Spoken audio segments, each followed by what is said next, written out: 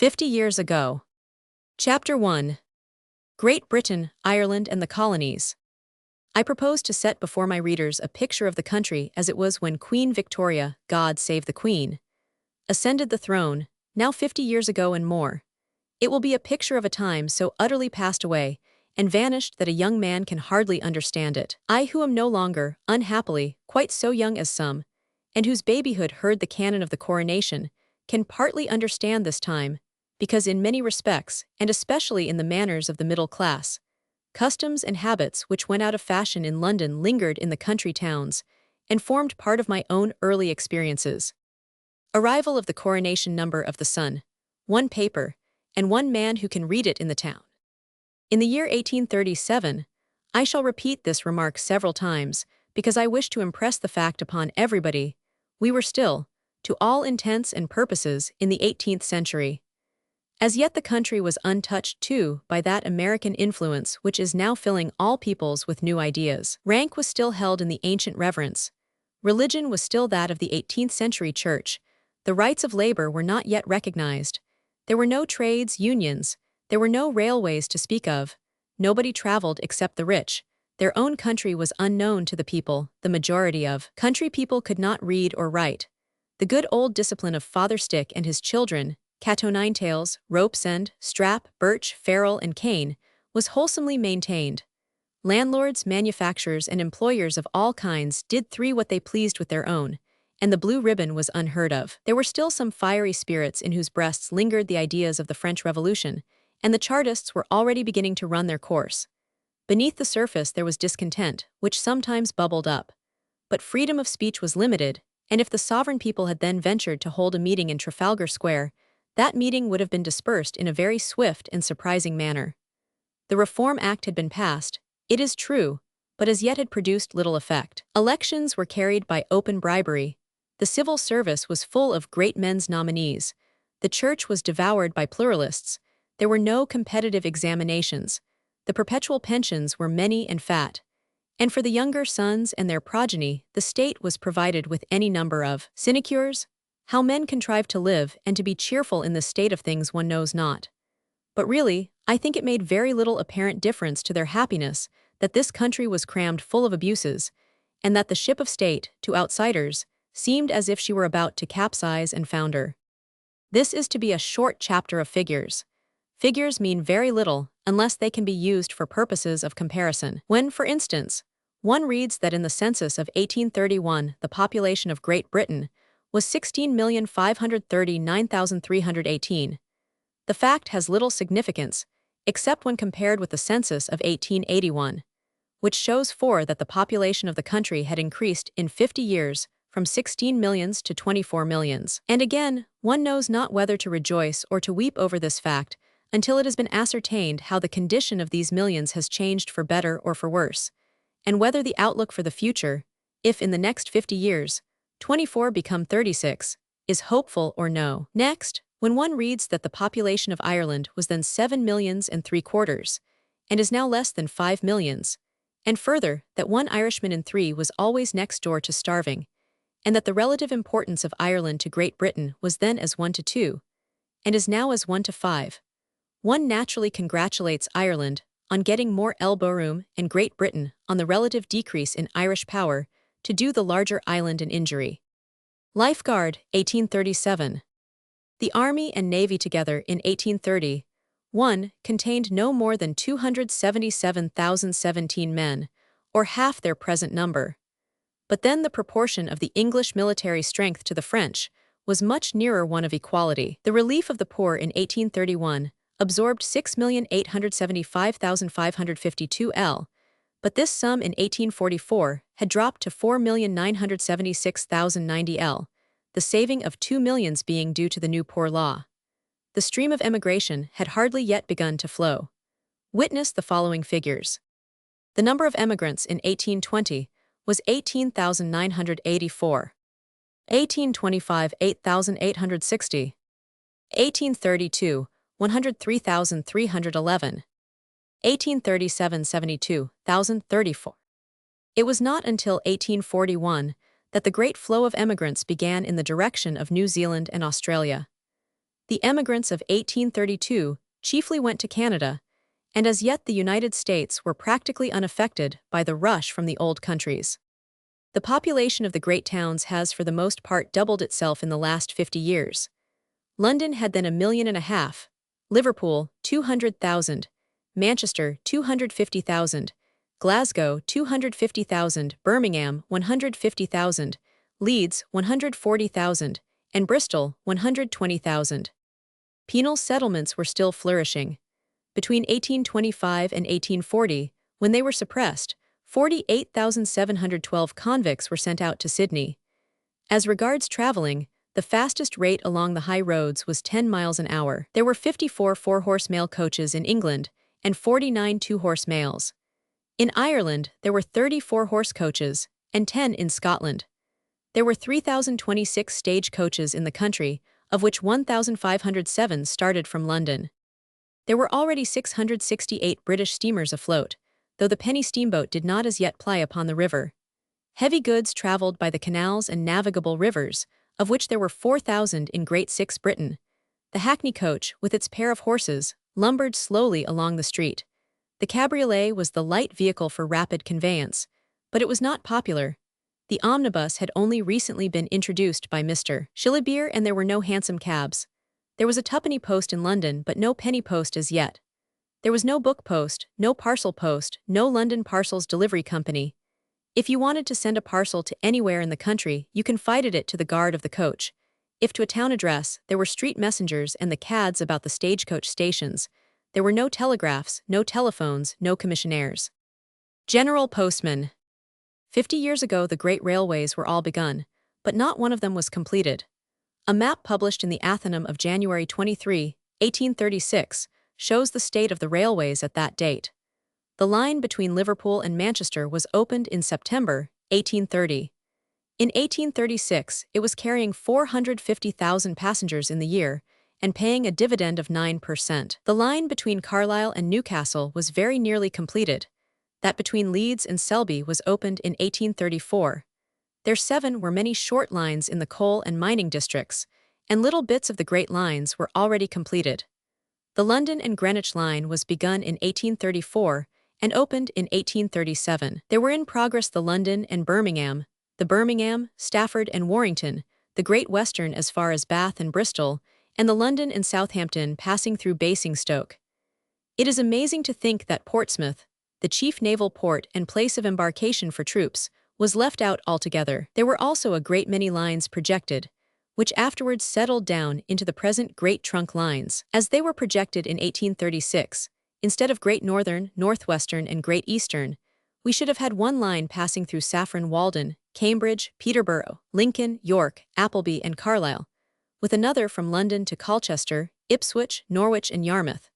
There was also a projected continuation of the GWR line from Bristol to Exeter, and 3 or 4 projected lines to Brighton and Dover. The writer of the article on the subject in the Athenaeum of that date, January 23, 1836, considers that when these lines are completed, letters and passengers will be conveyed from London to Liverpool in 10 hours. Little attention, he says, has yet been given to calculate the effects which must result from the establishment throughout the kingdom of great lines of intercourse traversed at a speed of 20 miles an hour.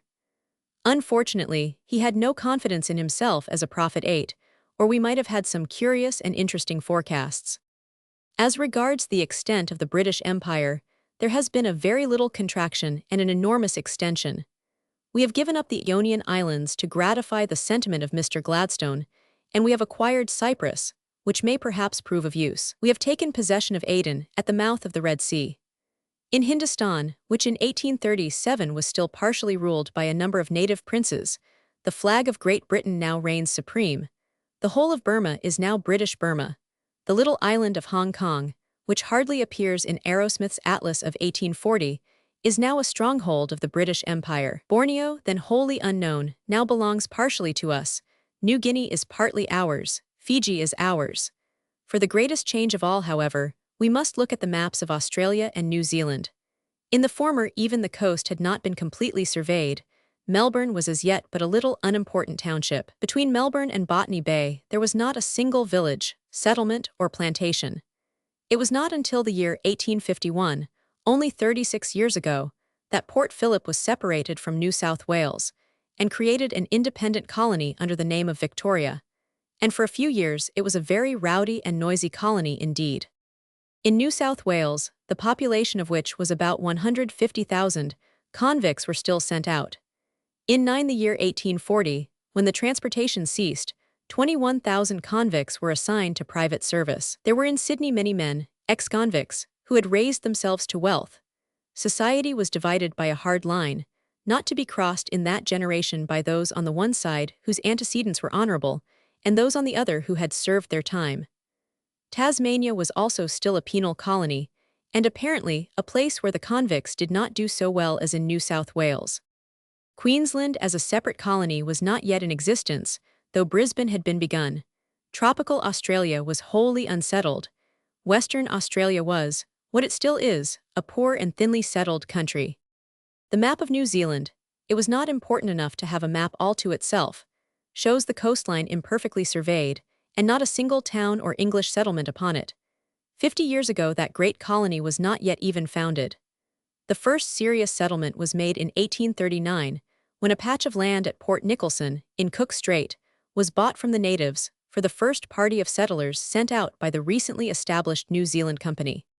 In North America, the whole of the Northwest Territory, including Manitoba, Muskoka, British Columbia, and Vancouver's Island, was left to Indians, trappers, buffaloes, bears, and rattlesnakes. South Africa shows the Cape Colony and nothing else. Natal, Orange Free State, the Transvaal, Bechuanaland, Griqualand, Ten Zululand are all part of the great undiscovered continent. Considering that all these lands have now been opened up and settled, so that where was formerly 100 square miles of forest and prairie, there is now the same area covered with plantations, towns, and farms, it will be understood that the British Empire has been increased not only in area, but in wealth, strength, and resources to an extent which would have been considered incredible 50 years ago.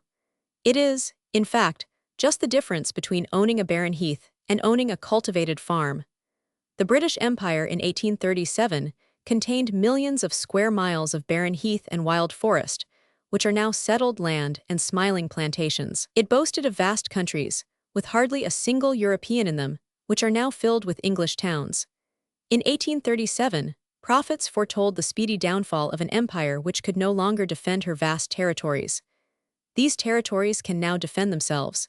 It may be that we shall have to fight for empire, but the longer the day of battle is put off, the better it will be for England, and the greater will be her might. To carry on that war, there are now, scattered over the whole of the British Empire, 50 millions of people speaking the Anglo-Saxon tongue. In 50 years' time there will be 200 millions in Great Britain, Ireland, Australia, Africa, Asia, New Zealand, and the Isles, with another 200 millions in the States. If the English-speaking races should decide to unite in a vast confederacy, all the 11 other powers on the earth combined will not be able to do them an injury. Perhaps after this life we shall be allowed to see what goes on in the world. If so, there is joy in store for the Briton. If not, we have been born too soon.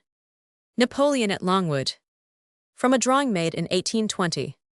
Next to the extension and development of the empire comes the opening up of new countries. We have rescued since the year 1837 the third part of Africa from darkness. We have found the sources of the Nile. We have traced the great river Congo from its source to its mouth. We have explored the whole of southern Africa. We have rediscovered the great African lakes which were known to the Jesuits in the 17th century. In Australia, we have crossed and recrossed the continent. The whole of North America has been torn from the Red Indians and is now settled in almost every part. London Street Characters, 1837. From a drawing by John Leach. If the progress of Great Britain has been great, that of the United States has been amazing. Along the Pacific shore, where were 50 years ago sand and rock and snow, where formerly the sluggish Mexican kept his ranch, and the Red Indian hunted the buffalo, great towns and American states now flourish. Arkansas and Missouri were frontier western states. Michigan was almost without settlers. Chicago was a little place otherwise called Fort Dearborn. The population of the states was still, except for the Negroes, and a few descendants of Germans, Dutch, and Swedes, chiefly of pure British descent. As yet there were in America 12 few Irish, Germans, except in Pennsylvania, Norwegians, or Italians. Yet the people, much more than now our cousins, held little friendly feeling towards the mother country, and lacked the kindly sentiment which has grown up of late years. They were quite out of touch with us, strangers to us, and yet speaking our 13 tongue, reading our literature, and governed by our laws. 5 Great Chain Row. The house in which Carlyle lived from 1834 to his death, in 1881. Yours faithfully, T. Carlyle. Thomas Carlyle. As soon as the Battle of Waterloo was fairly fought, and Napoleon put away at St. Helena, the Continental professors, historians, political students, and journalists all began with one accord to prophesy the approaching downfall of Great Britain, which some affected to deplore and others regarded with complacency. Everything conspired, it was evident, not only to bring about this decline but also to accelerate it. The parallel of Carthage, England has always been set up as the second Carthage, was freely exhibited, especially in those countries which felt themselves called upon and qualified to play the part of Rome. It was pointed out that there was the dreadful deadweight of Ireland, with its incurable poverty and discontent, the approaching decay of trade, which could be only, in the opinion of these keen-sighted philosophers, a matter of a few years, the enormous weight of the national debt, the ruined manufacturers, the wasteful expenditure of the government in every branch, the corrupting influence of the poor laws, the stain of slavery, the restrictions of commerce, the intolerance of the church, the narrowness and prejudice of the universities, the ignorance of the people, their drinking habits, the vastness of the empire. These causes, together with discontent, Chartism, republicanism, atheism, in fact all the disagreeableisms, left no doubt whatever that England was doomed. Foreigners, in fact, not yet recovered from 14 the extraordinary spectacle of Great Britain's long duel with France and its successful termination, prophesied what they partly hoped out of envy and jealousy, and partly feared from self-interest. Therefore the politicians and professors were always looking at this country, writing about it, watching it, visiting it. No, there could be no doubt. None of these changes and dangers could be denied.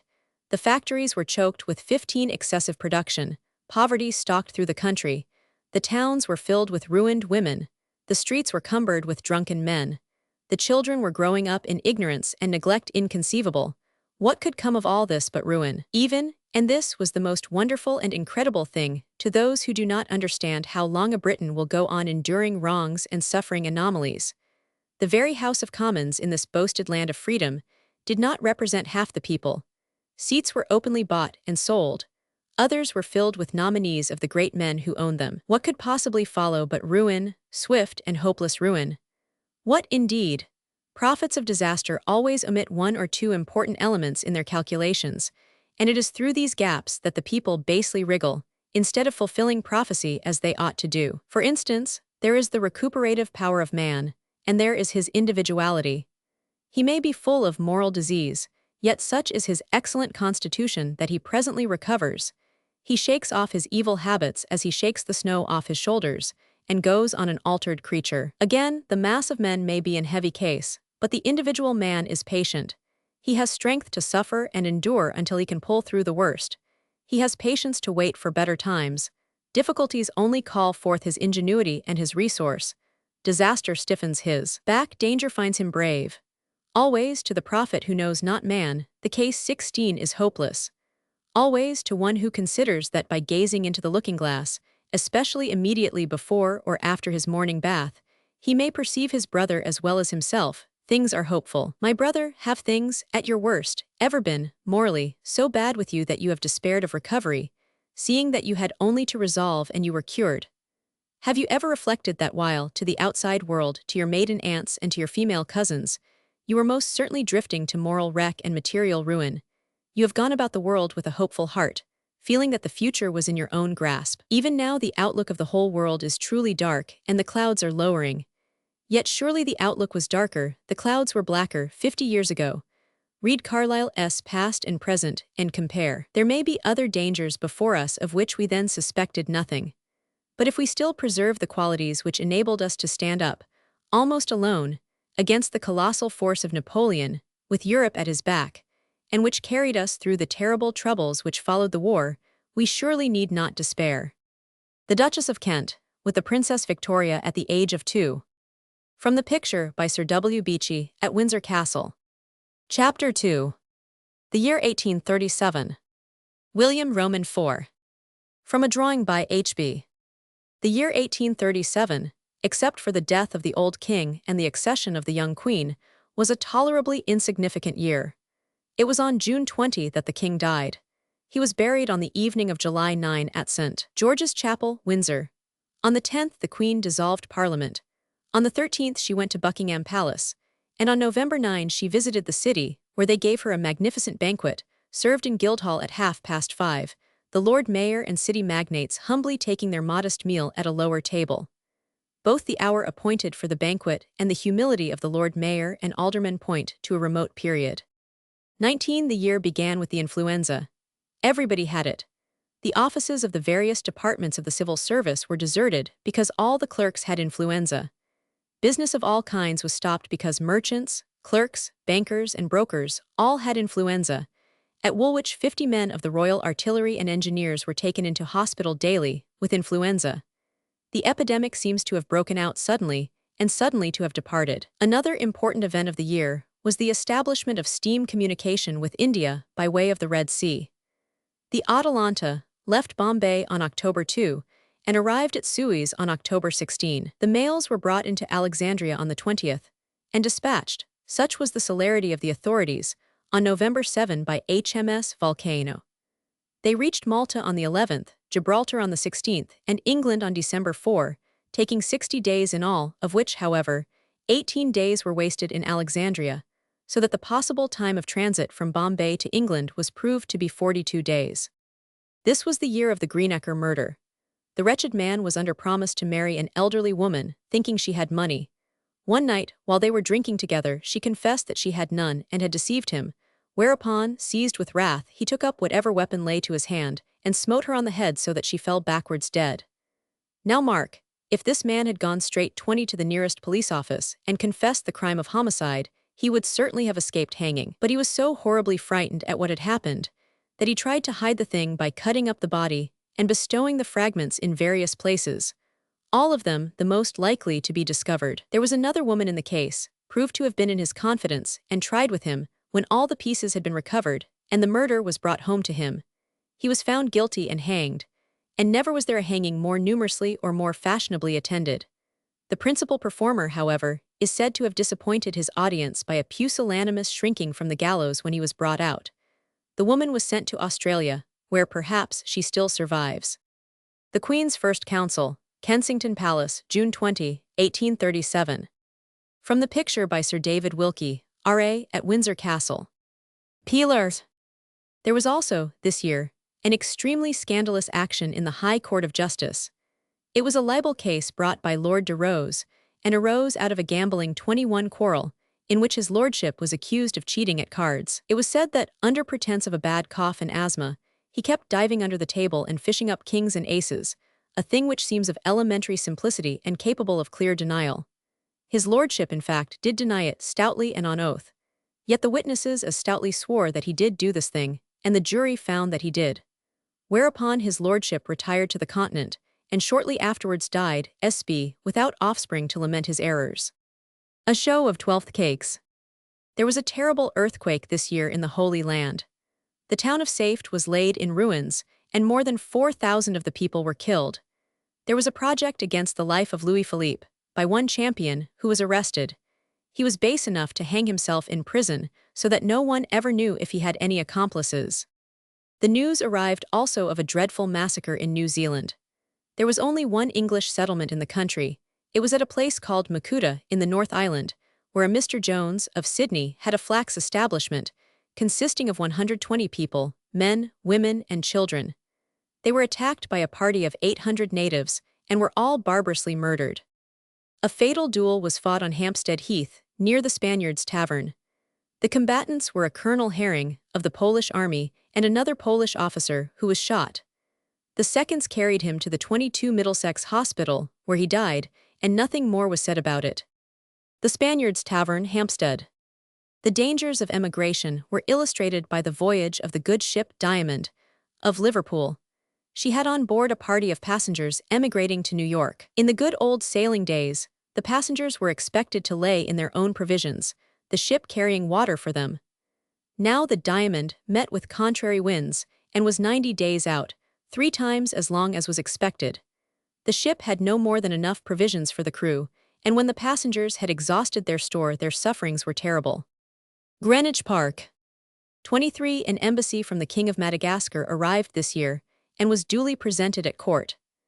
I know not what business they transacted, but the fact has a certain interest for me, because it was my privilege, about 24 years ago, to converse with one of the nobles who had formed part of that embassy, and who, after a quarter of a century, was going again on another mission to the court of St. James. He was, when I saw him, an elderly man, dark of skin, but being a Hova, most intelligent and well-informed, also being a Hova, anxious to say the thing which would please his hearers. He recalled many incidents connected with the long journey round the Cape in a sailing vessel, the crowds and noise of London, the venerable appearance of King William, and his general kindness to the ambassadors. When he had told us all he could recollect, he asked us if we should like to hear him sing the song which had beguiled many weary hours of his voyage.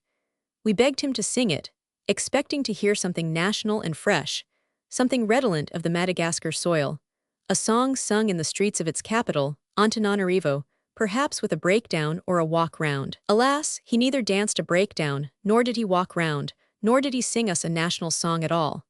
He only piped in a thin sweet tenor, and very correctly, that familiar hymn Rock of Ages, to the familiar tune. I have never been able to believe that this nobleman, His Excellency the Right Honourable the Lord Rainafaringalarovo, Knight of the 15 Honour, entitled 24 to wear a lamba as highly striped as they are made, commonly reported to be a pagan, with several wives, really comforted his soul, while at sea with this hymn. But he was with Christians, and this was a missionary's hymn which he had often heard, and it would doubtless please us to hear it sung.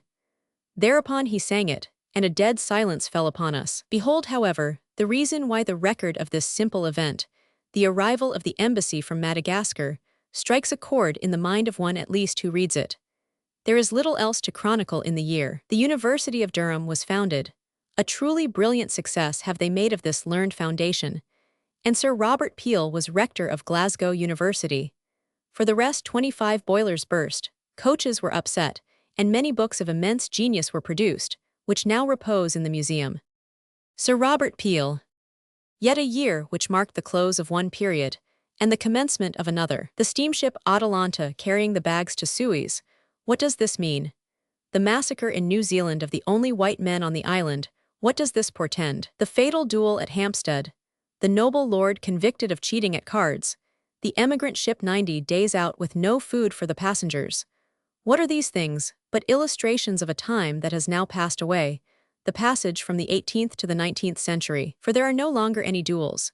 Noble lords no longer gamble, unless they are very young and foolish. Ships no longer take passengers without food for them. We have lessened the distance to India by 3/4, measured by time, and the Maoris will rise no more, for their land is filled with the white men. In that year, also, there were certain ceremonies observed which have now partly fallen into disuse. The chimney sweep's annual holiday. For instance, on 12th day, it was the custom for confectioners to make in their windows a brave show of 12th cakes.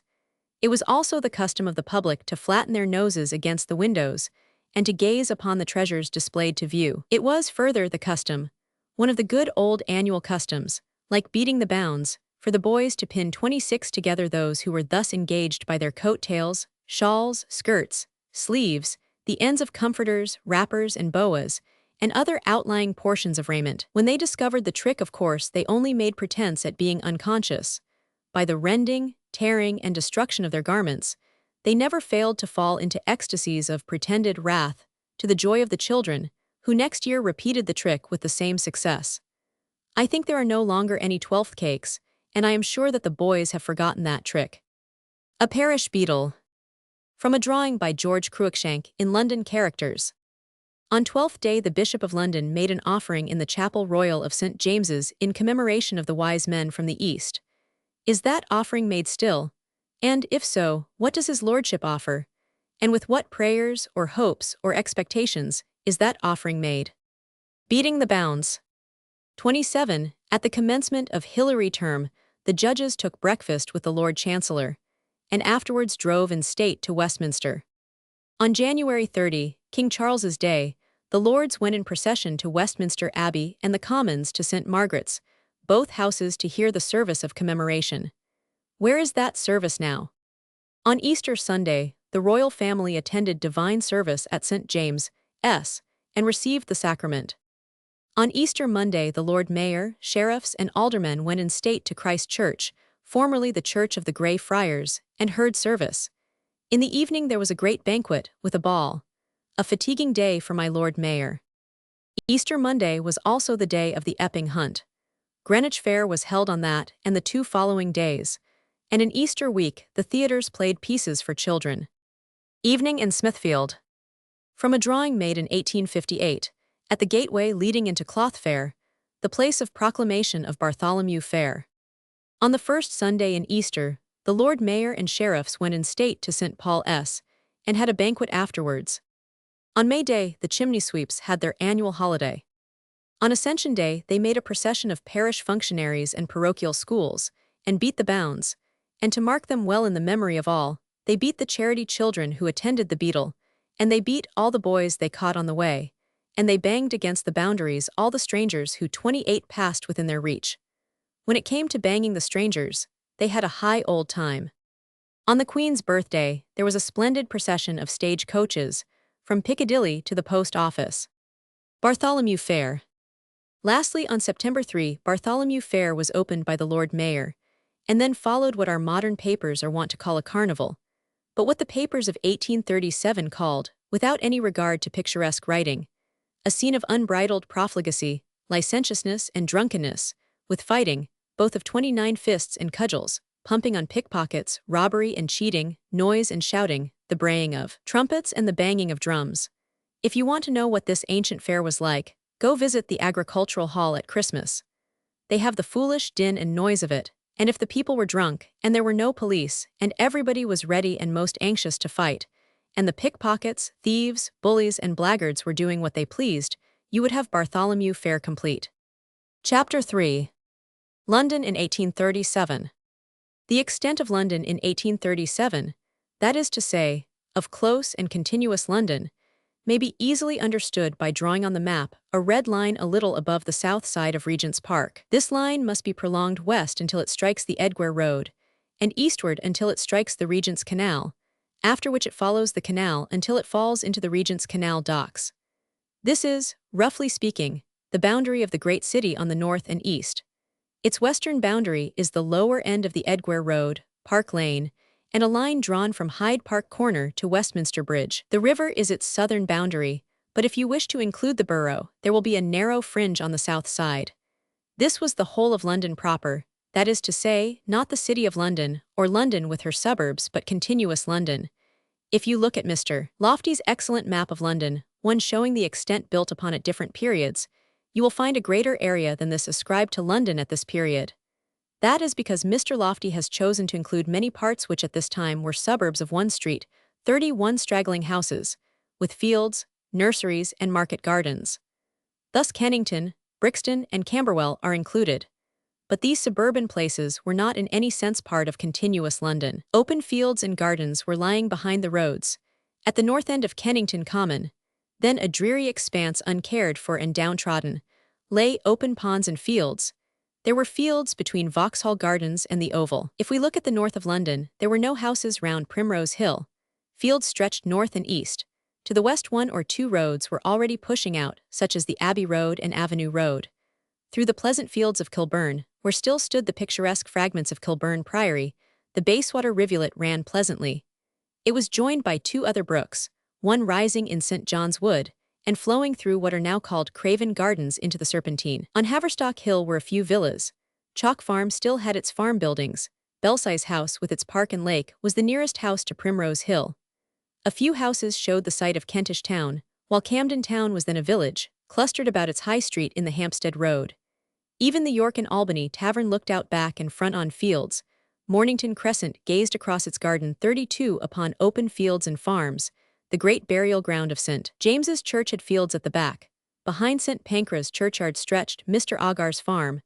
Islington was little more than a single street, with houses on either side. Bagnigge Wells, it stood at the northeast of St. Andrew's burying ground in Gray's Inn Road, was still in full swing. Hoxton had some of its old houses still standing, with the haberdashers' almshouses. the rest was laid out in nurseries and gardens. King's Cross was Battle Bridge, and Pentonville was only in its infancy.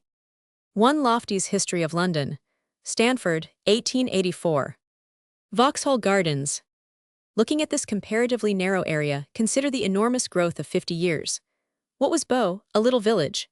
What was Stratford? Now a town of 70,000 people. There was no Stratford. Bromley was a waste. Dalston, Clapham, Hackney, Tottenham, Canonbury, Barnesbury, these were mere villages. Now they are great and populous towns. But perhaps the change is more remarkable still when one considers the West End. All that great cantlet lying between Marylebone Road and Oxford Street was then much in the same state as now, though with some difference in detail. Thus, one is surprised to find that the south of Blandford Square was occupied by a great nursery. But west of Edgware Road, there was next to nothing. Connaught Square was already built, and the ground between the Grand Junction Road and the Bayswater Road was just laid out for building. But the great burying ground of St. George, S., now hidden from view, and built round 33 was in fields. The whole length of the Bayswater Road ran along Market Gardens. A few houses stood in St. Petersburg Place. Westbourne Green had hardly a cottage on it. Westbourne Park was a green enclosure. There were no houses on Notting Hill. Campden Hill had only 1 or 2 great houses, and a field path led pleasantly from Westbourne Green to the Kensington gravel pits. Firemen's. On the west and southwest, the neat houses with their gardens occupied the ground west of Vauxhall Bridge. Earl's Court, with its great gardens and mound, stood in the center of the now crowded and dreary suburb. South of the park stood many great houses, such as Rutland House, now destroyed and replaced by terraces and squares. But though London was then so small compared with its present extent, it was already a most creditable city. Those who want more figures will be pleased to read that at the census of 1831, London contained 14,000 acres, or nearly 22 square miles. This area was divided into 153 parishes, containing 10,000 streets and courts, and 250,000 houses. Its population was 1,646,288. 50 years before it was half that number.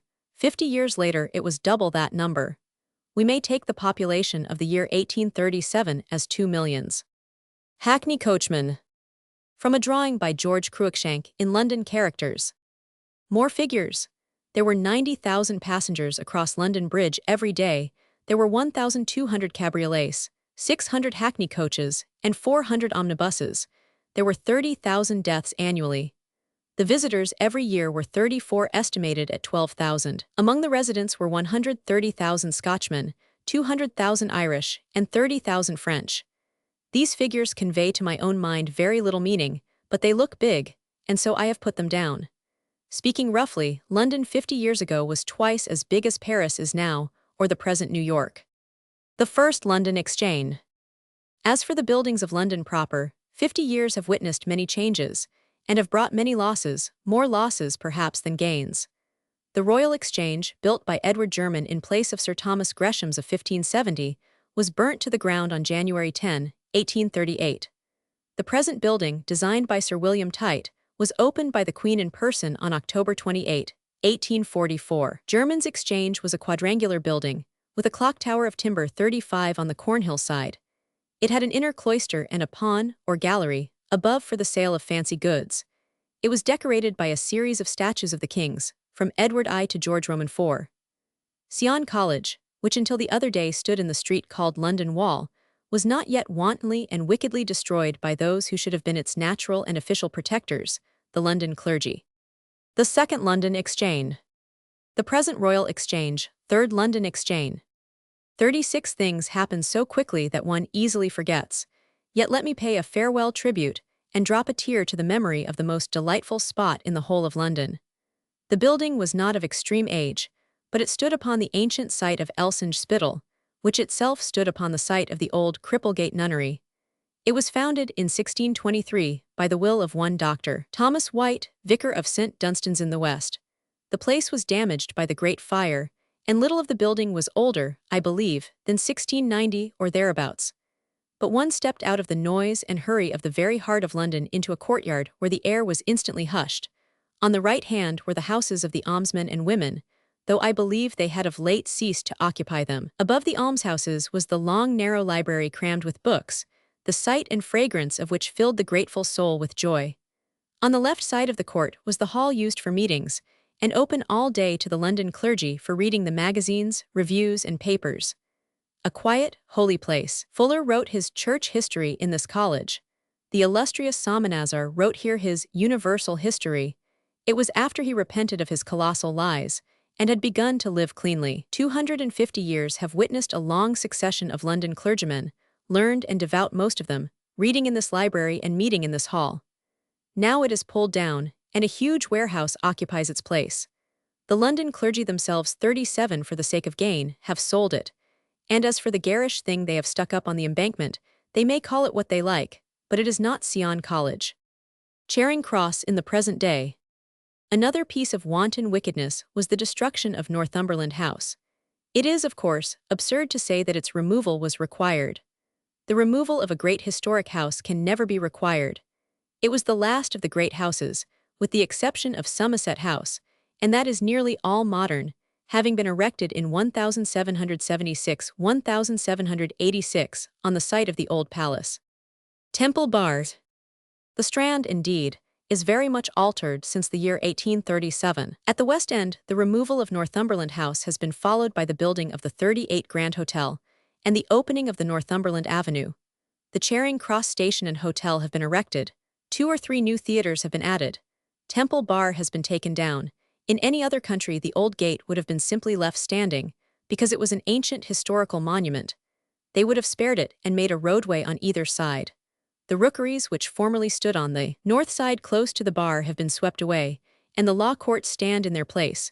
Where the rooks are gone, it is impossible to say.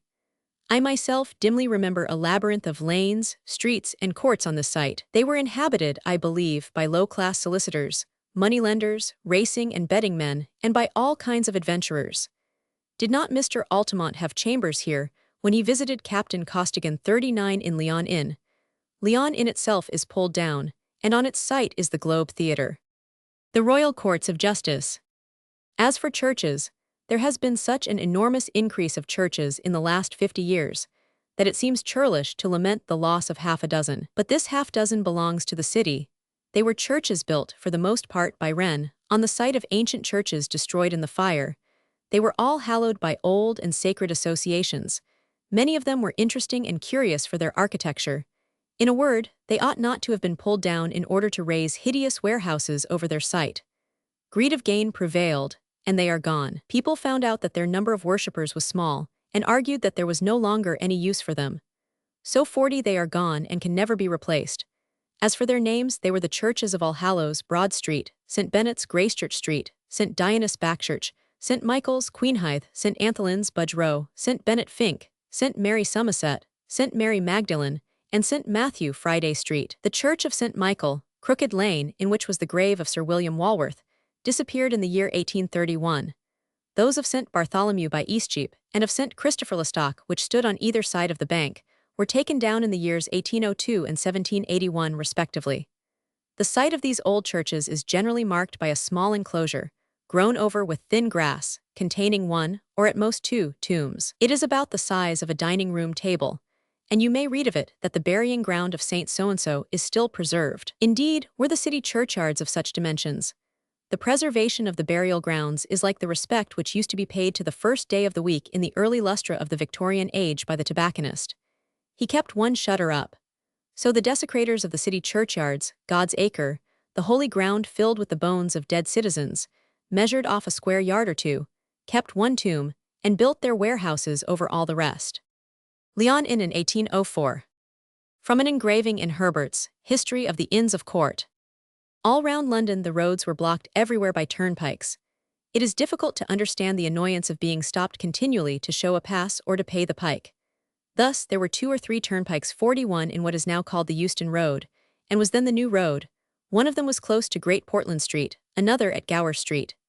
At Battle Bridge, which is now King's Cross, there were 2, one on the east and one on the west. There was a pike in St. John Street, Clerkenwell. There were 2 in the City Road, and one in New North Road, Hoxton, one at Shoreditch, one in Bethnal Green Road, one in Commercial Road. No fewer than 3 in East India Dock Road, 3 in the Old Kent Road, one in Bridge Street, Vauxhall, one in Great Surrey Street, near the Obelisk, 1 at Kennington Church. What man turned of 40 cannot remember 42 the scene at the turnpike on Derby Day, when hundreds of carriages would be stopped while the pikeman was fighting for his fee. There was a turnpike named after Tyburn, close to Marble Arch, another at the beginning of Kensington Gardens, one at St. James's Church, Hampstead Road. Ingenious persons knew how to avoid the pike by making a long detour. Kennington Gate Derby Day. The old Roman bath in the Strand. The turnpike has gone, and the pikeman with his apron has gone.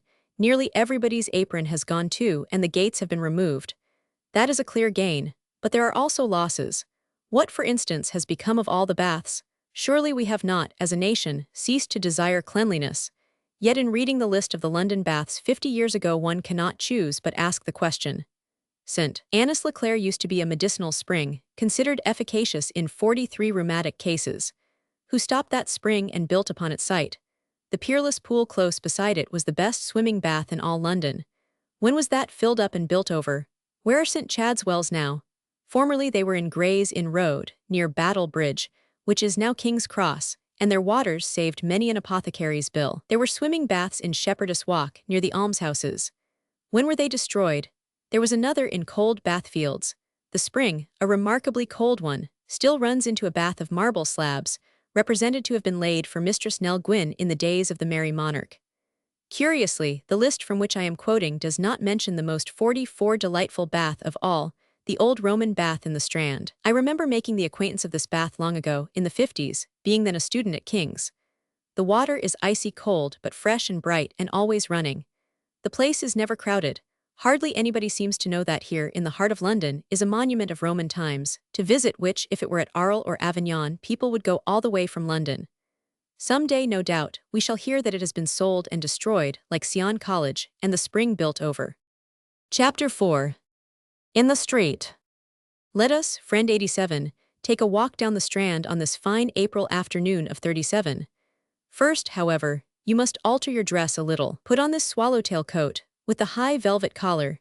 It is more becoming than the sporting coat in green bulging out over the hips. Change your light tie and masher collar for this beautiful satin stock and this double breastpin. Put on a velvet waistcoat and an under waistcoat of cloth. Thin, Cossack trousers with straps will complete your costume. Turn your shirt cuffs back outside the coat sleeve, carry your gloves in your hand, and take your cane. You are now, dear 87, transformed into the dandy of 50 years ago, and will not excite any attention as we walk along the street. London Street Characters, 1827. From a drawing by John Leach. We will start from Charing Cross and will walk towards the city. You cannot remember, 87, the King's Mews that stood here on the site of Trafalgar Square. When it is completed, with the National Gallery on the north side, the monument and statue of Nelson, the fountains and statues that they talk about, there will be a very fine square. And we have certainly 46 got rid of a group of mean and squalid streets to make room for the square.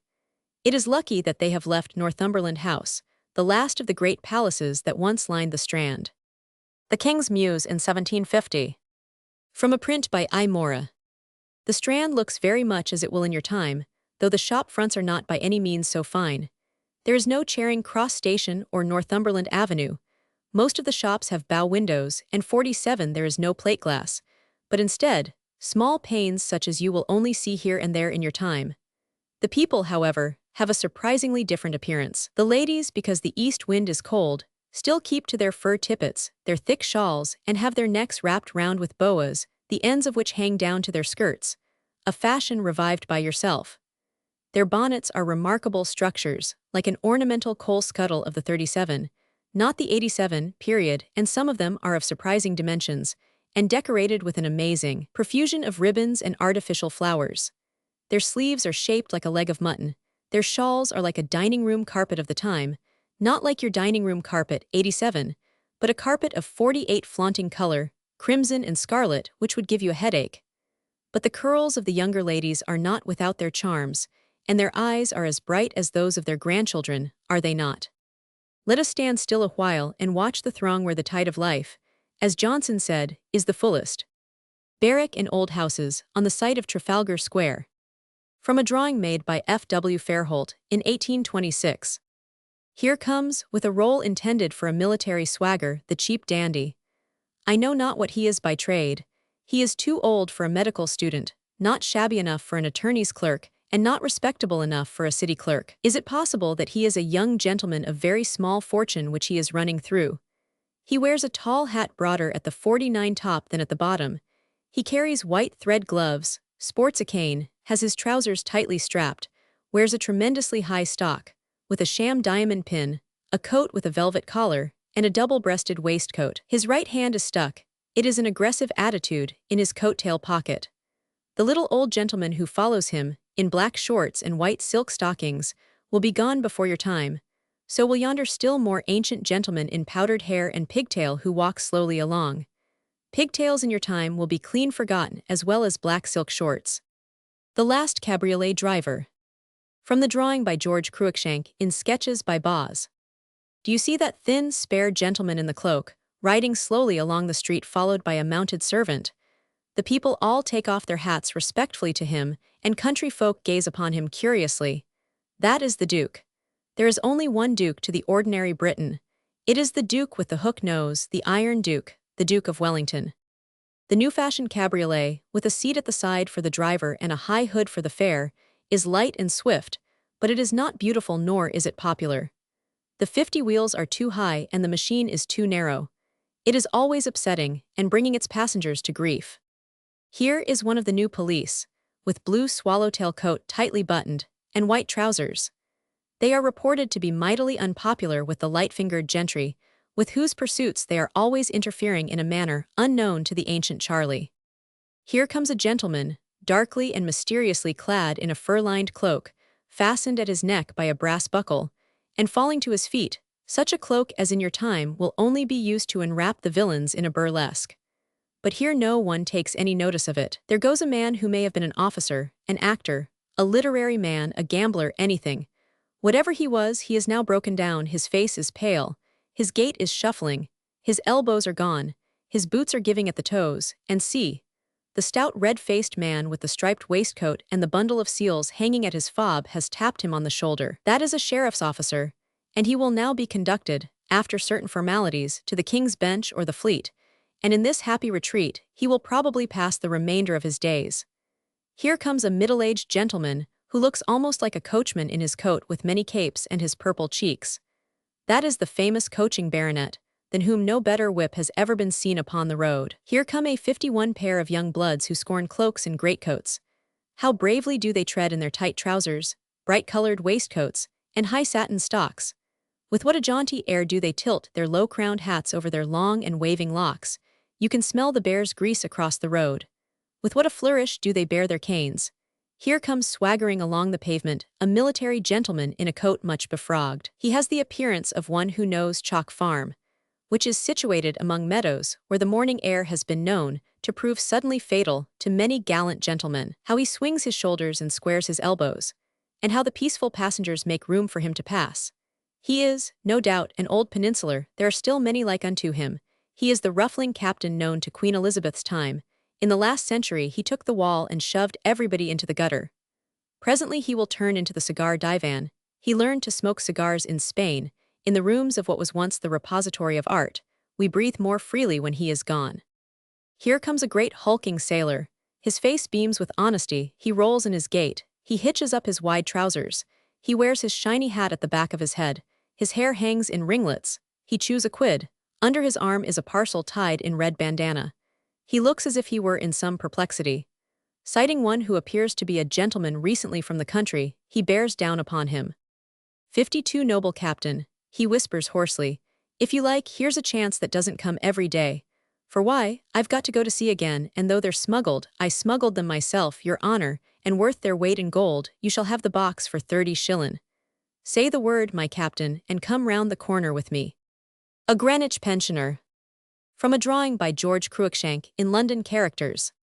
Honest tar, shall we meet him tomorrow with another parcel tied in the same bandana, his face screwed up with the same perplexity and anxiety to get rid of his valuable burden?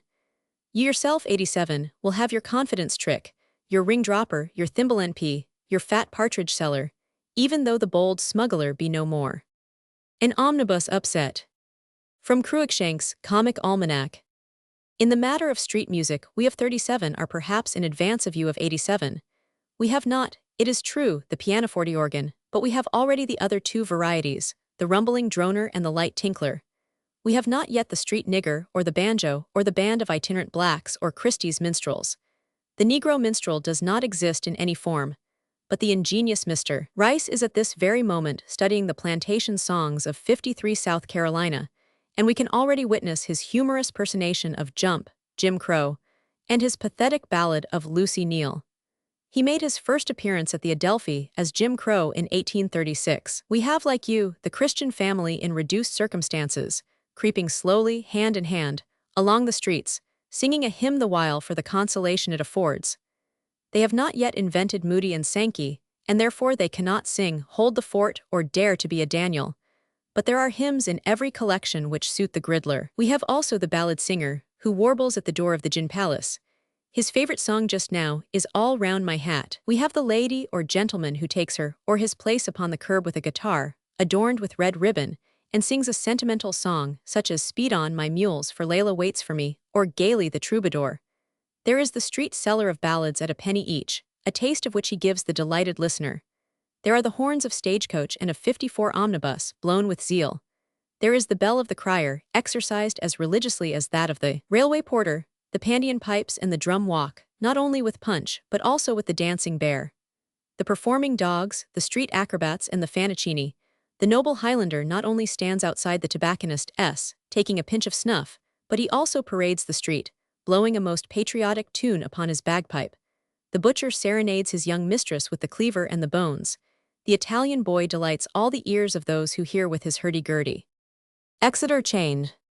55 Here comes the Paddington Omnibus, the first omnibus of all, started 7 years ago by Mr. Shillibeer, the father of all those which have driven the short stages off the road, and now ply in every street. You will not fail to observe that the knifeboard has not yet been invented. There are 12 passengers inside and none out. The conductor is already remarkable for his truthfulness, his honesty, and his readiness to take up any lady, and to deposit her within 10 yards of wherever she wishes to be. The fare is 6pence, and you must wait for 10 years before you get a twopenny bus. The Parish Engine. From a drawing by George Cruikshank in Sketches by Boz. Now let us resume our walk. The Strand is very little altered, you think. Already Exeter Change is gone, Exeter Hall is already built, the shops are less splendid, and plate glass is as yet unknown. In Holywell Street I can show you one or two of the old signs still on the house walls. Butcher Row, behind St. Clement Danes, is pulled down and the street widened. On the north side there is standing a nest of rookeries and mean streets, where you will have your law courts. Here is Temple Bar, which you will miss. Close to Temple Bar is the little fish shop which once belonged to Mr. Crockford, the proprietor of the famous club. The street messengers standing about in their white aprons will be gone in your time. For that matter, so will the aprons. At present every other man in the street wears an apron. It is a badge of his rank and station. The apron marks the mechanic or the serving man. 56 Some wear white aprons and some wear leather aprons. I am afraid you will miss the apron. In Fleet Street, proclaiming the Queen. Fleet Street is much more picturesque than the Strand, is it not? Even in your day 87, when so many old houses will have perished, Fleet Street will still be the most picturesque street in all London. The true time to visit it is at 4 o'clock on a summer morning, when the sun has just risen on the sleeping city. Look at the gables of it, the projecting stories of it, the old timber work of it, the glory and the beauty of it. As you see Fleet Street, so Dr. Johnson saw it. Crockford's Fish Shop. From a drawing by F.W. Fairholt. There is a good deal more crowd and animation in Fleet Street than in the Strand. That is because we are nearer the city, of course. The traffic is greater. 58 The noise is much greater. As for this ring before us, let us avoid it. A coachman fighting a ticket porter is a daily spectacle in this thoroughfare. Those who crowd round often get bloody noses for their pains, and still more often come away without their purses. Look, the pickpockets are at their work almost openly. They have caught one. Well, my friend, our long silk purses, yours will be square leather things, are very easily stolen. I do not think it will repay you for the loss of yours to see a poor devil of a pickpocket pumped upon. You are looking again at the plain windows with the small square panes. The shops make no display as yet, you see. First, it would not be safe to put valuable articles in windows protected by nothing but a little thin pane of glass, which reminds me that in the matter of street safety you will be a good deal ahead of us. Next, an honest English tradesman loves to keep his best out of sight. The streets are horribly noisy. That is quite true. You have heard of the roar of the mighty city. Your London 87 will not know how to roar, but you can now understand what its roaring used to be. An intolerable stir and uproar, is it not? But then your ears are not like ours, used to it. First, the road is not macadamized, or asphalted, or paved with wood. Next, the traffic of wagons, carts and wheelbarrows and handcarts is vastly greater than you had ever previously imagined. Then there is a great deal more of porter work done in the street 59, and the men are perpetually jostling, quarreling, and fighting. The coaches, those of the short stages with 2 horses and the long stages with 4, are always blowing their horns and cracking their whips. Look at yonder great wagon. It has come all the way from Scotland. It is piled 30 feet high with packages of all kinds. Baskets hang behind, filled with all kinds of things. In front there sit a couple of Scotch lasses, who have braved a 3 weeks' journey from Edinburgh in order to save the expense of the coach. Brave girls. But such a wagon with such a load does not go along the street in silence. It is not in silence either that the women who carry baskets full of fish on their heads go along the street. Nor is the man silent, who goes with a pack donkey loaded on either side with small coal. And the wooden sledge on which is the cask of beer, dragged along by a single horse, makes by itself as much noise as all your carriages together, 87. And there is nothing, you observe, for the protection and convenience of passengers who wish to cross the road. Nothing at all. No policeman stands in the middle of the road to regulate the traffic. The drivers pay no heed to the foot passengers. At the corner of Chancery Lane, where the press is the thickest, the boys and the clerks slip in and out among the horses and the wheels without hurt. But how will those ladies be able to get across? They never would but for the crossing sweeper. The most remunerative part of the work, in fact, is to convoy the ladies across the road. If 60, he magnifies the danger of the service, and expects silver for saving the lives of his trembling clients, who shall blame him? There are still left some of the old posts which divided the footway from the roadway, though the whole is now paved, and what, 87? You have stepped into a dandy trap and splashed your feet. Well, perhaps, in your day they will have learned to pave more evenly, but just at present our paving is a little rough, and the stones sometimes small, so that here and there, after rain, these things will happen. Thomas Chatterton. Here we are at Blackfriars. This is the gate of Bridewell, where they used to flog women and still flog the prentices. Yonder is the Fleet Prison, of which we have just read an account in the Pickwick papers. They have cleared away the old Fleet Market, which used to stand in the middle of the street, and they have planted it behind the houses opposite the prison.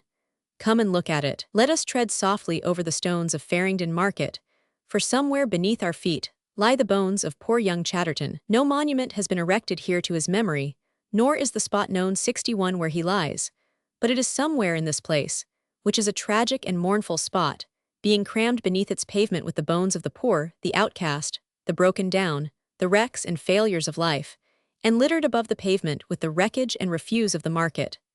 This place was formerly the burial ground of the Shoe Lane workhouse. We can walk down to the bridge and look at the river. No embankment yet, 87. No penny steamers, either. Yet the watermen grumble at the omnibuses which have cut into their trade. Here comes the lamplighter, with his short ladder and his lantern. Gas, of course, has been introduced for ever so long.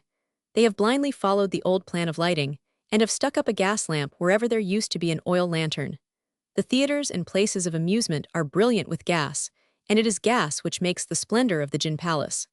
The shops took to it slowly, but they are now beginning to understand how to brighten their appearance after dark. Go into any little thoroughfare, however, and you will see the shops lit with 2 or 3 candles still. In the small houses and the country towns the candles linger still. And such candles, for the most part they're tallow, they need constant snuffing, they drop their detestable grease everywhere on the tablecloth, on your clothes, on the butter, and on the bread.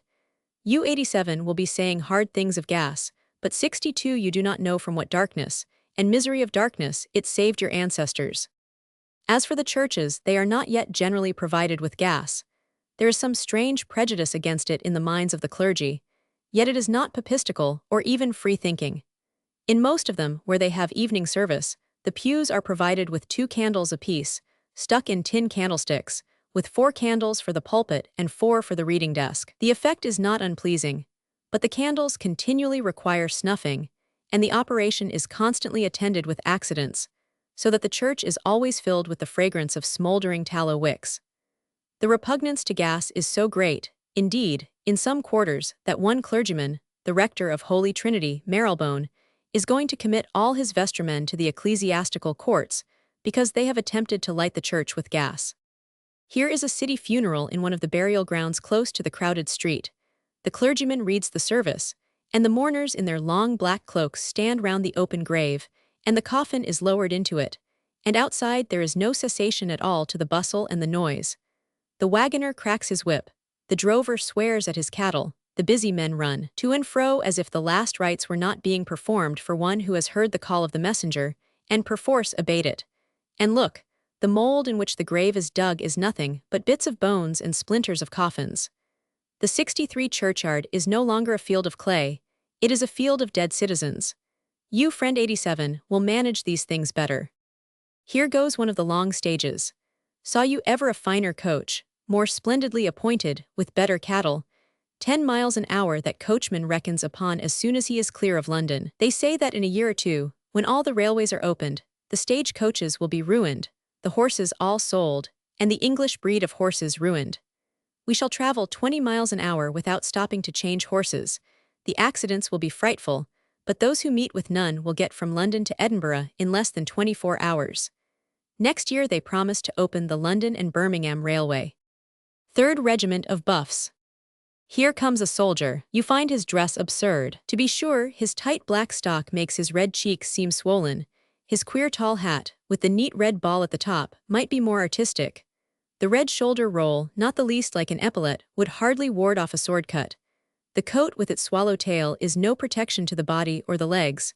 The whitened belt must 64 cost an infinite amount of trouble to keep it fit for inspection, and a working man's breeches and stockings would be more serviceable than those long trousers. There are always brave fellows, however, ready to enlist. The soldier's life is attractive, though the discipline is hard and the floggings are truly awful. Douglas Jerrold. From the bust by the late E. H. Bailey, R.A. My friend, it is 5:30, and you are tired. Let us get back to Temple Bar and dine at the Mitre, where we can take our cut off the joint for 18p. About this time most men are thinking of dinner. By an evening paper of the boy. Leigh Hunt. Leigh Hunt. 65. So, this is cozy. A newly sanded floor, a bright fire, and a goodly company. James, a clean tablecloth, a couple of candles, and the snuffers, and the last joint up. What have you got in the paper? Madagascar Embassy, massacre in New Zealand, where the devil is New Zealand. Suicide of champion, who made the infernal machine, great distress in the Highlands. Murder of a process server in Ireland, crossing of the Channel in a balloon. I hope that someday an army may not cross it. Letter from Syria, concerning the recent great earthquake. Conduct of the British Legion in Spain. 7 men imprisoned for unlawfully ringing the bells. Death of the oldest woman in the world, aged 162 years, said to have been the nurse of George Washington. A good deal of news all for one evening paper. Hush, we are in luck. Here is Douglas Jerrold. Now we shall hear something good. Here is Leigh Hunt, and here is Forster, and here, this is unexpected, here comes none other than Boz himself. Of course you know his name. It is Charles Dickens. Saw one ever a brighter eye or a more self-reliant 66 bearing. Such self-reliance belongs to those who are about to succeed. They say his fortune is already made, though but yesterday he was a reporter in the House, taking down the speeches in shorthand. Who is that tall young man with the ugly nose? Only a journalist. They say he wrote that funny paper called The Fatal Boots in Tilt's Annual. His name is Thackeray, I believe, but I know nothing more about him. John Forster. From a photograph by Elliot and Fry. Here comes dinner with a tankard of foaming stout. Is there any other drink quite so good as stout? After you have taken your dinner, friend 87, I shall prescribe for you what you will never get, poor wretch. A bottle of the best port in the cellars of the Mitre. Charles Dickens. My friend, there is one thing in which we of the 30s do greatly excel you of the 80s. We can eat like plowboys, and we can drink like draymen. As for your nonsense about Apollinaris water, we do not know what it means, and as for your not being able to take a simple glass of port, we do not in the least understand it. Not take a pint of port, man alive, we can take 2 bottles and never turn a hair. Chapter 5. With the people. When the real history of the people comes to be written, which will be the history, not of the higher, but of the lower forms of civilization, it will be found that, as regards the people of these islands, they sank to their lowest point of degradation and corruption in the middle of the 18th century, a period when they had no religion, no morality, no education, and no knowledge, and when they were devoured by two dreadful diseases and were prematurely killed by their excessive drinking of gin. No virtue at all seems to have survived among all the many virtues attributed to our race, except a bulldog courage and tenacity. There are glimpses here and there, when some essayist or novelist lifts the veil, which show conditions of existence so shocking that one asks in amazement how there could have been any cheerfulness in the civilized part of the community for thinking of the terrible creatures in the ranks below. They did not think of them, they did not know of them. To us it seems as if the roaring of that volcano must have been always in their ears, and the smoke of its 68 always choking their throats. But our people saw and heard nothing. Across the channel, where men's eyes were quicker to see, the danger was clearly discerned, and the eruption foretold. Here, no one saw anything or feared anything. How this country got through without a revolution, how it escaped the dangers of that mob, are questions more difficult to answer than the one which continually occupies historians. How Great Britain, single-handed, fought against the conqueror of the world. Both victories were mainly achieved, I believe, by the might and majesty of Father Stick. He is dead now and will rule no more in this country. But all through the last century and well into this, he was more than a king. He was a despot, relentless, terrible. He stripped women to the waist and whipped them at Bridewell. He caught the prentices and flogged them soundly. He lashed the criminal at the cart-tail. He lashed the slaves in the plantations, the soldiers in the army, the sailors on board the ships, and the boys at school. He kept everybody in order, and truly, if the old violence were to return, we might have to call in Father Stick again. He was good up to a certain point, beyond which he could not go. He could threaten, if you do this and this you shall be trounced. Thus the way of transgressors was made visibly hard for them, but he could not educate, he taught nothing except obedience to the law, he had neither religion nor morals. Therefore 69 though he kept the people in order, he did not advance them. On the other hand, under his rule they were left entirely to themselves. And so they grew worse and worse, more thirsty of gin, more brutal, more ignorant. So that, in the long run, I suppose there was not under the light of the sun a more depraved and degraded race than that which peopled the lowest levels of our great towns. There is always in every great town a big lump of lawlessness, idleness, and hostility to order. The danger, 100 years ago, was that this lump was getting every day bigger, and threatening to include the whole of the working class. Remember that as yet the government of this realm was wholly in the hands of the wealthier sort. Only those who had what was humorously called a stake in the country were allowed to share in ruling it. Those who brought to the service of their native land only their hands and their lives, their courage, their patience, skill, endurance, and obedience, were supposed to have no stake in the country. The workers, who contribute the whole that makes the prosperity of the country, were then excluded from any share in managing it. It seems to me that the first improvement of the people dates from their perception of the fact that all have a right to help in managing their own affairs. I think one might prove that the ideas of the French Revolution, when they were once grasped, arrested the downward course of the people. The first step to dignity and self-respect was to understand that they might 70 become free men, and not remain like unto slaves who are ordered and have to obey. Then they began to struggle for their rights, and in the struggle learned 1,000 lessons which have stood them in good stead. They learned to combine, to act together, to form committees and councils. They learned the art of oratory, and the arts of persuasion by speech and pen. They learned the power of knowledge. In a word, the long struggle whose first great victory was the Reform Act of 1832 taught the people the art of self-government.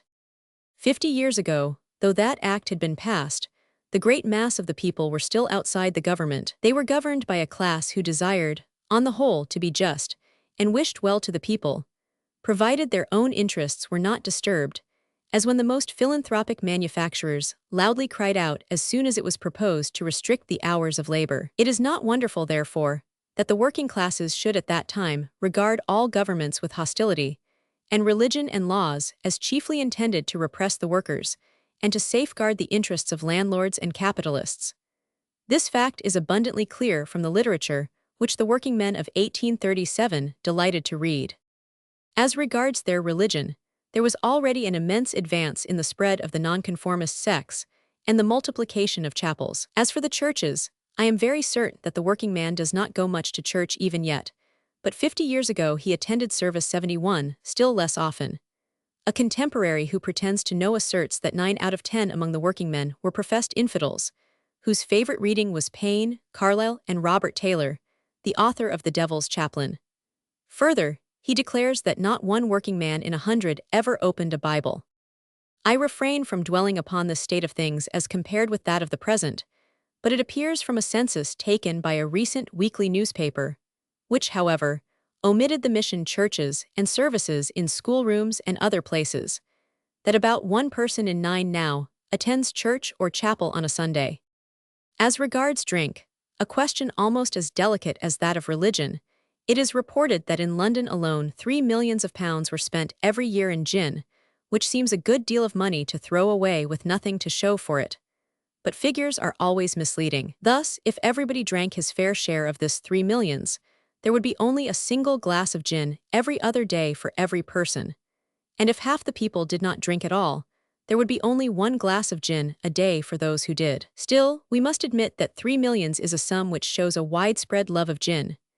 As for rum, brandy, and Hollands, the various forms of malt liquor, fancy drinks, and compounds, let us reserve ourselves for the chapter on taverns. Suffice it here to call attention to the fact that there was no blue ribbon worn. Teetotalers there were, it is true, but in very small numbers.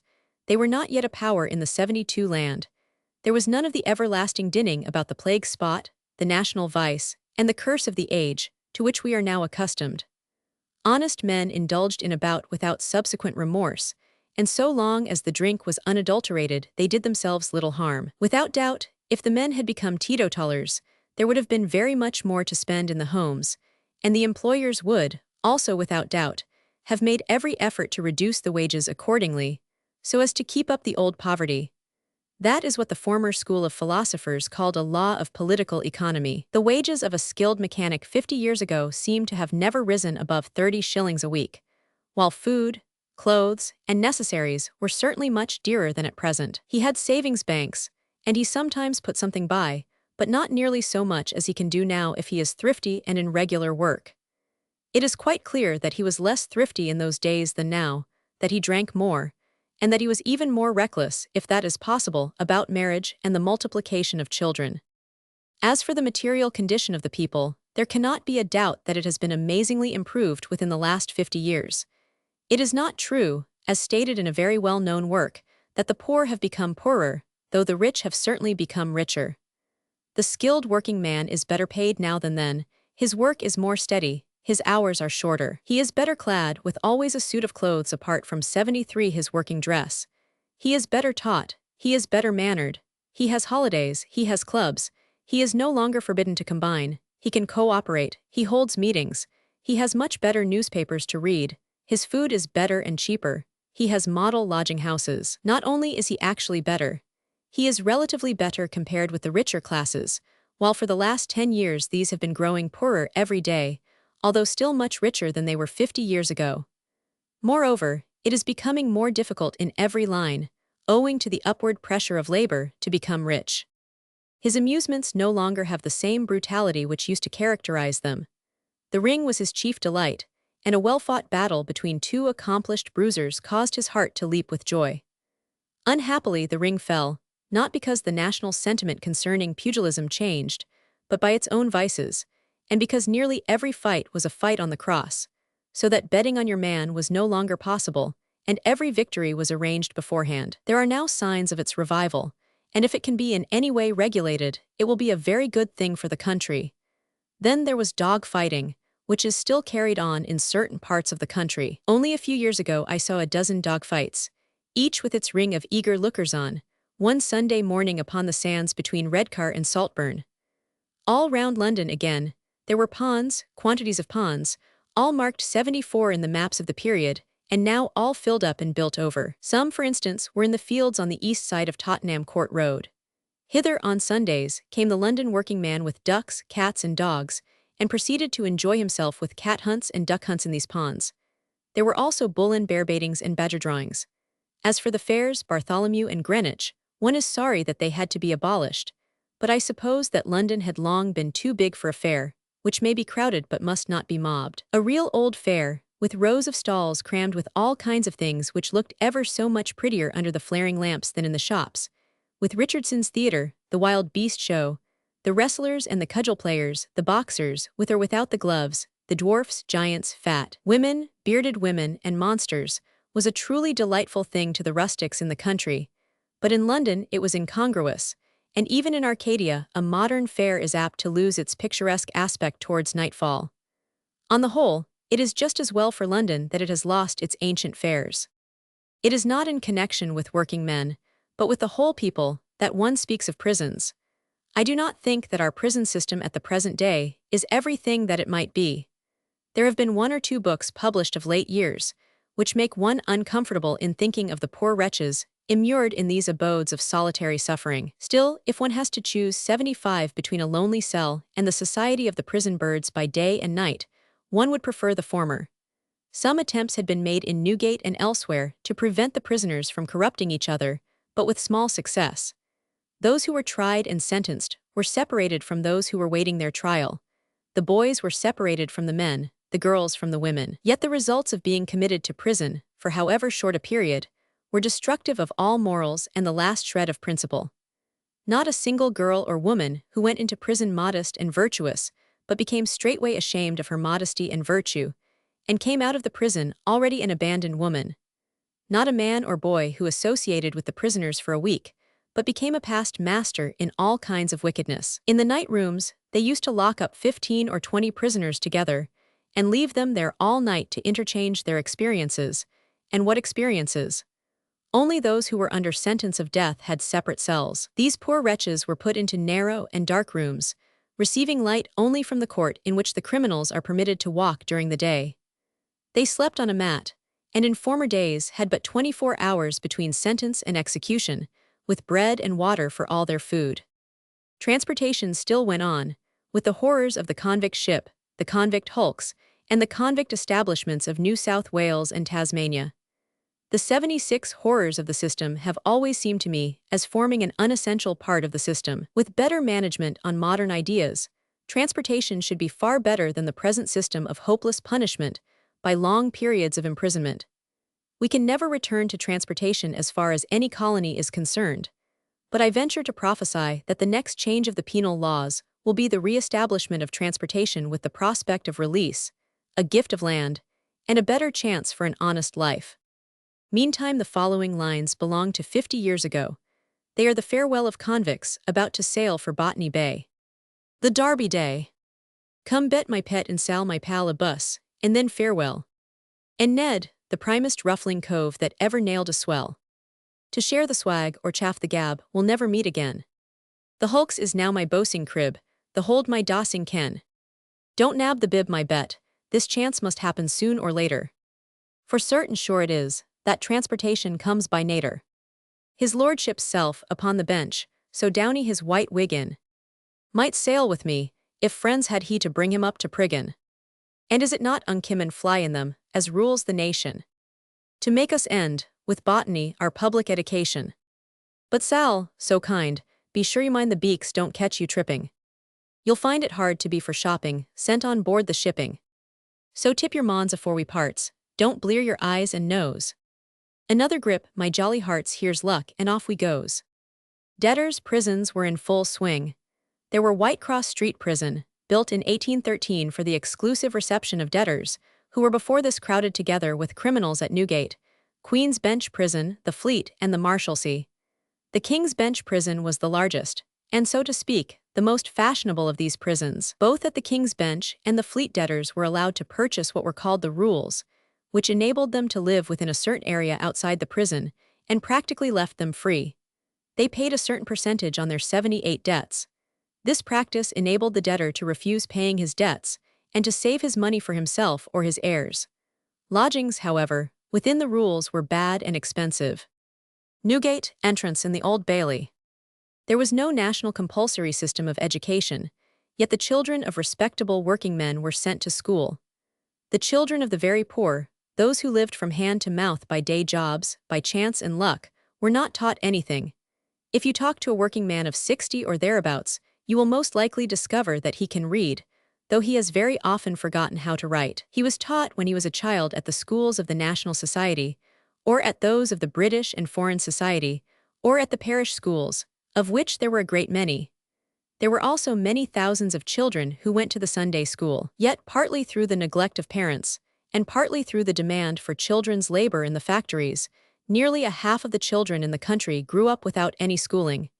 In 1837 there were 40% of the men and 65% of the women who could not sign their own names. And there were already affected, or just about to be affected, 3 immense reforms, the like of which the nation had never seen before, which are together working for a revolution of peace, not of war, greater than contemplated by the most sincere and most disinterested of the French revolutionaries. The first was the reform of the penal laws. 79.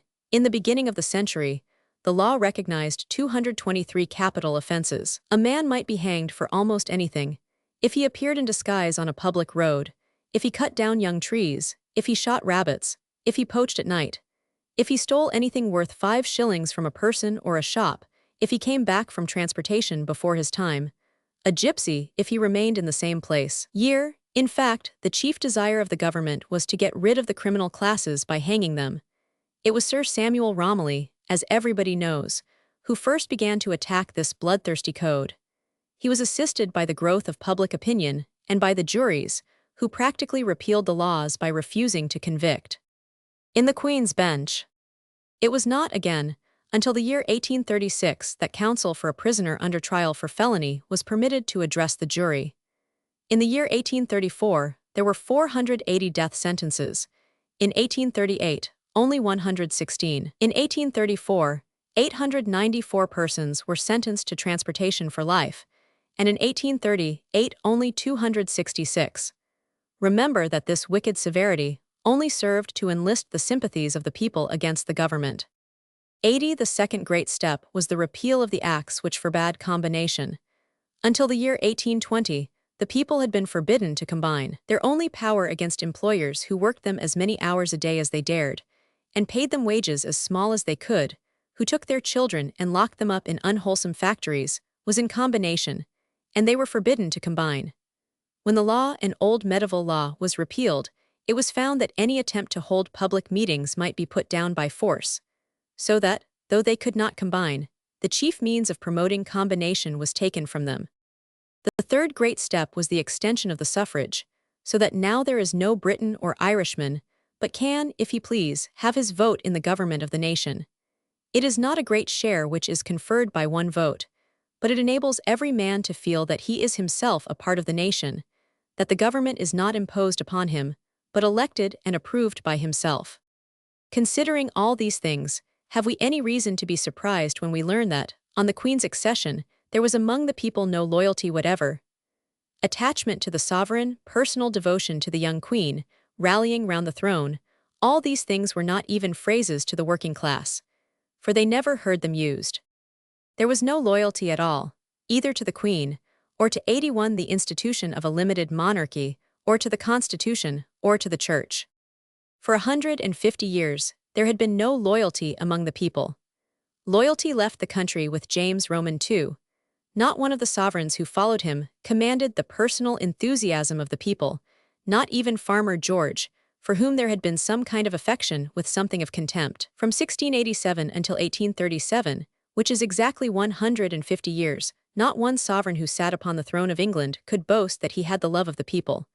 Not one wished to have the love of the people. He represented a principle. He governed with the assistance of a few families and by the votes of a small class. As king, he was a stranger. When he drove through the streets, the people hurrahed, but they did not know him, and they cared nothing for him. Therefore the sentiment of loyalty had to be reborn. It could only be awakened by a woman, young, virtuous, naturally amiable, and resolved on ruling by constitutional methods. Yet in some of the journals written for and read by the working men, the things said concerning the Queen, the Prince Consort, and the court were simply horrible and disgusting. Such things are no longer said. There are still papers which speak of the aristocracy as a collection of titled profligates, and of the clergy as a crowd of pampered hypocrites, but of the queen it is rare indeed to find mention other than is respectful. Her life and example for 50 years 82 have silenced the slanderers. It has been found once more possible for a sovereign to possess the love of her people. The papers read by the working men were not only scurrilous, but they were republican and revolutionary. The republic whose example they set before themselves was not the American, which is conservative, for of this they knew nothing. Let us clearly understand this. 50 years ago America was far more widely separated from England than is China now. The ideal republic was then the earlier form of the First French Republic. These people cared little for the massacres, which accompanied the application of republican principles. I do not say that they wished to set the heads of the queen's ladies-in-waiting on pikes, but they thought the massacres of innocent women, by the French, an accident rather than a consequence. They loved the cry of liberty, equality, and fraternity, and still believed in it. They dreamed of a country which they thought could be established by law, in which every man was to be the equal of his neighbor, as clever, as skillful, as capable, as rich, and as happy. The dream continues and will always continue to exist. It is a generous dream. There never has been a nobler dream, so that it is 1,000 pities that human greed, selfishness, ambition, and masterfulness will not suffer the dream to be realized. Those who advocated an attempt to realize it flung hard names at the crown, the court, the aristocracy, the church, the educated, and the wealthy. Presently they began to formulate the way by which they thought to place themselves within reach of their object. The way was Chartism. They wanted to carry 6 measures: universal suffrage, annual parliaments, vote by ballot, abolition of property qualification, payment of members, and equal electoral districts. Very well, we have got practically 4 out of the 6 points, and there are many who think that we are as far off the millennium as ever. Yet there are, however, still among us people who believe that we can be made happy, just, merciful, and disinterested by changing the machinery. Changing the machinery. The old party of radicals still work themselves into a white heat by crying for change in the machinery. And now a thing which was never contemplated even by the Chartists themselves, the really important thing, has been acquired by the people. They are no longer the governed, but the governors. The government is no longer a thing apart from themselves and outside them. It is their own, it is the government of the people of England. If there is anything in it which they do not like, they can alter it. If there is anything they agree to abolish, they can abolish it, whether it be church, crown, lords, wealth, education, science, art, anything. They may destroy what they please. They may reduce the English to an illiterate peasantry if they please. They will not please. I, for one, have the greatest 84 confidence in the justice, the common sense, and the conservatism of the English and the Scotch. The people do not, as yet, half understand their own power. While they are gradually growing to comprehend it, they will be learning the history of their country, the duties and responsibilities of citizenship, the dangers of revolution, and the advantages of those old institutions by whose aid the whole world has been covered with those who speak the Anglo-Saxon speech and are governed by the English law. My friends, we are changed indeed. 50 years ago we were, as I have said, still in the 18th century. The people had no power, no knowledge, no voice. They were the slaves of their employers. They were brutish and ill-conditioned, ready to rebel against their rulers but not knowing how, chafing under laws which they did not make, and restraints which kept them from acting together or from meeting to ask if things must always continue so. We are changed indeed. We now stand upright. Our faces are full of hope, though we are oppressed by doubts and questions, because we know not which path of the many before us will be the wisest. The future is all our own. We are no longer the servants. We are the masters, the absolute rulers, of the greatest empire that the world has ever seen. God grant that we govern it with wisdom. Chapter 6. With the middle class. The great middle class, supposed, before the advent of Mr. Matthew Arnold, to possess all the virtues, to be the backbone, stay, and prop of the country, must have a chapter to itself. In the first place, the middle class was far more a class apart than it is at present. In no sense did it belong to society. Men in professions of any kind, except the 2 services, could only belong to society by right of birth and family connections. Men in trade, bankers were still accounted tradesmen, could not possibly belong to society. That is to say, if they went to live in the country, they were not called upon by the county families, and in town they were not admitted by the men into their clubs, or by ladies into their houses. Those circles of which there are now so many, artistic, aesthetic, literary, all of them considering themselves to belong to society, were then out of society altogether, nor did they overlap and intersect each other. The middle class knew its own place, respected itself, made its own society for itself, and 86 cheerfully accorded to rank its reverence due. The annals of the poor are meager, only here and there one gets a glimpse into their lives. But the middle class is much better known because it has had prophets. Nearly all the poets, novelists, essayists, journalists, and artists have sprung from it. Those who adorned the 30s and the 40s, Hood, Hooke, Galt, Dickens, Albert Smith, Thackeray, all belonged to it. George Eliot, whose country towns are those of the 30s and the 40s, was essentially a woman of the middle class. George Eliot. Taken from the drawing in The Graphic by permission. Middle-class life, especially in the country, was dull, far, far duller than modern life even in the quietest country town. The men had their business, the women had the house. Incomes ran small, a great deal was done at home that is now done out of it. There was a weekly washing day, when the house steamed with hot soap suds, and the lines were out upon the poles. They were painted green and were square, and on the lines hung half the family linen. All the jam was made at home, the cakes, the pies, and the puddings by the wife and daughters. The bread was homemade, the beer was home-brewed, and better beer than good home-brewed no man need 87 desire. All those garments which are not worn outside were made at home. Everybody dined in the middle of the day. Therefore, in the society of the country town dinner parties did not exist. On the other hand, there were sociable evenings, which began with a sit-down tea, with muffins and tea cakes, very delightful, and ended with a hot supper. Tobacco was not admitted in any shape except that of snuff into the better kind of middle-class house. Only working men smoked vulgar pipes. The Sabbath was respected. There was no theater nearer than the county town. The girls had probably never seen a play. Every man who respected himself laid down port, but there was little drinking of wine except on Sunday afternoons. No one, not even the ladies, scorned the glass of something warm with a spoon in it after supper. For the young there was a fair once a year. Now and then a traveling circus came along. There was a lecture occasionally on an instructive subject, such as chemistry or astronomy or sculpture. There were picnics, but these were rare. If there were show places in the neighborhood, parties were made to them, and tea was festively taken among the ruins of the abbey. John Galt. John Galt. Fashion descends slowly. It is now the working man who takes his wife into the country for tea. 50 years ago he took his wife nowhere and scorned tea. Open-air games and sports there were none. No lawn tennis, badminton, or anything of that kind in those days. Even croquet, which is now so far lost in the 88 mists of antiquity that men of 30 are too young to remember the rage for it, was actually not yet invented. Archery certainly existed, and the comic writers are always drawing pictures of the young ladies sticking their arrows into the legs of people 100 feet or so wide of the target. But archery belonged to a class rather above that which we are now considering. There was not much sketching and painting. There was no amateur photography. There was no catching of strange creatures in ponds for the aquarium, a fashion also now happily extinct. There was not, in fact, any single pursuit, amusement, or game which would bring young people together in the open air. There was no traveling. The summer holiday had not yet got down in the country. In London, to be sure, everybody down to Bevis Marks and Simmery Axe went out of town, and to the seaside in July or August. But in the country nobody thought of such a thing. Not the vicar's daughters, not the solicitor's wife, not the family of the general practitioner. The very schoolmaster, who got his 4 weeks in the summer and his 3 at Christmas, spent them at home in such joy as accompanies rest from labor. With no outdoor amusements, and with no summer holiday, how much is life simplified? But the simplicity of life means monotony. Faciant vitam, balnea, vina, Venus. La Pastorelle. In the winter, things were somewhat different.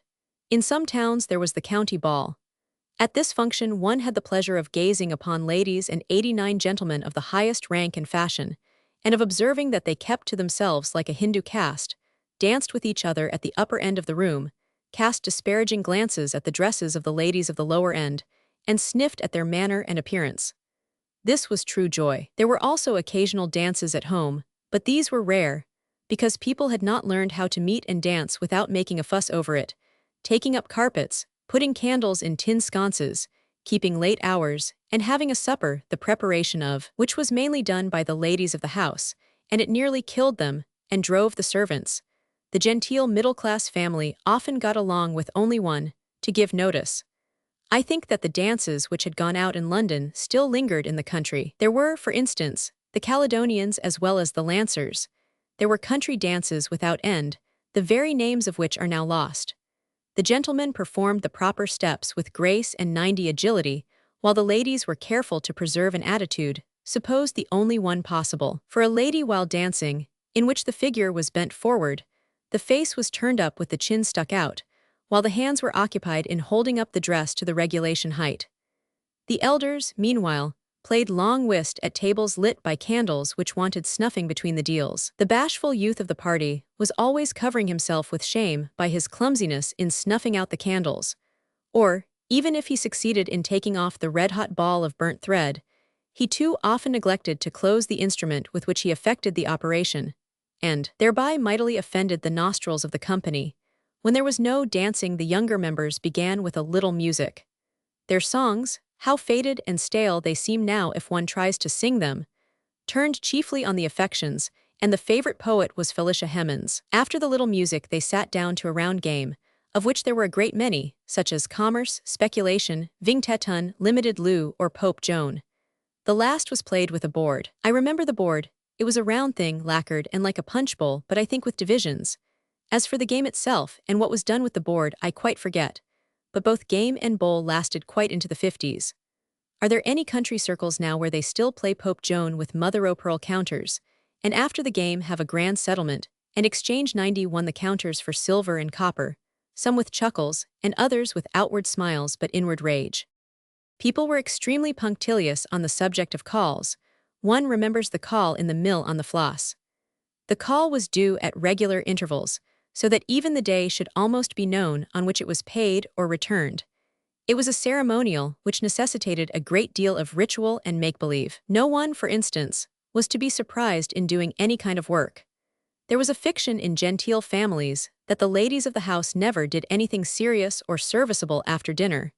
The afternoon was supposed to be devoted either to walking, or to making calls, or to elegant trifling at home. Therefore, if the girls were at the moment engaged upon any useful work, many of them, poor things, never did anything but useful work.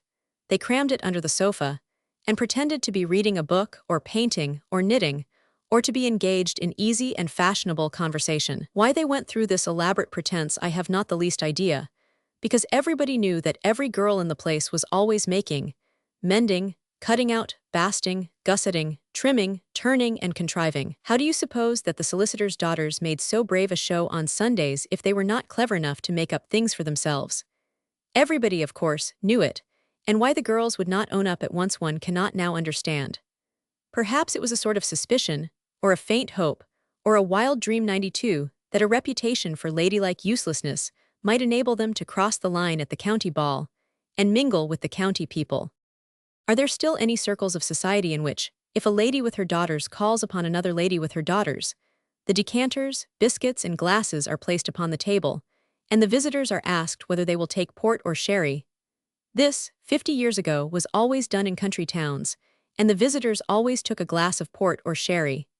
In some houses it was not port and sherry that were placed upon the table, but red and white. I do not know whether the red was currant or raspberry, but I think that the white was generally cowslip. When the visitors were gone, the ladies got out their work again, threaded their needles, and spent an enjoyable hour or two in discussing the appearance, the dress, the manners, and the resources of their visitors. But the visit did them good because it compelled company manners, which are always good for girls, and it dragged them a little out of themselves. They were too much en famille, these girls. They were never separated from each other. The boys got out to school or to business all day, but the poor girls were always together. Side by side they did their household duties, side by side they sewed and dressmaked, side by side they walked, side by side they prayed in the church, side by side they slept. Small chance of happiness was theirs. Happiness is a separate, distinct, individual kind of thing, in which one can consult 93 one's own likes. Until in the fullness of time there came along the lover. A humdrum, commonplace kind of lover, I dare say, but his sweetheart was as commonplace as himself. And she exchanged a house, where she was a better kind of servant, for one of exactly the same sort, in which she was the mistress. And when one says mistress, it must be remembered that man was, in those days, much more of a master in the house than he is now allowed to be. I speak not at random, but from the evidence of those who remember and from study of the literature, both that written by the men and that by the women. I am certain that the husband, unless he was henpecked, a pleasing word, now seldom used, was always the master and generally the tyrant in the house. Let me, with some diffidence, approach the subject of the church in the country town. I never truly understood the church of 50 years ago until, in the autumn of 1885, I perambulated with one who is jealous for church architecture and church antiquities the northeast corner of Norfolk, where there are many churches, and most of them are fine. In our pilgrimage among these monuments, we presently came upon one at the aspect of which we were fain to sit down and weep. It was, externally, an old and venerable structure, which might have been made beautiful within. Plaster covered the walls and hid the columns. The interior of the church was crowded with high pews, painted white, and having along the top a sham mahogany kind of 94 handrail. The chancel was encumbered with these enclosures, which hid the old brasswork. That which belonged to the squire was provided with red curtains on brass rods to keep the common people from gazing at the quality. The reading desk, pulpit, and altar were covered with a cloth which had been red, but had long before faded away into an indescribably shabby brown. The pulpit was not part of the old three-decker, but was stuck into the wall. The windows had lost their old tracery, the painted glass was gone, the roof was a flat whitewashed ceiling. The church, to eyes accustomed to better things, presented a deplorable appearance. My friend, pointing solemnly to the general shabbiness, remarked, "Donec templa refeceris." It was the motto of the journal started early in the 40s by a small knot of Cambridge men, among whom was Mr. Beresford Hope, now, alas, no more, who desired to raise and beautify public worship in the Anglican faith, and also, I believe, to assert and insist upon certain points of doctrine. And they clearly perceived that, while the churches remained in their neglected condition, and church architecture was at its then low ebb, their doctrine was impossible. How far they have succeeded not only the ritualists themselves proclaim, but also every other party in the church, and even the nonconformists, who have shared in the increased beauty and fitness of public worship. The Queen receiving the sacrament after her coronation, Westminster Abbey, June 29, 1838. From the picture by C.R. Leslie, R.A. at Windsor Castle.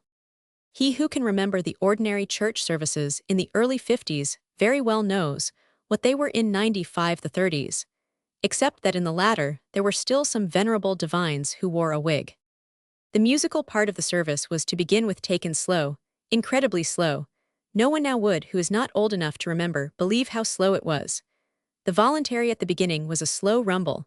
The psalms were very slowly read by the clergyman and the clerk alternately, the Gloria alone being sung, also to a slow rumble. The choir was generally stationed in the organ loft, which has been known to be built over the altar at the east end, as at St. Mary's, Cambridge, but was generally at the west end. It was not a choir of boys and men only, but of women and men. The Te Deum was always Jackson. From my youth up have I loathed Jackson. There was just one lively bit in it for which one looked and waited, but it lasted a very few bars, and then the thing dragged on more slowly than ever till it came to the welcome words, "Let me never be confounded." 2 hymns were sung, very slowly. They were always of the kind which expressed either the despair of the sinner or the doubtful joy of the believer. I say doubtful, because he was constantly being warned not to be too confident, not to mistake a vague hope for the assurance of election, and because, with the rest of the congregation, he was always being told how few in number were those elect, and how extremely unlikely that there could be many of those few in that one flock. Read any of the theological literature of the 96 period, and mark the gulf that lies between us and our fathers. There were many kinds of preachers, just as at present, the eloquent, the high and dry, the low and threatening, the forcible feeble, the florid, the prosy, the scholarly, but they all seemed to preach the same doctrine of hopelessness, the same gospel of despair, the same father of all cruelty, the same son who could at best help only a few, and when any of the congregation dared to speak the truth, which was seldom, these blasphemous persons whispered that it was best to live and enjoy the present, and to leave off trying to save their souls against such fearful odds, and with the knowledge that if they were going to be saved it would be by election and by no merit or effort of their own, while if the contrary was going to happen, it was no use striving against fate. Wretched, miserable creed! To think that unto this was brought the divine message of the Son of Man, and to think of the despairing deathbeds of the careless, the lifelong terror of the most religious, and the agony of the survivors over the death of one, cut off in his sins. What we now call the life of the Church, with its meetings, committees, fraternities, guilds, societies, and organizations, then simply did not exist. The clergyman had an easy time. He visited little, he had an evening service once a week. He did not pretend to keep saints, days, and minor festivals and fasts. None of his congregation expected him to keep them. As for his being a teetotaler for the sake of the weaker brethren 97, that would have seemed to everybody pure foolishness. As, indeed, it is, only people now run to the opposite belief, yet he was a good man for the most part, who lived a quiet and exemplary life, and a good scholar. Scholars are indeed, sadly to seek among the modern clergy, a sound theologian, a judge of good port and a gentleman. But processions, banners, surpliced choirs, robes, and the like, he would have regarded as unworthy the consideration of one who was a churchman, a Protestant, and a scholar. To complete this brief study of the Church 50 years ago, let us remark that out of 11,500 livings which it possessed, 3,000 were under 100 L, and 1,000 under 60 L. A year that there were 6,080 pluralists and 2,100 non-residents, that the dissenters had only been allowed to marry in their own chapels, and by their own clergy in the year 1831, that they were not admitted, as dissenters, to the universities, and that the incomes of some of the bishops were enormous. Fashions for August, 1836. Fashions for March, 1837. As for art in the house or out of it, art in pictures, sculpture, architecture, dress, furniture, fiction, oratory, acting, the middle-class person, the resident in the country town, knew nothing of it. His church was most likely a barn, his own house was foursquare, his furniture was mahogany, his pictures were colored engravings, the ornaments of his rooms were hideous things in china, painted red and white, his hangings were of a warm and comfortable red, his sofas were horsehair, his drawing-room was furnished with a round 98 table on which lay keepsakes and forget-me-nots, but as the family never used the room, which was generally kept locked, it mattered little how it was furnished. He dressed, if he was an elderly gentleman, in a spencer, buttoned tight, a high black satin stock, and boots up to his knees. Very likely he still carried his hair in a tail. If he was young, he had long and flowing hair, waved and curled with the aid of pomade, bear's grease, and oil. He cultivated whiskers, also curled and oiled all round his face. He wore a magnificent stock, with a liberal kind of knot in the front. In this he stuck a great pin, and he was magnificent in waistcoats. As for the ladies' dresses, I cannot trust myself to describe them. The accompanying illustration will be of service in bringing the fashion home to the reader. But this is the effigy of a London and a fashionable lady. Her 99 country cousin would be 2 or 3 years, at least, behind her. Well, the girls had blooming cheeks, bright eyes, and simple manners. They were much more retiring than the modern maiden. They knew very little of young men and their manners, and the young men knew very little of them. The novels of the time are full of the shyness of the young man in presence of the maiden. Their ideas were limited, they had strong views as to rank and social degrees, and longed earnestly for a chance of rising but a single step. Their accomplishments were generally contemptible, and of art they had no idea whatever. How should they have any idea when, year after year, they saw no art and heard of none? But they were good daughters, who became good wives and good mothers. Our own, my friends, and we must not make even a show of holding them up to ridicule. One point must not be forgotten. In the midst of all this conventional dullness, there was, in the atmosphere of the 30s, a certain love of romance which showed itself chiefly in a fireside enthusiasm for the cause of oppressed races. Poland had many friends. The Negro, they even went so far in those days as to call him a brother, was warmly befriended. The case of the oppressed Greek attracted the good wishes of everybody. Now, sympathy with oppression that is unseen may sometimes be followed by sympathy with the oppression which is before the eyes. So that one is not surprised to hear that the case of the women, and 100 the children in the mines, and the factories was soon afterwards taken seriously in hand. The verse which then formed so large a part of family reading had a great deal to do with the affections, especially their tearful side, while the tales they loved the best were those of knights and fair dames of adventure and romance. Yours faithfully, Theodore S. Hook. Theodore Hook. A picture by Du Maurier in Punch once represented a man singing a comic song at an at-home. Nobody laughed, some faces expressed wonder, some pity, some contempt, a few indignation, but not one face smiled. Consider the difference. In the year 1837 every face would have been broadened out in a grin. Do we, therefore, laugh no more? We do not laugh so much, certainly, and we laugh differently. Our comic man of society still tells good stories, but he no longer sings songs. In his stories he prefers the rapier or the jeweled dagger to the bludgeon. Those who desire to make the acquaintance of the comic man, as he was accepted in society and in the middle class, should read the works of Theodore Hook and of Albert Smith. To begin with, he played practical jokes. He continually played practical jokes, and he was never killed, as would now happen, by his victims. I am certain that we should kill a man who came to our houses and played the jokes which then were permitted to the comic man. He poured melted butter into coat pockets at suppers. He turned round signposts and made them point the wrong way, in order to send people whither one they did not wish to go. It may be remarked that his tricks were rarely original. He wrenched off door knockers. He turned off the gas at the meter. He tied strings across the river to knock people backwards in their boats. He tied two doors together and then rang both bells and waited with a grin from ear to ear.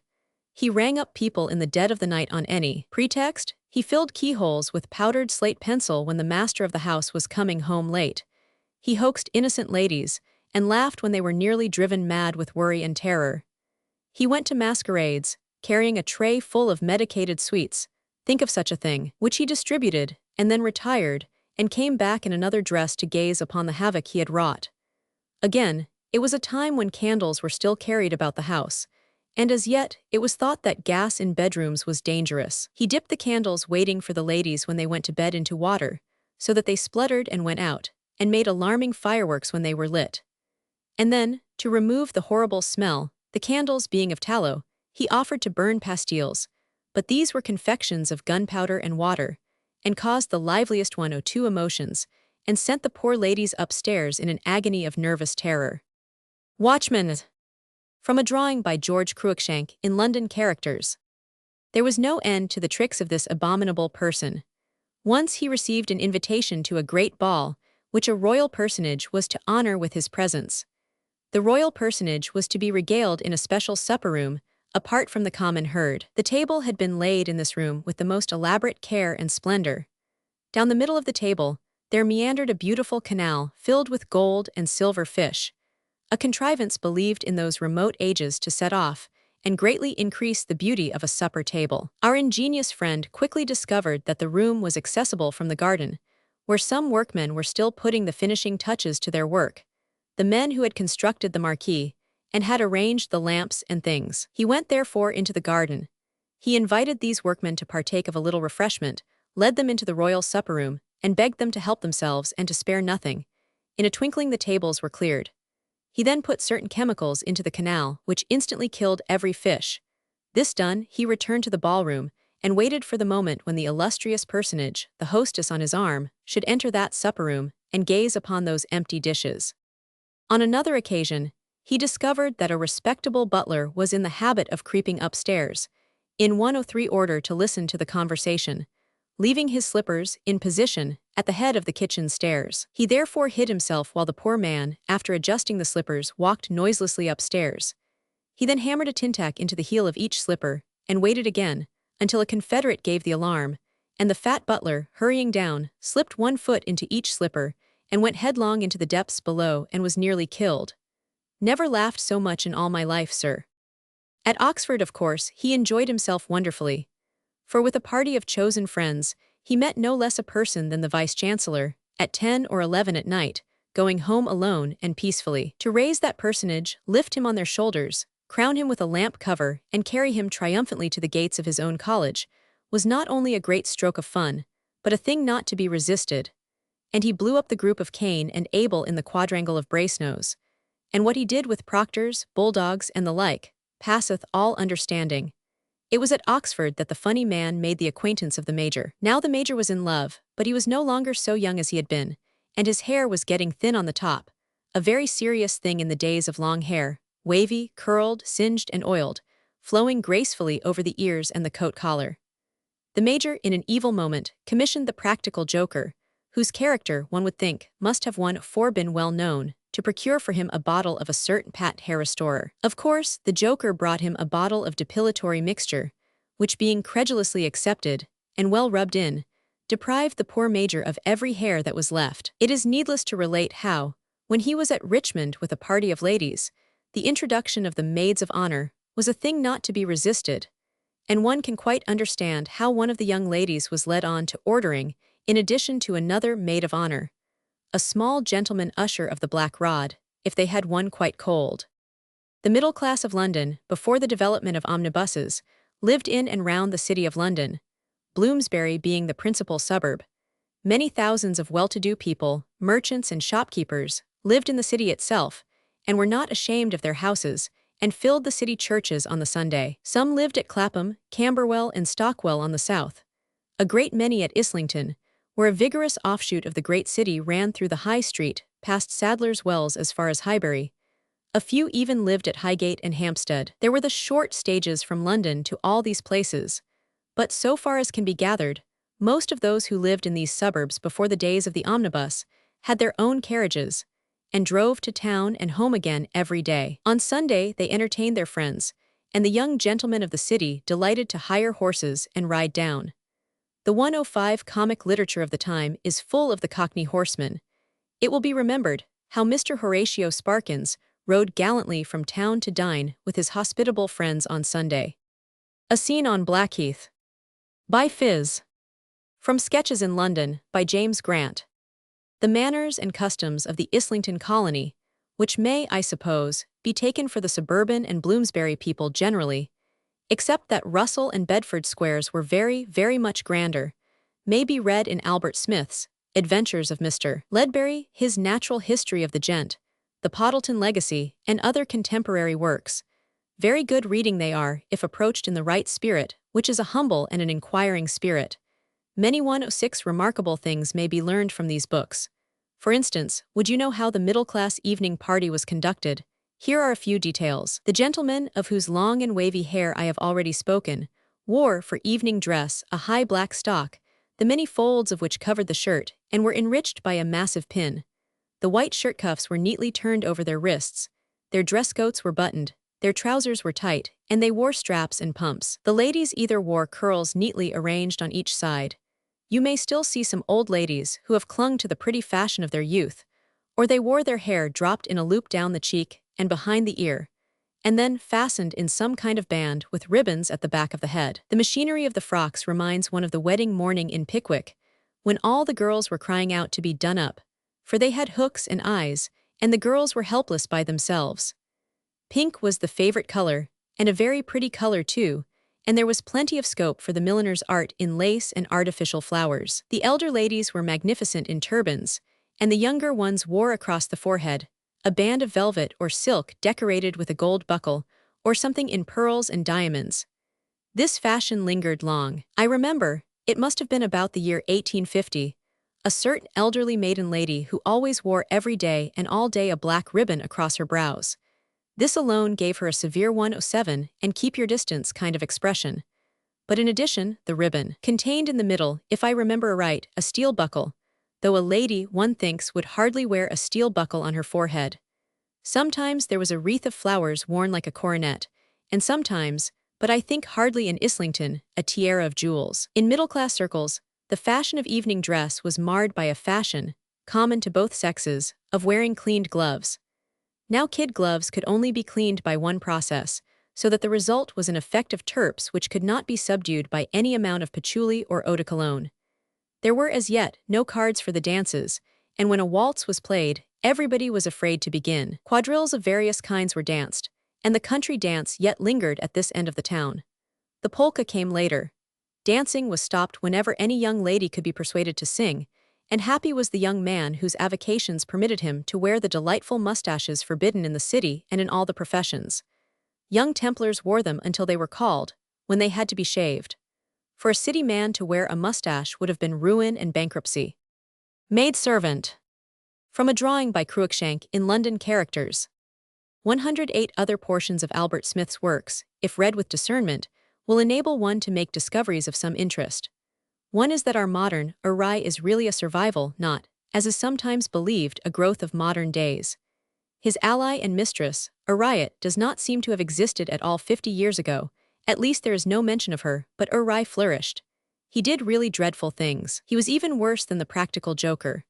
When he took Titus Ledbury abroad, he went into the cathedrals on purpose to spill the holy water, to blow out the candles, and to make faces at the women kneeling at their prayers. He got barrel organs into lofts and invited men to bring grisettes and dance all night, with a supper brought from the charcuterie. Wherever there was jumping, dancing, singing, and riot, rye was to the fore. On board the steamer he seized a bottle of stout and took up a prominent and commanding position, where he drank it before all the world, smoking cigars and laughing loudly at the poor people who were ill. At home, he wrenched off knockers, played practical jokes, drank more stout, ate oysters, chaffed barmaidens, and called for brandy and water continually. He was loud in his dress and in his voice. He was insolent, caddish, and offensive in his manners. Generally, one thinks, he would end his career in Whitecross Street, or the Fleet, or the Queen's Bench. Doubtless, however, there are still among us old gentlemen who now sit at church on Sunday with venerable white hair, among their children and grandchildren, 109, and while the voice of the preacher rises and falls, their memory wanders back to the days when they danced and sang with the grisettes, when they wrenched the knockers, when they went from the theatre to the coal cellar, and from the coal cellar to the finish, and came home with unsteady step and light purse in the grey of the morning. The debtors' prison belonged chiefly to the great middle class. Before them stalked always a grisly spectre, called by some insolvency and by others bankruptcy. This villainous ghost seized its victims by the collar and haled them within the walls of a debtor's prison, where it made them abandon hope, and abide there till the day of death. Everybody is familiar with the inside of the Fleet, the Queen's Bench, the Marshalsea, and Whitecross Street. They are all pulled down now, and the only way to get imprisoned for debt is to incur contempt of court, for which Holloway is the reward. But what a drop from the humours of the Queen's Bench, with its drinking, tobacco, singing, and noisy revelry, to the solitary cell of Holloway Prison. The debtor's prison is gone, and the world is the better for its departure. Nowadays the ruined betting man, the rake, the sharper, the profligate, the fraudulent bankrupt, have no prison where they can carry on their old excesses again, though in humbler way. They go down below the surface out of sight, and what they do, and how they fare, nobody knows and very few care. Chapter 7. In Society. As to society in 1837, contemporary commentators differ. For according to some, society was always gambling, running away with each other's wives, causing and committing scandals or whispering them. The men were spendthrifts and profligates, the women extravagant and heartless. Of course, the same things would be said, and are sometimes said, of the present day, and will be said in all following ages, because to the ultra-virtuous or to the satirist who trots out the old, stale, worn-out sham indignation, or to the isn't-a-toffle, gaping gobe-moosh, every generation seems worse than all those which preceded it. We know the tag and the burden and the weariness of the old song. As for myself, I am no indignant satirist, and the news that certain young gentlemen have been sitting up all night playing baccarat, drinking champagne, and carrying on after the fashion of youth in all ages, does not greatly agitate my soul, or surprise me, or lash me into virtuous indignation. Not at all. At the same time, if one must range oneself and take a side, one may imitate 111 the example of Benjamin Disraeli, and declare for the side of the angels. And, once a declared follower of that army, one may be allowed to rejoice that things are vastly improved in the space of 2 generations. Of this there can be no doubt, making easy allowance for exaggeration, and refusing to see depravity in a whole class, because there are 1 or 2 cases that the world calls shocking and reads eagerly. It is quite certain that there is less of everything that should not be than there used to be, less in proportion, and even less in actual extent. The general tone, in short the general manners of society, have very much improved. Of this, I say again, there can be no doubt. Let anyone, for instance, read Lady Blessington's Victims of Society. Though there is an unreal ring about this horrid book, so that one cannot accept it for a moment as a faithful picture of the times, such a book could not now be written at all. It would be impossible. M. Blessington. The Countess of Blessington. Let us sing of lighter themes. Take, for instance, the great subject of swagger. There is still swagger, even in these days. Cavalry officers in garrison towns are 112 still supposed to swagger. Eton boys swagger in their own little village, undergraduates swagger. The putting on of side, by the way, is a peculiarly modern form of swagger. It is the assumption of certain qualities and powers which are considered as deserving of respect. Swagger, 50 years ago, was a coarser kind of thing. Officers swaggered, men of rank swaggered, men of wealth swaggered, gentlemen in military frogs. There are no longer any military frogs, swaggered in taverns, clubs, and in the streets. The adoption of quiet manners, the wearing of rank with unobtrusive dignity, the possession of wealth without ostentation, of wit without the desire to be always showing it, These are points in which we are decidedly in advance of our fathers. There was a great deal of cuff and collar, stock and breastpin about the young fellows of the day. They were oppressive in their gallantry. In public places they asserted themselves. They were loud in their talk. In order to understand the young man of the day, one may study the life and career of that gay and gallant gentleman, the Count d'Orsay, model and paragon for all young gentlemen of his time. Officer of the Dragoon Guards. They were louder in their manners, and in their conversation they were insulting, especially the wits.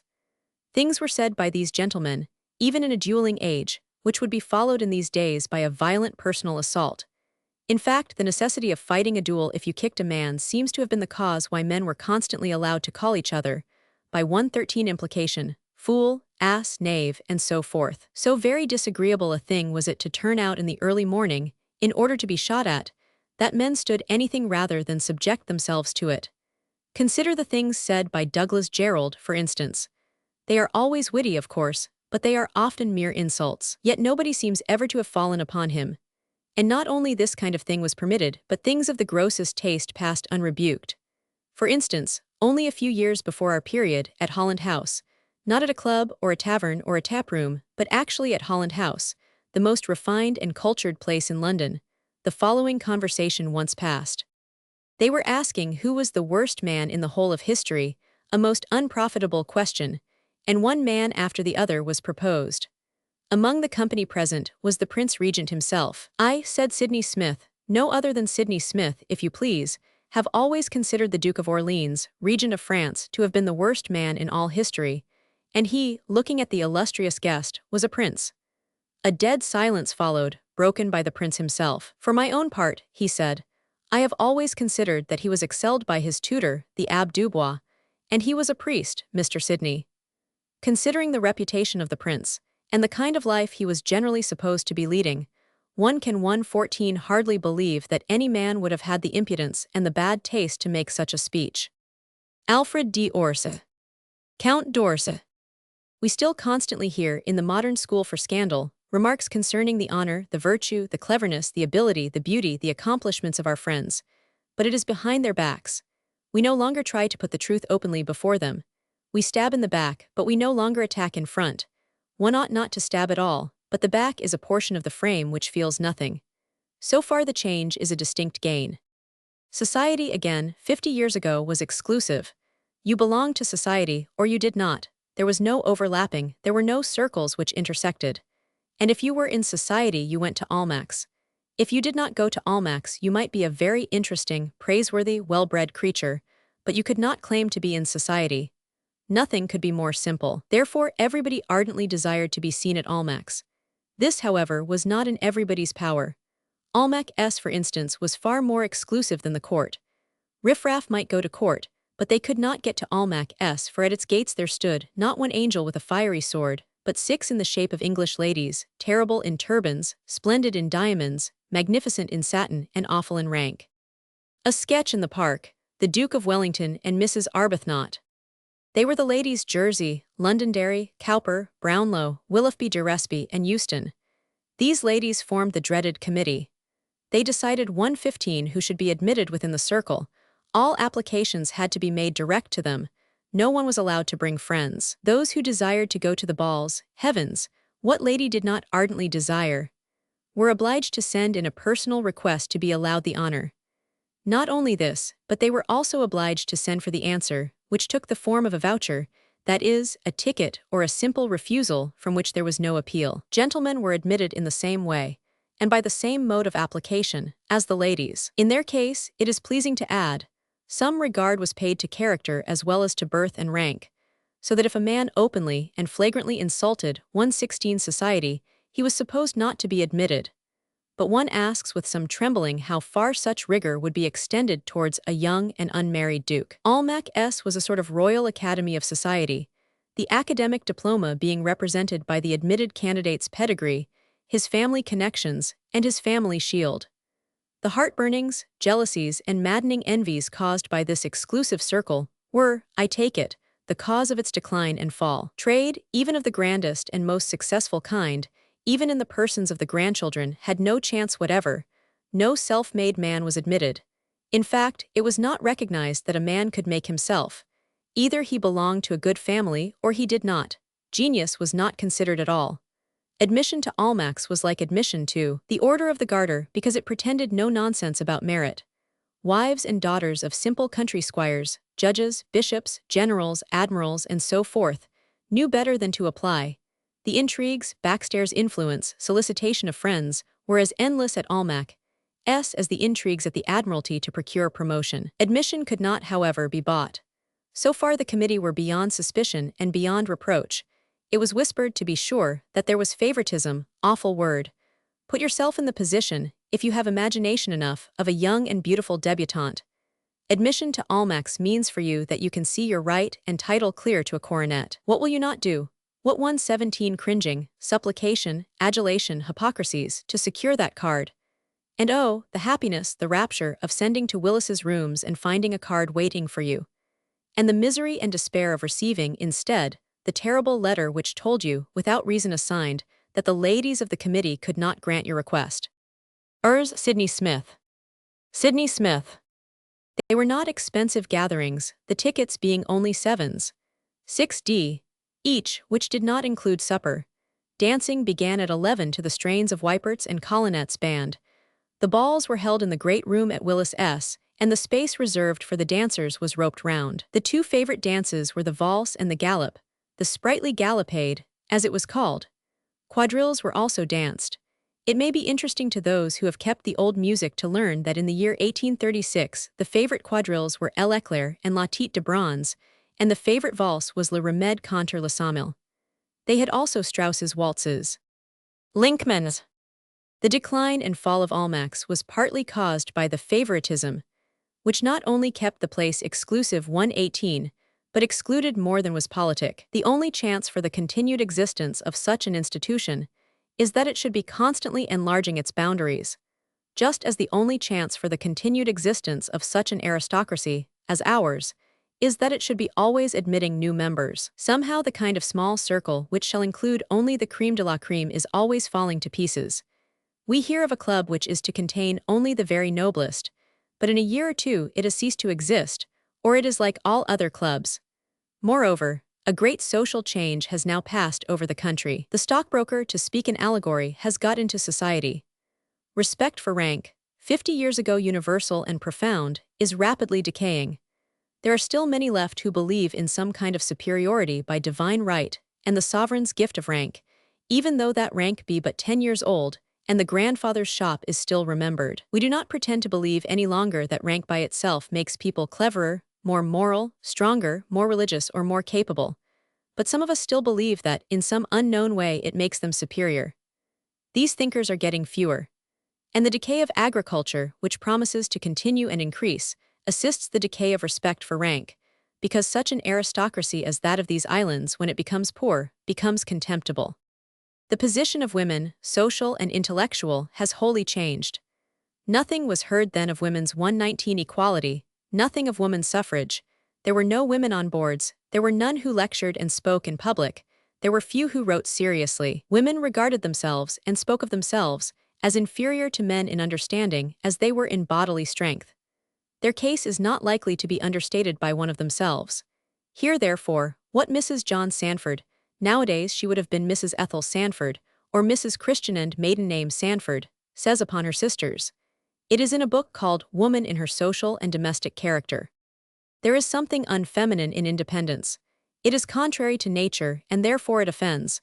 A really sensible woman feels her dependence. She does what she can, but she is conscious of inferiority, and therefore grateful for support. The italics are mine. In everything that women attempt, they should show their consciousness of dependence. They should remember that by them influence is to be obtained, not by assumption, but by a delicate appeal to affection or principle. Women in this respect are something like children. The more they show their need of support, the more engaging they are.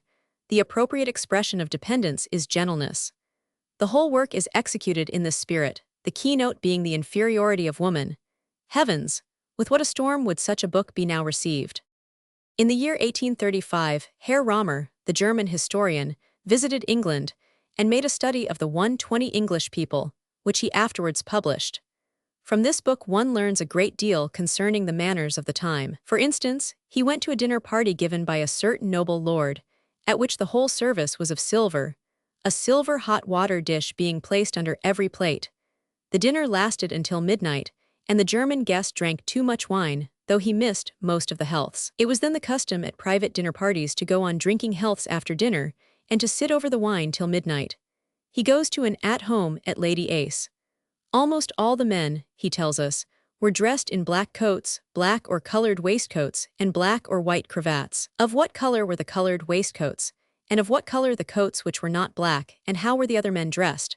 Perhaps one or two may have been bishops in evening dress. Now the evening dress of a bishop used to be blue. I once saw a bishop dressed all in blue. He was a very aged bishop, and it was at a city company's dinner, and I was told it had formerly been the evening dress of bishops, but was now only worn by the most ancient among them. Herr Romer mentions the countless carriages in Hyde Park, and observes that no one could afford to keep a carriage who had not 3,000 L. a year at least. And at fashionable dances, he observes that they dance nothing but waltzes. The English ladies he finds beautiful, and of the men he observes that the more they eat and drink the colder they become. Because they drank 121 port, no doubt, under the influence of which, though the heart glows more and more, there comes a time when the brow clouds, and the speech thickens, and the tongue refuses to act. The dinners were conducted on primitive principles. Except in great houses, where the meat and game were carved by the butler, everything was carved on the table. The host sat behind the haunch of mutton, and helped with zeal. The guests took the ducks, the turkey, the hare, and the fowls, and did their part, conscious of critical eyes. A dinner was a terrible ordeal for a young man who, perhaps, found himself called upon to dissect a pair of ducks. He took up the knife with burning cheeks and perspiring nose. Now, at last, an impostor, one who knew not the ways of polite society, would be discovered. He began to feel for the joints, while the cold eyes of his hostess gazed reproachfully upon him. Ladies, in those days, knew good carving, and could carve for themselves.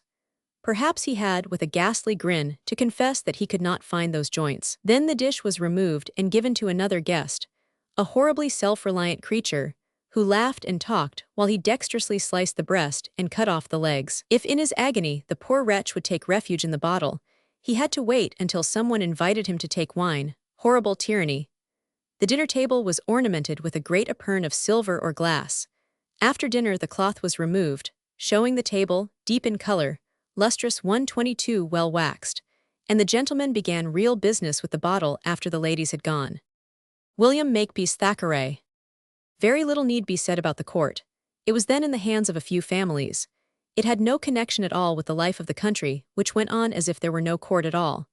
It is strange that in these 50 years of change the court should have altered so little. Now as then, the court neither attracts, nor attempts to attract, any of the leaders in art, science, or literature.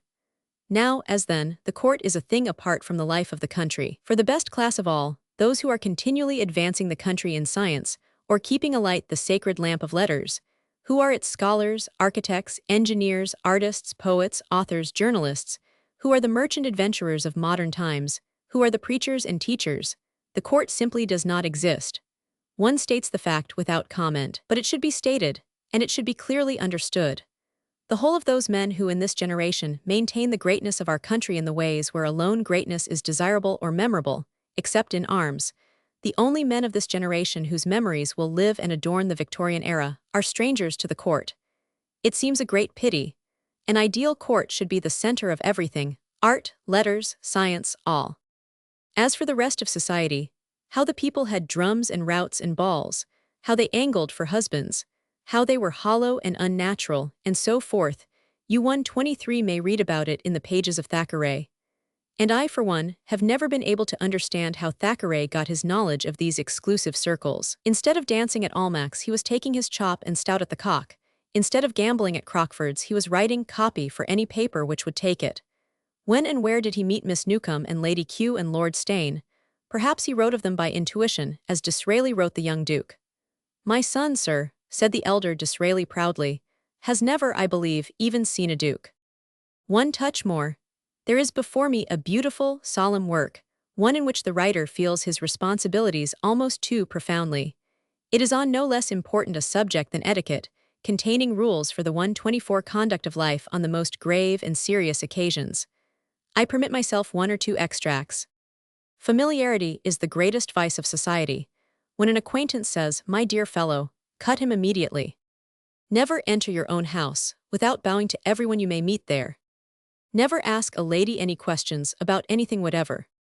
If you have drunk wine with everyone at the table and wish for more, heavens, more, and after drinking with everyone at the table, wait till the cloth is removed.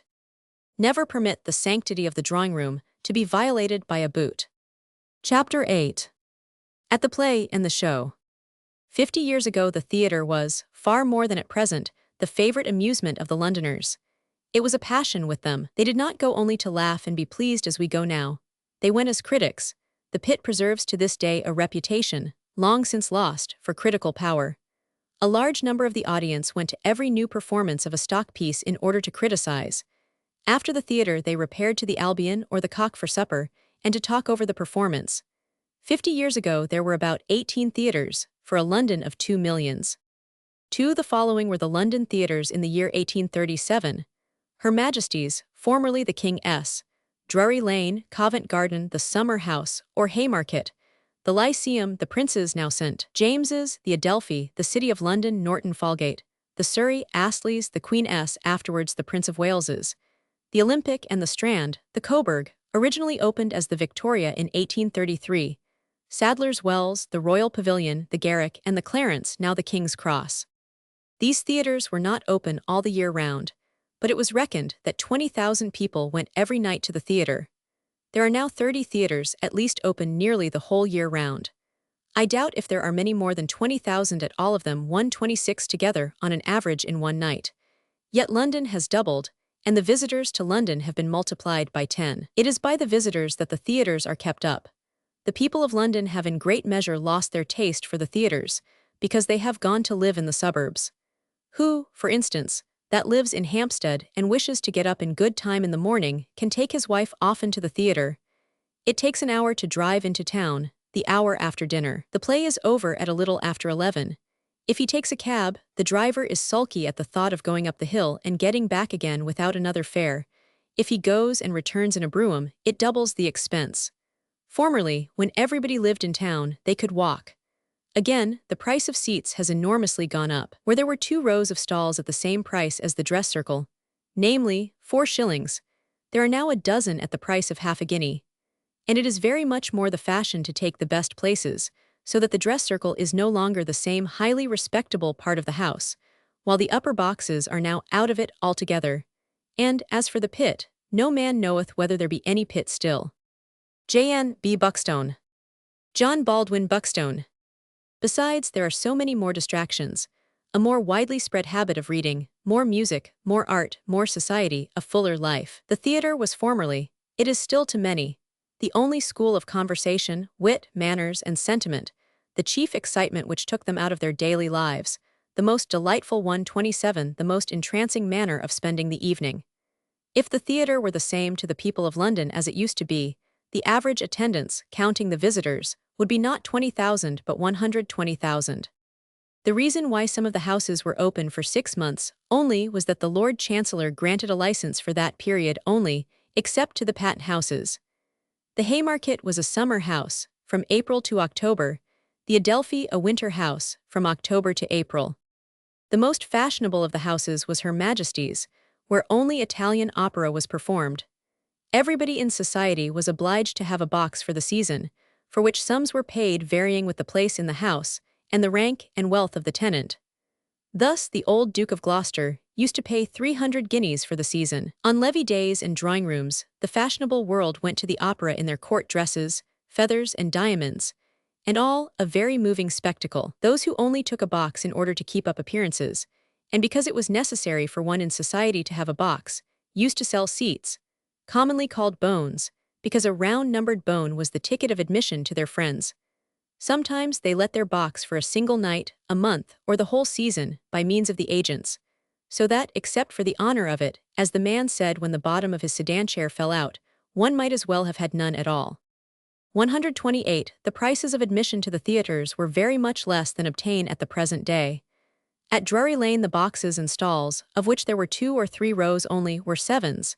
Each, the pit was 3s. 6d, the upper boxes 2s, and the gallery 1s. At Covent Garden, where they were great at spectacle with performing animals, the great bun being lessee, the prices were lower, the boxes being 4s, the pit 2s, the upper boxes 1s, 6d and gallery 1s. At the Haymarket the boxes were 5s, the pit 3s and the gallery 1s, 6d. Liston as Paul Pry. From a drawing by George Cruikshank. The actors and actresses were many and good. At 129 the Haymarket they had Farron, Webster, Buckstone, Mrs. Glover and Mrs. Humby. At the Olympic, Elliston, Liston and Madame Vestris. Helen Fawcett made her first appearance in 1835, Miss Fanny Kemble hers in 1830. Charles Matthews, Harley, Macready, and Charles Keene were all playing. I hardly think that in 50 years' time so good a list will be made of actors of the present day whose memory has lasted so long as those of 1837. The salaries of actors and singers varied greatly, of course. Malibran received 125L. A night, Charles Keene 50L. A night, Macready 30L. A week, Farron 20L. A week, and so on down to the humble chorister.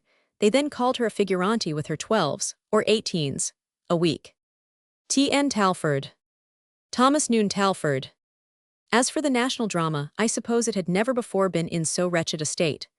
Talfourd's play of Ion was produced about this time, but one good play, supposing Ion to be a good play, is hardly enough to redeem the character of the age. There were also tragedies by Miss Mitford and Miss Bailey. Strange that no woman has ever written even a tolerable play, but these failed to keep the stage.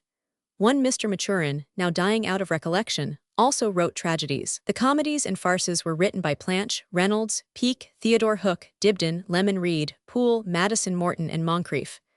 A really popular writer, we learn with envy and astonishment, would make as much as 30L, or even 40L, by a good piece. Think of making 30L, or 40L, by a good piece at the 130 Theatre. Was not that noble encouragement for the playwrights? £30 for one piece. It takes one's breath away. Would not Mr. Gilbert, Mr. Wills, and Mr. George Sims be proud and happy men if they could get 30L? A whole lump of 30L.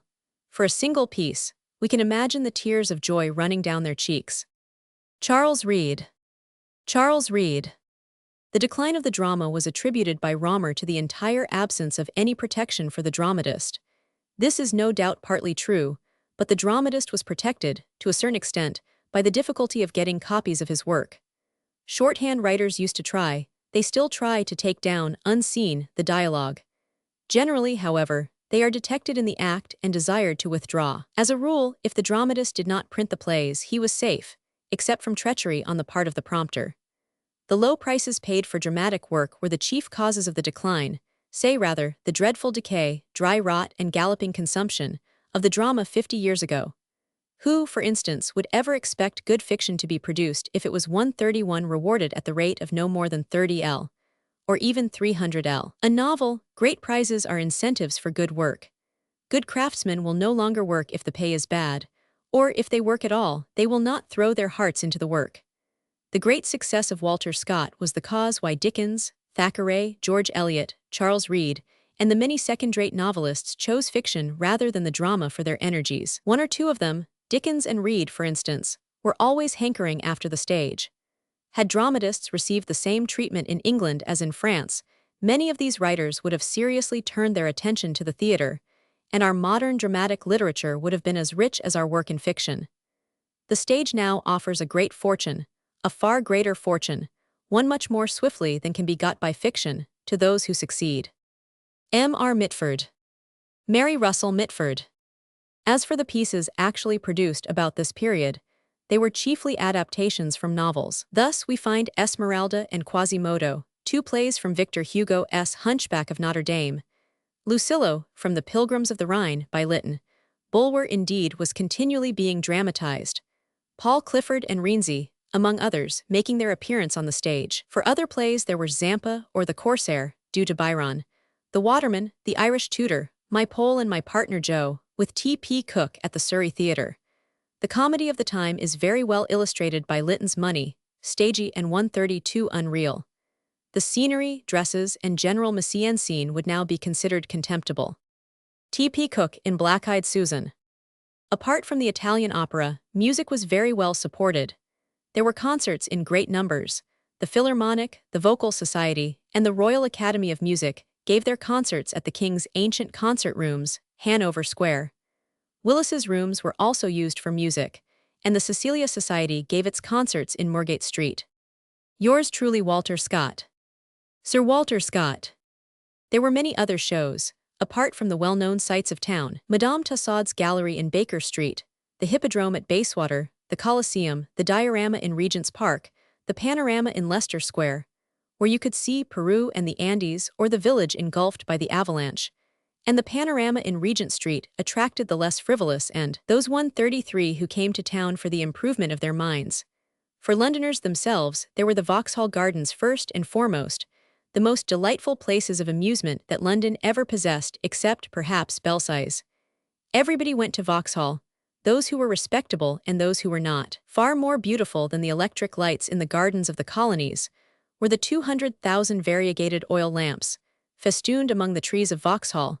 There was to be found music, singing, acting, and dancing. Hither came the gallant and golden youth from the West End. Here were seen sober and honest merchants with their wives and daughters. Here were ladies of doubtful reputation and ladies about whose reputation there could be no doubt.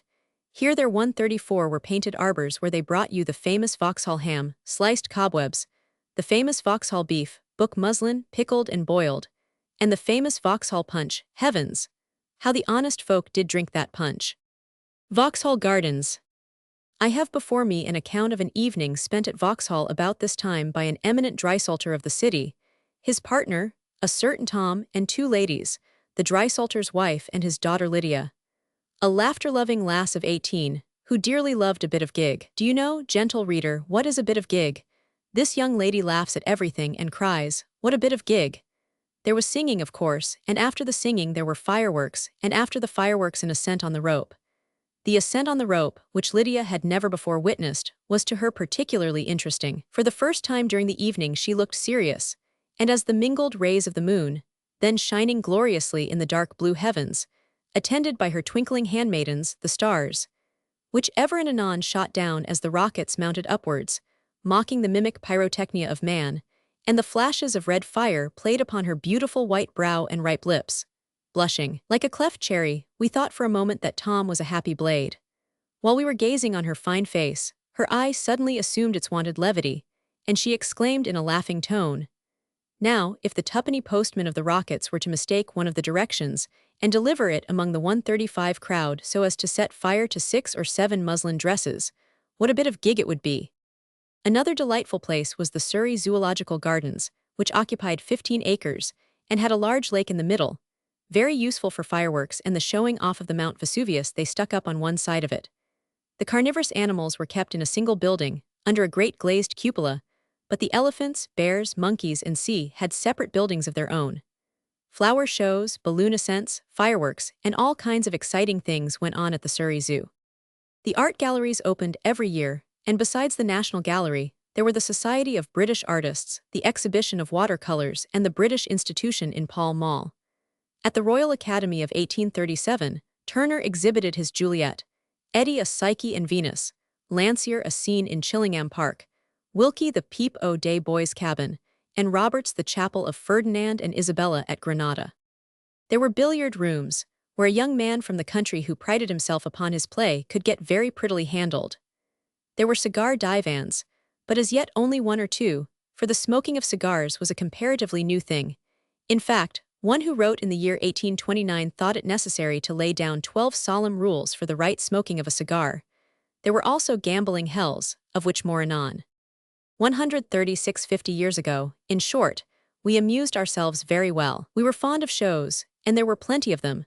We liked an al fresco entertainment, and we could have it. We were not quite so pixum in the matter of company as we are now, and therefore we endured the loud vulgarities of the tradesman and his family, and shut our eyes when certain fashionably dressed ladies passed by showing their happiness by the loudness of their laughter. We even sat with our daughter in the very next box to that, in which young Lord Tomnoddy was entertaining these young ladies with cold chicken and pink champagne. It is, we know, the privilege of rank to disregard morals in public as well as in private. Then we had supper and a bowl of punch, and so home to bed. Those who are acquainted with the doings of Corinthian Tom and Bob Logic are acquainted with the night side of London, as it was a few years before 1837. Suffice it to say that it was far darker, far more vicious, far more dangerous 50 years ago than it is now. Heaven knows that we have a night side still, and a very ugly side it is, but it is earlier by many hours than it used to be, and it is comparatively free from gambling houses, from bullies, blackmailers, and sharks. Chapter 9. In the House. On November 20, 1837, the young queen opened her first parliament in person. The day was brilliant with sunshine. The crowds from Buckingham Palace to the House were immense. The House of Lords was crammed with peers and the gallery with peeresses, who occupied every seat, and even rushed the reporters' gallery, 3 reporters only having been fortunate enough to take their places before the rush. 3. I am indebted for the whole of this chapter to Random Recollections of the Lords and Commons, 1838. The New Houses of Parliament, from the River. First stone laid 1840, Sir Charles Barry, architect. When Her Majesty arrived and had taken her place, there was the rush from the lower house. Her Majesty having taken the oath against popery, which she did in a slow, serious, and audible manner, proceeded to read the royal speech, and a specimen of more tasteful and effective elocution it has never been my fortune to hear. Her voice is clear, and her enunciation distinct in no ordinary degree. Her utterance is timed with admirable judgment to the ear. It is the happy medium between too slow and too rapid. Nothing could be more accurate than her pronunciation, while the musical intonations of her voice imparted a peculiar charm to the other attributes of her 139 elocution. The most perfect stillness reigned through the place while Her Majesty was reading her speech. Not a breath was to be heard. Had a person, unblessed with the power of vision, been suddenly taken within hearing of Her Majesty, while she was reading her speech, he might have remained some time under the impression that there was no one present but herself. Her self-possession was the theme of universal admiration. Lyndhurst. Lord Lyndhurst. In person Her Majesty is considerably below the average height. Her figure is good, rather inclined, as far as one could judge from seeing her in her robes of state, to the slender form. Everyone who has seen her must have been struck with her singularly fine bust. Her complexion is clear, and has all the indications of excellent health about it. Her features are small, and partake a good deal of the Grecian cast. Her face, without being strikingly handsome, is remarkably pleasant, and is indicative of a mild and amiable disposition. Lord Melbourne's. In the House of Lords the most prominent figures were, I suppose, those of Lord Brougham and the Duke of Wellington. The debates in the upper house, enlivened by the former, and by Lords Melbourne, Lyndhurst, and others, were lively and animated, compared with the languor of the modern House. The Duke of Rutland, the Marquis of Bute, the Marquis of Camden, who paid back into the Treasury every year the salary he received as Teller of the Exchequer, the 140 Earls of Stanhope, Devon, Falmouth, Lords Strangford, Rolls, Alvanley, and Redesdale were the leaders of the Conservatives. The Marquis of Sligo, the Marquis of Northampton, the Earls of Rosebery, Gosford, Minto, Shrewsbury, and Lichfield, Lords Lynedoch and Portman were the leaders of the Liberals. With the exceptions of Wellington, Brougham, Melbourne, and Redesdale, it is melancholy to consider that these illustrious names are nothing more than names, and convey no associations to the present generation. W. M. Cobbett. William Cobbett. Among the members of the lower house were many more who have left behind them memories which are not likely to be soon forgot. Sir Robert Peel 141 Lord Stanley, Thomas Macaulay, Cobbett, Lord John Russell, Sir John Cam Hobhouse, Lord Palmerston, Sir Francis Burdett, Hume, Roebuck, O'Connell, Lytton Bulwer, Benjamin Disraeli, and last sole survivor, William Ewart Gladstone, were all in the parliaments immediately before or immediately after the Queen's accession. Thomas Babington Macaulay. If you would like to know how these men impressed their contemporaries, read the following extracts from Grant S. Random Recollections. Mr. Thomas Macaulay, the late member for Leeds, and now a member of Council in India, could boast of 142 a brilliant, if not a very long parliamentary career. He was one of those men who at once raised himself to the first rank in the Senate. His maiden speech electrified the House, and called forth the highest compliments to the Speaker from men of all parties. He was careful to preserve the laurels he had thus so easily and suddenly won. He was a man of shrewd mind, and knew that if he spoke often, the probability was he would not speak so well, and that consequently there could be no more likely means of lowering him from the elevated station to which he had raised himself than frequently addressing the House. Lord Palmerston. Burdett, Hume and O'Connell. From a drawing by H.B. His speeches were always most carefully studied and committed to memory, exactly as he delivered 143 them beforehand. He bestowed a world of labor on their preparation, and certainly never was labor bestowed to more purpose. In every sentence you saw the man of genius, the profound scholar, the deep 144 thinker, the close and powerful reasoner. You scarcely knew which most to admire, the beauty of his ideas, or of the language in which they were clothed. Lord John Russell is one of the worst speakers in the House, and but for his excellent private character, his family connections and his consequent influence in the political world would not be tolerated. There are many far better speakers, who, notwithstanding their innumerable efforts to catch the speaker's eye in the course of important debates, hardly ever succeed, or, if they do, are generally put down by the clamor of honorable members. His voice is weak and his enunciation very imperfect. He speaks in general in so low a tone as to be inaudible to more than one half of the House. His style is often in bad taste, and he stammers and stutters at every fourth or fifth sentence. When he is audible, he is always clear. There is no mistaking his meaning. Generally, his speeches are feeble in matter as well as manner. But on some great occasions, I have known him make very able speeches, more distinguished, however, for the clear and forcible way in which he put the arguments which would most naturally suggest themselves to a reflecting mind, than for any striking or comprehensive views of the subject. J. Russell. Lord John Russell. Of Lord Palmerston, Foreign Secretary and member for Tiverton, I have but little to say. The situation he fills in the cabinet gives him a certain degree of prominence in the eyes of the country, which 145 he certainly does not possess in Parliament. His talents are by no means of a high order. He is very irregular in his attendance on his parliamentary duties, and, when in the House, is by no means active in defense either of his principles or his friends. Scarcely anything calls him up except a regular attack on himself, or on the way in which the department of the public service with which he is entrusted is administered. In person, Lord Palmerston is tall and handsome. His face is round and is of a darkish hue. His hair is black and always exhibits proofs of the skill and attention of the perruquier. His clothes are in the extreme of fashion. He is very vain of his personal appearance, and is generally supposed to devote more of his time in sacrificing to the graces than is consistent with the duties of a person who has so much to do with the destinies of Europe. Hence it is that the Times newspaper has fastened on him the sobriquet of Cupid. Mr. O'Connell is a man of the highest order of genius. There is not a member in the House who, in this respect, can for a moment be put in comparison with him. You see the greatness of his genius in almost every sentence he utters. There are others, Sir Robert Peel, for example, who have much more tact and greater dexterity in debate, but in point of genius none approach to him. It ever and anon bursts forth with a brilliancy and effect which are quite overwhelming. You have not well recovered from the 146 overpowering surprise and admiration caused by one of his brilliant effusions, when another flashes upon you and produces the same effect.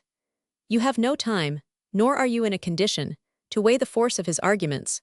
You are taken captive wherever the speaker chooses to lead you from beginning to end. Daniel O'Connell. O'Connell taking the oaths in the House. From a drawing by Phiz in Sketches in London. One of the most extraordinary attributes in Mr. O'Connell's oratory is the ease and facility with which he can make a transition from one topic to another.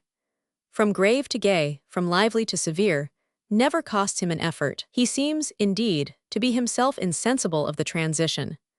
I have seen him begin his speech by alluding to topics of an affecting nature, in such a 147 manner as to excite the deepest sympathy towards the sufferers in the mind of the most unfeeling person present. I have seen, in other words, I speak with regard to particular instances, the tear literally glistening in the eyes of men altogether unused to the melting mood, and in a moment afterwards, by a transition from the grave to the humorous, I have seen the whole audience convulsed with laughter. On the other hand, I have often heard him commence his speech in a strain of most exquisite humor, and by a sudden transition to deep pathos, produce the stillness 148 of death in a place in which, but one moment before, the air was rent with shouts of laughter. His mastery over the passions is the most perfect I ever witnessed, and his oratory tells with the same effect whether he addresses the first assembly of gentlemen in the world, or the ragged and ignorant rabble of Dublin. The most distinguished literary man in the House is Mr. E. L. Bulwer, member for Lincoln and author of Pelham, Eugene Aram, And see, he does not speak often. When he does, his speeches are not only previously turned over with great care in his mind, but are written out at full length and committed carefully to memory. He is a great patron of the tailor, and he is always dressed in the extreme of fashion. His manner of speaking is very affected. The management of his voice is especially so, but for this he would be a pleasant speaker. His voice, though weak, is agreeable, and he speaks with considerable fluency. His speeches are usually argumentative. You see at once that he is a person of great intellectual acquirements. E. L. Bulwer. Edward Lytton Bulwer. Mr. Disraeli, the member for Maidstone, is perhaps the best known among the new members who have made their debuts. As stated in my sketches in London, his own private friends looked forward to his introduction into the House of Commons, as a circumstance which would be immediately followed by his obtaining for himself an oratorical reputation equal to that enjoyed by the most popular speakers in that assembly. They thought he would produce an extraordinary 149 sensation, both in the House and in the country, by the power and splendor of his eloquence. But the result differed from the anticipation.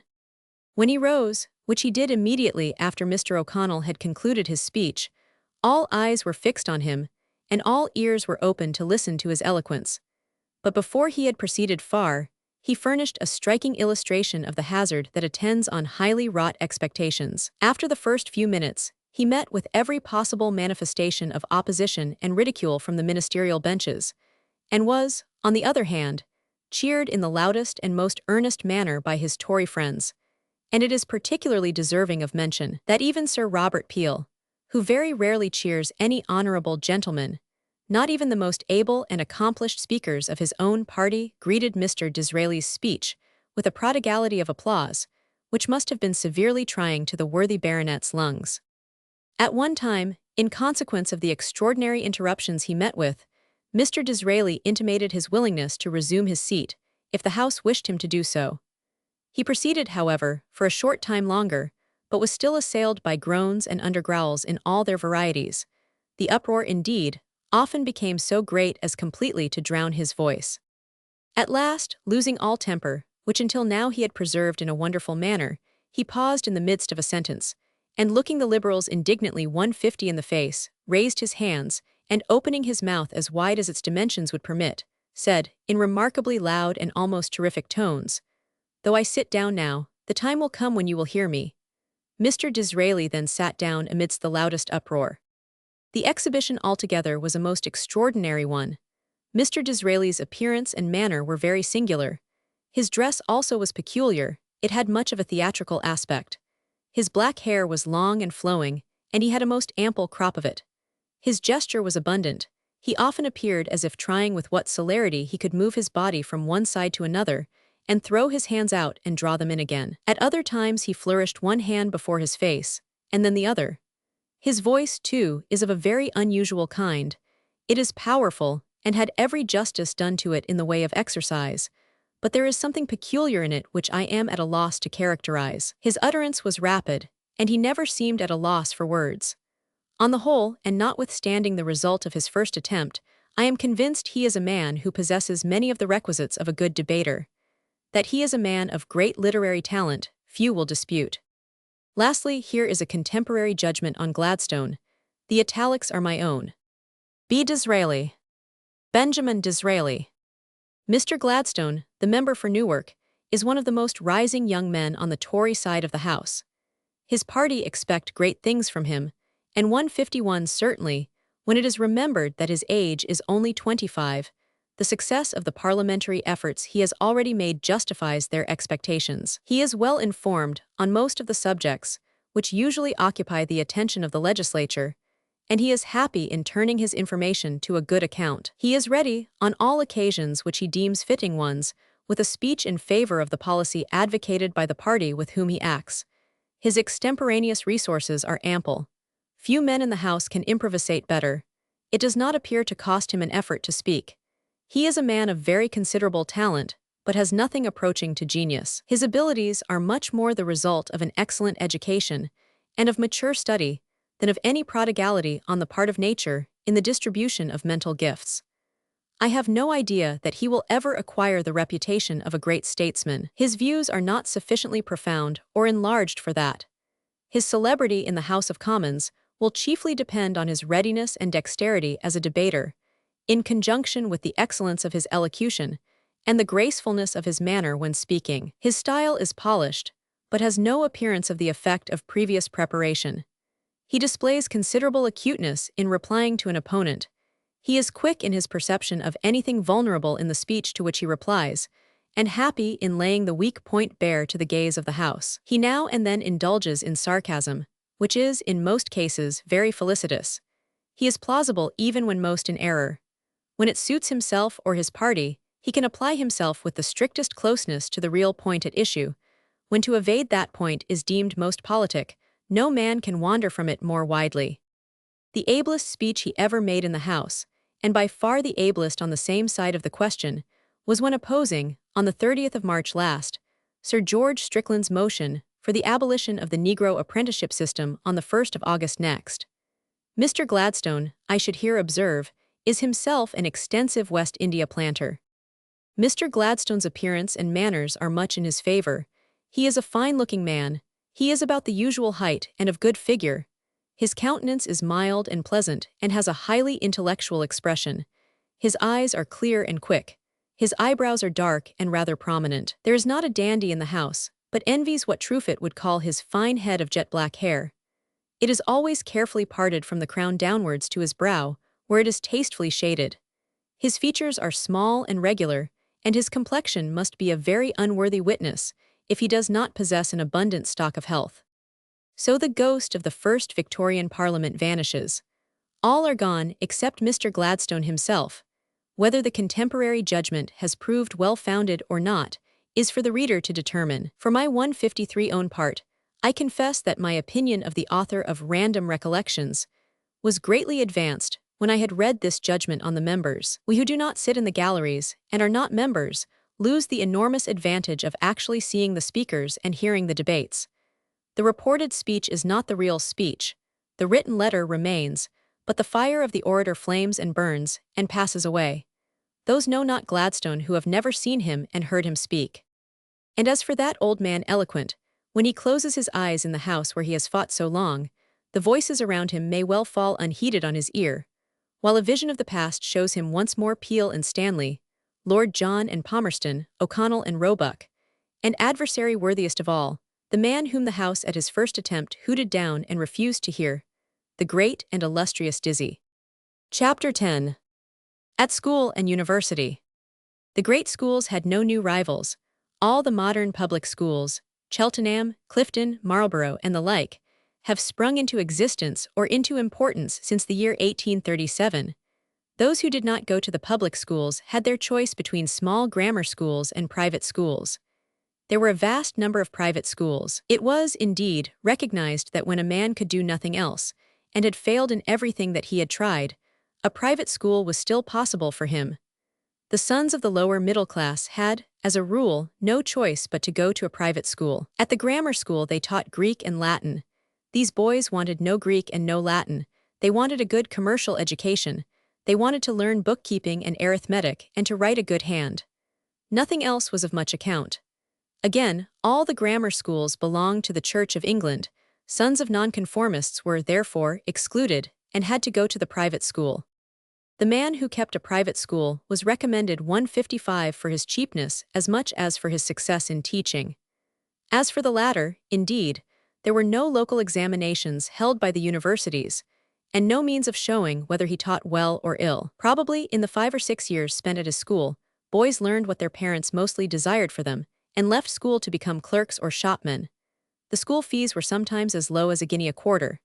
The classes were taught by wretchedly paid ushers. There was no attention paid to ventilation or hygienic arrangements. The cane was freely used all day long. Everybody knows the kind of school. You can read about it in the earlier pages of David Copperfield, and in 1,000 books besides. In the public schools, where the birch flourished rank and tall and in tropical luxuriance, Latin and Greek were the only subjects to which any serious attention was given. No science was taught. Of modern languages, French was pretended. History and geography were neglected. Mathematics were a mere farce. As regards the tone of the schools, perhaps we had better not inquire. Yet that the general life of the boys was healthy is apparent from the affection with which elderly men speak of their old schools. There were great headmasters before Arnold, and there were public schools where manliness, truth, and purity were cultivated besides rugby. One thing is very certain, that the schools turned out splendid scholars, and their powers of writing Latin and Greek verse 156 were wonderful. A year ago we were startled by learning that a girl had taken a first class in the classical tripos at Cambridge. This, to some who remembered the first class of old, seemed a truly wonderful thing. Some even wanted to see her iambics. Alas, a first class can now be got without Greek iambics. What would they have said at Westminster 50 years ago if they had learned that a first class could be got at Cambridge without Greek or Latin verse? What is philology, which can be crammed, compared with a faultless copy of elegiacs, which no amount of cramming, even of the female brain, can succeed in producing? The universities were still wholly in the hands of the church. No layman, with one or two exceptions, could be head of a college. All the fellowships, or very nearly all, were clerical. The country living was the natural end of the fellowship. No dissenters, Jews, or Catholics were admitted into any college unless they went through the form of conforming to the rules as regards chapel. No one could be matriculated without signing the 39 Articles. Nearly 20 years later I had, as a lad of 17, to sign that unrelenting definition of faith on entering King's College, London. Perhaps they do it still at that seat of orthodoxy. Tutors and lecturers were nearly all in orders. Most of the men intended to take orders, many of them in order to take family livings. The number of undergraduates was about a third 157 of that now standing on the college books. And the number of reading men, those who intended to make their university career a stepping stone or a ladder, was far less in proportion to the number of poll men than at the present day. The ordinary degree was obtained with even less difficulty than at present. There were practically only two triposes at Cambridge, the mathematical and the classical, instead of the round dozen or so which now offer their honors to the student. No one could get a fellowship except through those two triposes. As for the fellowships and scholarships, indeed, half of them were close. That is to say, confined to students from certain towns or certain counties or certain schools, while at one college, King's, both fellowships and scholarships were confined to collegers of Eton, and the students proceeded straight to fellowships without passing through the ordeal of the Senate House. Dinner was at 4, a most ungodly hour between lunch and the proper hour for dinner. For the men who read, it answered pretty well because it gave them a long evening for work. For the men who did not read, it gave a long evening for play. There was a great deal of solid drinking among the men, both fellows and undergraduates. The former sat in combination room after hall and drank the good old college port. The latter sat in each other's rooms and drank the fiery port which they bought in the town. In the evening there were frequent suppers, with milk punch 158 and songs. I wonder if they have the milk punch still. The supper I think they cannot have, because they all dine at 7 or 7:30, after which it is impossible to take supper. In those days young noblemen went up more than they do at present, and they spread themselves over many colleges. Thus at Cambridge, they were found at Trinity, John S., and Magdalene. A certain cabinet 30 years ago had half its members on the books of St. John's. In these days, all the noblemen who go to Cambridge flock like sheep to Trinity. There seems also to have been gathered at the university a larger proportion of county people than in these later years, when the universities have not only been thrown open to men of all creeds, but when men of every class find in their rich endowments and prizes a legitimate and laudable way of rising in the world. The recognized way of making a gentleman now, says Charles Kingsley in Alton Locke, is to send him to the university. I do not know how Charles Kingsley was made a gentleman, but it is certainly a very common method of advancing your son if he is clever. Formerly, it meant ambition in the direction of the church. Now it means many other things: the bar, journalism, education, science, archaeology, 100 ways in which a gentleman may be made by first becoming a scholar. Nay, there are dozens of men in the city who have begun by taking their 3 years on the banks of the Cam, or the Isis. For what purposes do the universities 159 exist but for the encouragement of learning? And if the country agree to call a scholar a gentleman, as it calls a solicitor a gentleman, by right of his profession, so much the better for the country. But Kingsley was born somewhere about the year 1820, which was still very much in the 18th century, when there were no gentlemen recognized except those who were gentlemen by birth.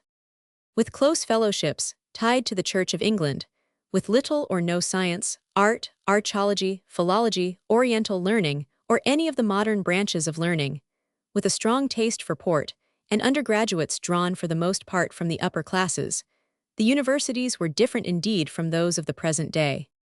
As for the education of women, it was like unto the serpents of Ireland, wherefore we need not devote a chapter to this subject at all. Chapter 11. The Tavern. The substitution of the restaurant for the tavern is of recent origin. In the year 1837 there were restaurants, it is true, but they were humble places, and confined to the parts of London frequented by the French. For English of every degree there was the tavern. Plenty of the old taverns still survive to show us in what places our fathers took their dinners and drank their punch. The Cheshire cheese is a survival, the cock, until recently was another. Some of them, like the latter, had the tables and benches partitioned off. Others, like the former, were partly open and partly divided. The floor was sanded, there was a great fire kept up all through the winter, with a kettle always full of boiling water. The cloth was not always of the cleanest. The forks were steel. In the evening there was always a company of those who supped, for they dined early on chops, steaks, sausages, oysters, and Welsh rabbit, of those who drank, those who smoked their long pipes, and those who sang. Yes, those who sang. In those days the song went round. If 3 or 4 Templars supped at the 161 Coal Hole, or the Cock, or the Rainbow, one of them would presently lift his voice in song, and then be followed by a rival warbler from another box. At the Coal Hole, indeed, where met the once famous Wolf Club, Edmund Kean, president. The landlord, one Rhodes by name, was not only a singer but a writer of songs, chiefly, I apprehend, of the comic kind. I suppose that the comic song given by a private gentleman in character, that is, with a pocket handkerchief for a white apron 162, or his coat off, or a battered hat on his head, is almost unknown to the younger generation. They see the kind of thing, but done much better, at the music halls. Edmund Kean as Richard III. Really, nothing marks the change of manners more than the fact that 50 years ago men used to meet together every evening and sing songs over their pipes and grog. Not young men only, but middle-aged men and old men would all together join in the chorus, and that joyfully, banging the tables with their fists and laughing from ear to ear. The roisterers are always represented as laughing with an absence of restraint impossible for us quite to understand. The choruses, too, were of the good old Wackfalder-Ralderito character, which gives scope to so much play of sentiment and lightness of touch. Old entrance to the Cock, Fleet Street. Beer, of course, was the principal beverage, and there were many more varieties of beer than at present prevail. One reads of Brook Clear Kennet. It used to be sold in a house near the Oxford Street end of Tottenham Court Road. Of Shropshire ale, described as dark and heavy. Of the luscious Burton, innocent of hops. Of new ale, old ale, bitter ale, hard ale, soft ale, the balmy Scotch, mellow October, and good brown stout. All these were to be obtained at taverns, which made a specialite, as they would say now, of any one kind. Thus the best stout in London was to be had at the Brace Tavern in the Queen's Bench Prison, and the Cock was also famous for the same beverage, served in pint glasses. A rival of the Cock, in this respect, was the Rainbow 163 long before the present handsome room was built. The landlord of the Rainbow was one William Calls, formerly head waiter at the Cock, predecessor, I take it, of Tennyson's immortal friend. But he left the Cock to better himself, and as at the same time Mary, the incomparable, the matchless Mary, most beautiful of barmaids, left it as well, gloom fell upon the frequenters of the tavern. Mary left the Cock about the year 1820, too early for the future poet laureate to have been one of the worshippers of her Grecian face. Under Call's management, the Rainbow rivaled the Cock in popularity. The cider cellar, kept by Evans of Covent Garden, had gone through a period of decline, but was again popular and well frequented. Mention may also be made of Clitters of Offley's, famous for its lamb and spring, of the Keen's Head, whose landlord was a great comic singer, of the Harp, haunt of aspiring actors, of the Albion, the Finish, or the Royal Saloon, Piccadilly, where one looked in for a few goes of Max. What was 164 Max? In the very worst company that London could supply. It is the fashion to lament the quantity of money still consumed in drink, but our drink bill is nothing, in proportion, compared with that of 50 years ago. Thus, the number of visitors to 14 great gin shops in London was found to average 3,000 each per diem. In Edinburgh, there was a gin shop for every 15 families. In one Irish town of 800 people, there were 88 gin shops. In Sheffield, 13 persons were killed in 10 days by drunkenness. In London, there was one public house to every 56 houses. In Glasgow, one to every 10. Yet it was noted at the time that a great improvement could be observed in the drinking habits of the people. In the year 1742, for instance, there were 19 million gallons of spirits consumed by a population of 6 million.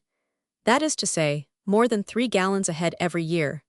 Or, if we take only the adult men, something like 12 gallons for every man in the year, which may be calculated to mean 1 bottle in 5 days. But 100 years later, the population had increased to 16 million, and the consumption of spirits had fallen to 8,250,000 gallons, which represents a little more than half a gallon, or 4 pints, a head in the year. Or, taking the adult men only, their average was 2 gallons and 1/16 a head, so that each man's pint bottle would have lasted him for 3 weeks. In Scotland, however, the general average was 27 pints a head, and taking adults alone, 13,165 gallons and a half a head, and in Ireland 6.5 gallons a head. It was noted, also in the year 1837, that the multiplication of coffee houses, of which there were 1,600 in London alone, proved the growth of more healthy habits among the people. But though there was certainly more moderation in drink than in the earlier years of the century, the drink bill for the year 1837 was prodigious. A case of total abstinence was a phenomenon. The thirst for beer was insatiable. With many people, especially farmers, and the working classes generally, beer was taken with breakfast. Even in my own time, that is to say, when the Queen had been reigning for 21 years or so, there were still many undergraduates at Cambridge who drank beer habitually for breakfast, and at every breakfast party the tankard was passed round as a finish. In country houses, the simple, light, home-brewed ale, the preparation of which caused a most delightful anxiety as to the result, was the sole beverage used at dinner and supper. Every farmhouse, every large country house, and many town housekeepers brewed their own beer, just as they made their own wines, their own jams, and their own lavender water. Beer was universally taken with dinner. Even at great dinner parties, some of the guests would call for beer, and strong ale was always served with the cheese. After dinner, only port and sherry, in middle-class houses, were put upon the table. Sometimes Madeira or Lisbon appeared, but as a rule, wine meant port or sherry, unless, which sometimes 166 happened, it meant cowslip, ginger, or gooseberry. Except among the upper class, claret was absolutely unknown, as were Burgundy, Rhone wines, Sauterne, and all other French wines. In the restaurants, every man would call for bitter ale, or stout, or half and half with his dinner, as a matter of course, and after dinner would either take his pint of port, or half pint of sherry, or his tumbler of grog. Champagne was regarded as the drink of the prodigal son. In the family circle it never appeared at all, except at weddings, and perhaps on Christmas Day. In fact, when people spoke of wine in these days, they generally meant port. They bought port by the hogshead, had it bottled and laid down. They talked about their cellars solemnly. They brought forth bottles which had been laid down in the days when George III was king. They were great on body, bouquet, and beeswing. They told stories about wonderful port which they had been privileged to drink. They looked forward to a dinner chiefly on account of the port which followed it. Real enjoyment only began when the cloth was removed, the ladies were gone, and the solemn passage of the decanter had commenced. There lingers still the old love for this wine. It is, without doubt, the king of wines. I remember 10 years ago or thereabouts dining with one, then my partner, now, alas, gathered to his father's, at the Blue Posts, before that old inn was burned down. The room was a comfortable old-fashioned first floor, low of 167 ceiling, with a great fire in an old-fashioned grate, set with 4 or 5 tables only, because not many frequented this most desirable of dining places. We took with dinner a bottle of light claret. When we had got through the claret and the beef, the waiter, who had been hovering about uneasily, interposed. "Don't drink any more of that wash," he said. "Let me bring you something fit for gentlemen to sit over." He brought us, of course, a bottle of port. They say that the taste for port is reviving, but claret has got so firm a hold of our affections that I doubt it. As for the drinking of spirits, it was certainly much more common then than it is now. Among the lower classes, gin was the favorite, the drink of the women as much as of the men. Do you know why they call it Blue Ruin? Some time ago I saw, going into a public house, somewhere near the West India Docks, a tall lean man, apparently 45 or thereabouts. He was in rags, his knees bent as he walked, his hands trembled, his eyes were eager. And wonderful to relate, the face was perfectly blue, not indigo blue or azure blue, but of a ghostly, ghastly, corpse-like kind of blue which made one shudder. Said my companion to me, "That is gin." We opened the door of the public house and looked in. He stood at the bar with a full glass in his hand. Then his eyes brightened, he gasped, straightened himself, and tossed it down his throat. Then he came out, and he sighed as one who has just had a glimpse of some earthly paradise. Then he walked away with swift and 168 resolute step, as if purposed to achieve something mighty.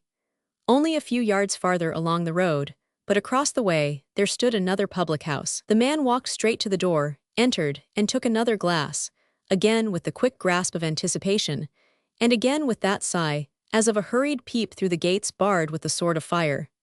This man was a curious object of study. He went into 12 more public houses, each time with greater determination on his lips and greater eagerness in his eyes.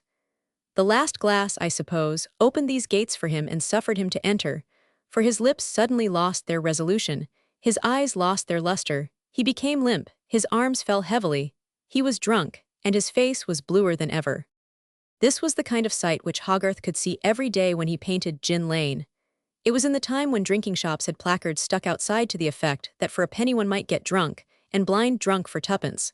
But an example of a blue ruin, actually walking in the flesh, in these days one certainly does not expect to see. Next to gin, rum was the most popular. There is a full, rich flavor about rum. It is affectionately named after the delicious pineapple, or after the island where its production is the most abundant and the most kindly. It has always been the drink of Her Majesty's Navy. It is still the favorite beverage of many West India islands, and many millions of sailors, niggers, and coolies. It is hallowed by historical 169 associations, but its effects in the good old days were wonderful and awe-inspiring. It was the author and creator of those flowers, now almost extinct, called grog blossoms. You may see them depicted by the caricaturists of the Rowlandson time, but they survived until well past the middle of the century. The outward and visible signs of rum were indeed various. First, there was the red and swollen nose. Next, the nose beautifully painted with grog blossoms. It is an ancient nose, and is celebrated by the Bacchanalian poet of Normandy, Olivier Basselin, in the 15th century. There was next the bottle nose in all its branches. I am uncertain, never having walked the hospitals, whether one is justified in classifying certain varieties of the bottle nose under one head, or whether each variety was a species by itself. All these noses, with the red and puffy cheeks, the thick lips, the double chins, the swelling aldermanic corporation, and the gouty feet in list and slippers, meant rum, great God rum. These symptoms are no longer to be seen.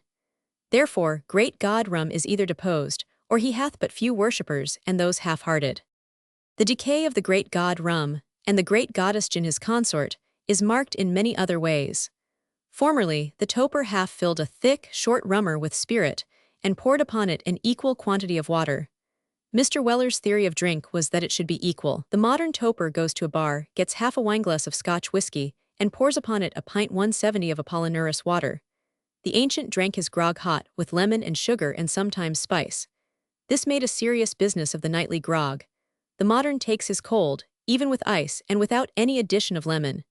Indeed, he squashes his lemons separately and drinks the juice in Apollinaris without any spirit at all, a thing abhorrent to his ancestor.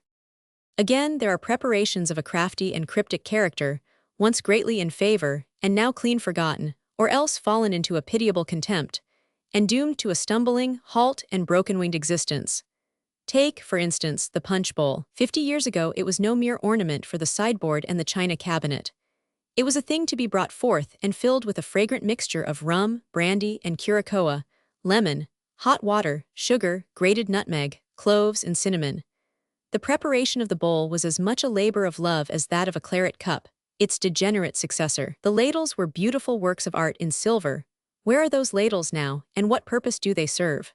Shrub again, rum shrub. Is there any living man who now calls for shrub? You may still see it on the shelf of an old-fashioned inn. You may even see the announcement that it is for sale painted on doorposts, but no man regardeth it. I believe that it was supposed to possess valuable medicinal properties, the nature of which I forget. Again, there was Pearl, early Pearl. Once there was a club in the neighborhood of Covent Garden, which existed for 171 the purpose of arising betimes, and drinking Pearl before breakfast. Or there was Dog's Nose. Gentle reader, you remember the rules for making Dog's Nose. They were explained at a now famous meeting of the Brick Lane branch of the Grand Junction Ebenezer Temperance Association. Yet I doubt whether Dog's Nose is still in favor. Again there was Copus. Is the making of Copus Cup still remembered? There was Bishop. It was a kind of punch, made of port wine instead of rum, and was formerly much consumed at the suppers of undergraduates. It was remarkable for its power of making men's faces red and their voices thick. It also made them feel as if their legs and arms, and every part of them, were filled out and distended, as with twice the usual quantity of blood. These were, no doubt, valuable qualities considered medicinally, yet Bishop is no longer in demand. Mulled ale is still, perhaps, cultivated. They used to have pots made for the purpose of warming the ale. These were long and shaped like an extinguisher, so that the heat of the fire played upon a large surface and warmed the beer quickly. When it was poured out, spice was added, and perhaps sugar, and no doubt a dash of brandy. Negus, a weak compound of sherry and warm water, used to be exhibited at dancing parties, but is now, I should think, unknown save by name. I do not speak of currant gin, damson brandy, or cherry brandy, because one or two such preparations are still produced. Nor need we consider British wines, now almost extinct. Yet in country towns one may 172 hear and their fine shops where they provide for tastes still simple. The cowslip, delicate and silky to the palate. The ginger, full of flavor and of body. The red currant, rich and sweet, a lady's wine. The gooseberry, possessing all the finer qualities of the grape of Epernay. The raisin, with fine tokay flavor. Or the raspberry, full of bouquet and of beeswing. But their day is past. The British wines are, practically, made no more. All these drinks, once so lovingly prepared and so tenderly cherished, are now as much forgotten as the toast in the nut-brown ale, or the October humming ale, or the mead drunk from the gold-rimmed horn. They still drink something out of a gold-rimmed horn in the Hall of Corpus Christi, Cambridge, or the lordly Hippocras, wherewith Sir Richard Whittington entertained his sovereign. What day he concluded the banquet by burning the king's bonds, or the once popular mixture of gin and noyeau, or the cup of hot salop from the stall in Covent Garden, or on the Fleet Bridge. The Old Tabard Inn, High Street, Southwark. The tavern, we can hardly understand how large a place it filled in the lives of our forefathers, who did not live scattered about in suburban villas, but over their shops and offices. When business was over, all of every class repaired to the tavern. Dr. Johnson spent the evenings of his last years wholly at the tavern. The lawyer, the draper, the grocer, the bookseller, even the clergy, all spent their evenings at the tavern, going home in time for supper with their families. You may see the kind of tavern life in any small country town 174 to this day, where the shopkeepers assemble every evening to smoke and talk together. The tavern was far more than a modern club, because the tendency of a club is to become daily more decorous, while the tavern atmosphere of freedom and the equality of all comers prevented the growth of artificial and conventional restraints. Something of the tavern life is left still in London, but not much. The substantial tradesman is no longer resident. There are no longer any clubs which meet at taverns, and the old inns, with their sanded floors and great fireplaces, are nearly all gone. The Swan with Two Necks, the Belle Sauvage, the Tabard, the George and Vulture, the Bolton Tun, they have either ceased their existence, or their names call forth no more associations of good company and good songs. The Dog and Duck, the Temple of Flora, Apollo's Gardens, the Bull and the Pound, the Blue Lion of Gray's Inn Lane, what memories linger round these names? What man is now living who can tell us where they were? Sign of the Swan with Two Necks, Carter Lane. Sign of the Bolton Tun, Fleet Street. Chapter 12. In Club and Cardland. Clubland was a comparatively small country, peopled by a most exclusive race. There were 25 clubs in all four, and as many men had more than one club, and the average membership was less than 1,000, there were not more than 20,000 men altogether who belonged to clubs. There are now at least 120,000, with nearly 100 clubs, to which almost any man might belong. Besides these, there are now about 60 second-class clubs, together with a great many clubs which exist for special purposes, betting and racing clubs, whist clubs, gambling clubs, press clubs, and so forth. For the following is the complete list of clubs, taken from the new monthly magazine of the year 1835. Albion, Alfred, Arthur's, Athenham, Bootle S. Brooks, Carlton, Clarence, Cocotree, Crockford's, Garrick, Graham's, Guards, Oriental, Oxford and Cambridge, Portland, Royal Naval, Travellers, Union, United Service, Junior United Service, University, West Indian, White's, Wyndham. Oxford and Cambridge Club, Pall Mall. Of the now extinct clubs may be mentioned the Alfred and the Clarence, which were literary clubs. The Clarence was founded by Campbell on the ashes of the extinct Literary Club, which had been dissolved in consequence of internal dissensions. The Athenaeum had 176 the character which it still preserves.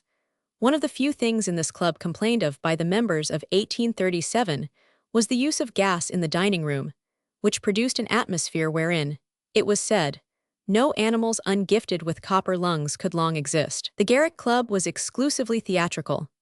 The Oriental was, of course, famous for curry and Madeira. The Union had a sprinkling of city men in it. The United University was famous for its iced punch, and the Wyndham was the first club which allowed strangers to dine within its walls. Speaking generally, no city men at all, nor any who were connected in any way with trade, were admitted 177 into the clubs of London. A barrister, a physician, or a clergyman might be elected, and of course all men in the services, but a merchant, an attorney, a surgeon, an architect might knock in vain. Yours truly, T. Campbell. Thomas Campbell. The club subscription was generally 6 guineas a year, and if we may judge by the fact that you could dine off the joint at the Carlton for a shilling, the clubs were much cheaper than they are now. They were also quite as dull.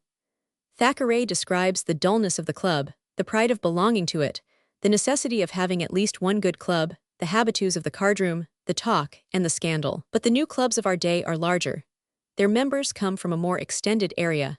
There are few young city men who have not their club, and it is not at all necessary to know a man because he is a member of your club. And when 178 one contrasts the cold and silent coffee room of the new great club, where the men glare at each other, with the bright and cheerful tavern, where every man talked with his neighbor, and the song went round, and the great kettle bubbled on the hearth, one feels that civilization has its losses. United University Club, Palma. We have our gambling clubs still. From time to time, there comes a rumor of high play, a scandal, or an action in the High Court of Justice for the recovery of one's character. Baccarat is played all night by the young men. Champagne is flowing for their refreshment, and sometimes a few hundreds are lost by some young fellow who can ill afford it. But these things are small and insignificant compared with the gambling club of 50 years ago. Crockford's, St. James's Street. He who speaks of gambling in the year 37, speaks of Crockford's. Everything at Crockford's was magnificent. The subscription was 10 guineas a year, in return for which the members had the ordinary club and coffee rooms providing food and wine at the usual club charges. These were on the ground floor, and the run of the gambling rooms every night, to which they could introduce guests and friends. These rooms were on the first floor. They consisted of a saloon, in which there was served every night a splendid supper, with wines of the best, free to all visitors. Crockford paid his chef 1,000 guineas a year, and his assistant 500, and his cellar was reputed to be worth 70,000 L. There were 2 card rooms, one in which whist, écarté, 179 and all other games were played, and a second smaller room, in which hazard alone was played. Every night at 11 the banker and proprietor himself took his seat at his desk in a corner. His croupier, sitting opposite to him in a high chair, declared the game, paid the winners, and raked in the money. Crockford's spiders, that is, the gentlemen who had the run of the establishment under certain implied conditions, introduced their friends to the supper and the champagne first, and to the hazard room next. At 2 in the morning the doors were closed, and nobody else was admitted, but the play went on all night long. Crockford not only held the bank, but was ready to advance money to those who lost, and outside the cardroom treated for reversionary interests, post-obits, and other means for raising the wind. The game was what is called French hazard 180, in which the players play against the bank. Thousands were every night lost and won. As much as 1,000,000 of money has been known to change hands in a single night, and the banker was ready to meet any stake offered. Those who lost borrowed more in order to continue the game, and lost that as well. But Crockford seems never to have been accused of any dishonorable practices. He trusted to the chances of the table, which were, of course, in his favor. In his ledgers, where are they now? He was accustomed to enter the names of those who borrowed of him by initials or a number. He began life as a small fishmonger just within Temple Bar, and fortunately for himself, discovered that he was endowed with a rare talent for rapid mental arithmetic, of which he made good use in betting and card-playing. The history of his gradual rise to greatness from a beginning so unpromising would be interesting, but perhaps the materials no longer exist. He was a tall and corpulent man, lame, who never acquired the art of speaking English correctly, a thing which his noble patrons, the Duke of Wellington was a member of his club, passed over in him. Everybody went to Crockford-s. Everybody played there. That a young fellow just in possession of a great estate should drop a few thousands in a single night's play was not considered a thing worthy of remark. They all did it. We remember how Disraeli's young duke went on playing cards all night and all next day, was 181 it not all the next night as well, till he and his companions were up to their knees in cards, and the man who was waiting on them was fain to lie down and sleep for half an hour. The passion of gambling, it is one of those other senses outside the 5 old elementary endowments, possessed everybody. Cards played a far more important part in life than they do now. The evening rubber was played in every quiet house. The club card tables were always crowded. For manly youth there were the fiercer joys of lansquenet, loo, vingt-et-un, and écarté. For the domestic circle there were the whist table and the round table, and at the latter were played a quantity of games, such as Pope, Joan, commerce, speculation, and I know not what, all for money, and all depending for their interest on the hope of winning and the fear of losing. Family gambling is gone. If in a genteel suburban villa one was to propose a round game and call for the Pope Joan board, there would be a smile of wonder and pity. As well ask for a glass of negus, or call for the Caledonians at a dance. Scandals there were, of course. Men gambled away the whole of their great estates. They loaded their property with burdens in a single night, which would keep their children and their grandchildren poor. They grew desperate and became hawks on the lookout for pigeons. They cheated at the card table. Read the famous case of Lord de Rose in this very year. They were always being detected and expelled, and so could no more show their faces at any place where gentlemen 182 congregated, and sank from Crockford-s to the cheaper hells, such as the cribs where the tradesmen used to gamble, those frequented by city clerks, by gentlemen's servants, and even those of the low French and Italians. They were illegal cribs, and informers were always getting money by causing the proprietors to be indicted. It was said of Thurtell, after he was hanged for murdering Ware, that he had offered to murder 8 Irishmen, who had informed against these hells, for the consideration of 40l a head. When they were suffered to proceed, however, the proprietors always made their fortunes. No doubt their descendants are now country gentry, and the green cloth has long since been folded up and put away in the lumber room, with the rake and the croupier's green shade and his chair, and the existence of these relics is forgotten. St. Coleridge. Samuel Taylor Coleridge. Chapter 13. With the Wits. The 10 years of the 30s are a period concerning whose literary history the ordinary reader knows next to nothing. Yet a good deal that has survived for 50 years, and promises to live longer, was accomplished in that period. Dickens, for example, began his career in the year 1837 with his sketches by Boz and the Pickwick Papers. Lord Lytton, then Mr. Lytton Bulwer, had already before that year published 5 novels, including Paul Clifford and The Last Days of Pompeii. Tennyson had already issued the poems by 2 brothers and poems chiefly lyrical. Disraeli had written The Young Duke, Vivian Grey, and Venetia. Browning had published Paracelsus and Strafford. Marryat began in 1834. Carlyle published The Sartor Resartus in 1832. But one must not estimate a period by its beginners. All these writers belong to the following 30 years of the century. If we look for those who were flourishing, that is, those who were producing their best work, it will be found that this decade was singularly poor. The principal name is 184, that of Hood. There were also Hartley Coleridge, Douglas Jerrold, Proctor, Sir Archibald Alison, Theodore Hook, G.P.R. James, Charles Knight, Sir Henry Taylor, Milman, Ebenezer Elliot, Harriet Martineau, James Montgomery, Talfourd, Henry Brougham, Lady Blessington, Harrison Ainsworth, and some others of lesser note. This is not a very imposing array. On the other hand, nearly all the great writers whom we associate with the first 30 years of the century were living, though their best work was done.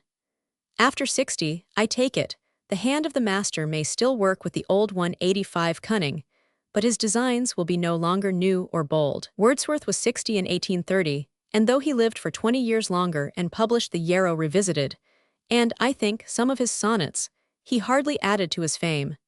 Southey was 4 years younger. He published his Doctor and Essays in this decade, but his best work was done already. Scott died in 1832, Coleridge died in 1834, Byron was already dead, James Hogg died in 1835, Felicia Hemans in the same year. Tom Moore was a gay young fellow of 50 in 1830, the year in which his Life of Lord Byron appeared. He did very little afterwards. Campbell was 2 years older than Moore, and he too had exhausted himself. Rogers, older than any of them, had entirely concluded his poetic career. It is wonderful to think that he began to write in 1783 and died in 1855. Beckford, whose Vathek appeared in 1786, was living until 1844. Among others who were still living in 1837 were James and Horace Smith, Wilson Croker, Miss Edgeworth, Mrs. Trollope, Lucy Aiken, Miss Opie, who lived to be 85, Jane Porter, prematurely cut off at 74, 186, and Harriet Lee, whose immortal work, The Errors of Innocence, appeared in 1786, when she was already 30, lived on till 1852, when she was 96.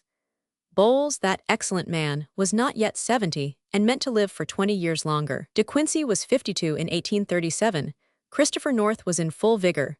Thomas Love Peacock, who published his first novel in 1810, was destined to produce a last, equally good, in 1860. Landor, born in 1775, was not to die until 1864. Leigh Hunt, who in 1837 was 53 years of age, belongs to the time of Byron. John Keble, whose Christian Year was published in 1827, was 44 in 1837. Lel died in 1838. In America, Washington Irving, Emerson, Channing, Bryant, Whittier, and Longfellow make a good group. In France, Chateaubriand 187, Lamartine, Victor Hugo, Beranger, Alfred de Musset, Scribe, and Dumas were all writing, a group much stronger than our English team. Charles Knight. From a photograph by Hughes and Mullins, Regina House, Ryde, Isle of Wight. W. M. Wordsworth. William Wordsworth. Robert Southey. Thomas Moore. W. M. L. Bowles. Rev. William Lyle Bowles. Vasek Beckford. From a medallion.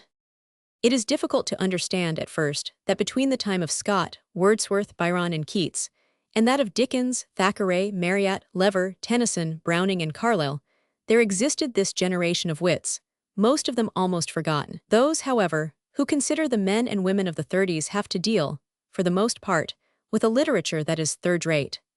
This kind becomes dreadfully flat and stale when it has been out for 50 years. The dullest, flattest, dreariest reading that can be found on 188 the shelves in the sprightly novel of society, written in the 30s. Walter Savage Landor. From a photograph by H. Watkins. Beranger. Pierre Jean de Beranger. Ralph Waldo Emerson. Lord Byron. James Hogg. James Hogg. A blight had fallen upon novels and their writers.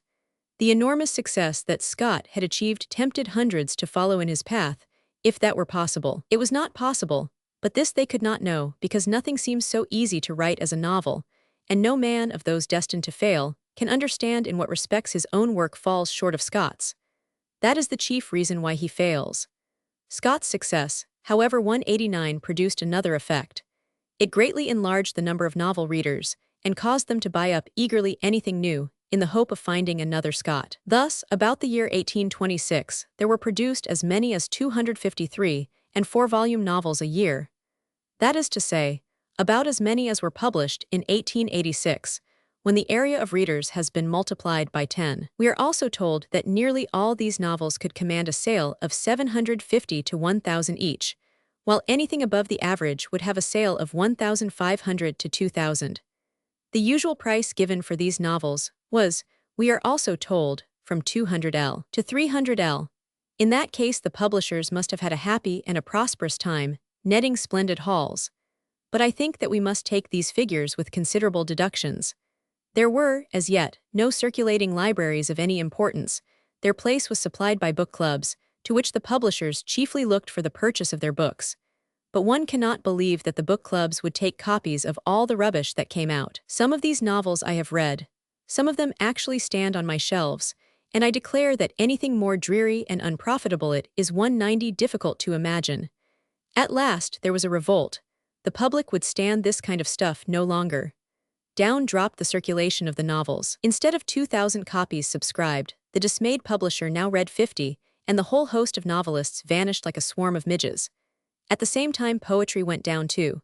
The drop in poetry was even more terrible than that of novels. Suddenly, and without any warning, the people of Great Britain left off reading poetry. To be sure, they had been flooded with a prodigious quantity of trash. One anonymous, popular poet, whose name will never now be recovered, received 100L for his last poem from a publisher who thought, no doubt, that the boom was going to last. Of this popular poet's work, he sold exactly 50 copies. Another, a humorous bard, who also received a large sum for his immortal poem, showed in the unhappy publisher's books no more than 18 copies sold. This was too ridiculous, and from that day to this the trade side of poetry has remained under a cloud. That of novelist has, fortunately for some, been redeemed from contempt by the enormous success of Dickens, Thackeray, George Eliot, and by the solid, though substantial, success of the lesser lights. Poets have now to pay for the publication of their own works, but novelists, some 191 of them, command a price. Those, namely, who do not have to pay for the production of their works. Sir Walter Scott. The popular taste, thus cloyed with novels and poetry, turned to books on popular science, on statistics, on health, and on travel. Barry Cornwall's Life of Kean, Campbell's Life of Siddons, the lives of Sale, Sir Thomas Picton, and Lord Exmouth, for example, were all well received. So Ross's Arctic Seas, Lamartine's Pilgrimage, Macfarlane's Travels in the East, Homan's Round the World, and Quinn's Voyage Down the Danube, all commanded a sale of 1,000 copies each at least. Works of religion, of course, always succeed, if they are written with due regard to the religious leaning of the moment.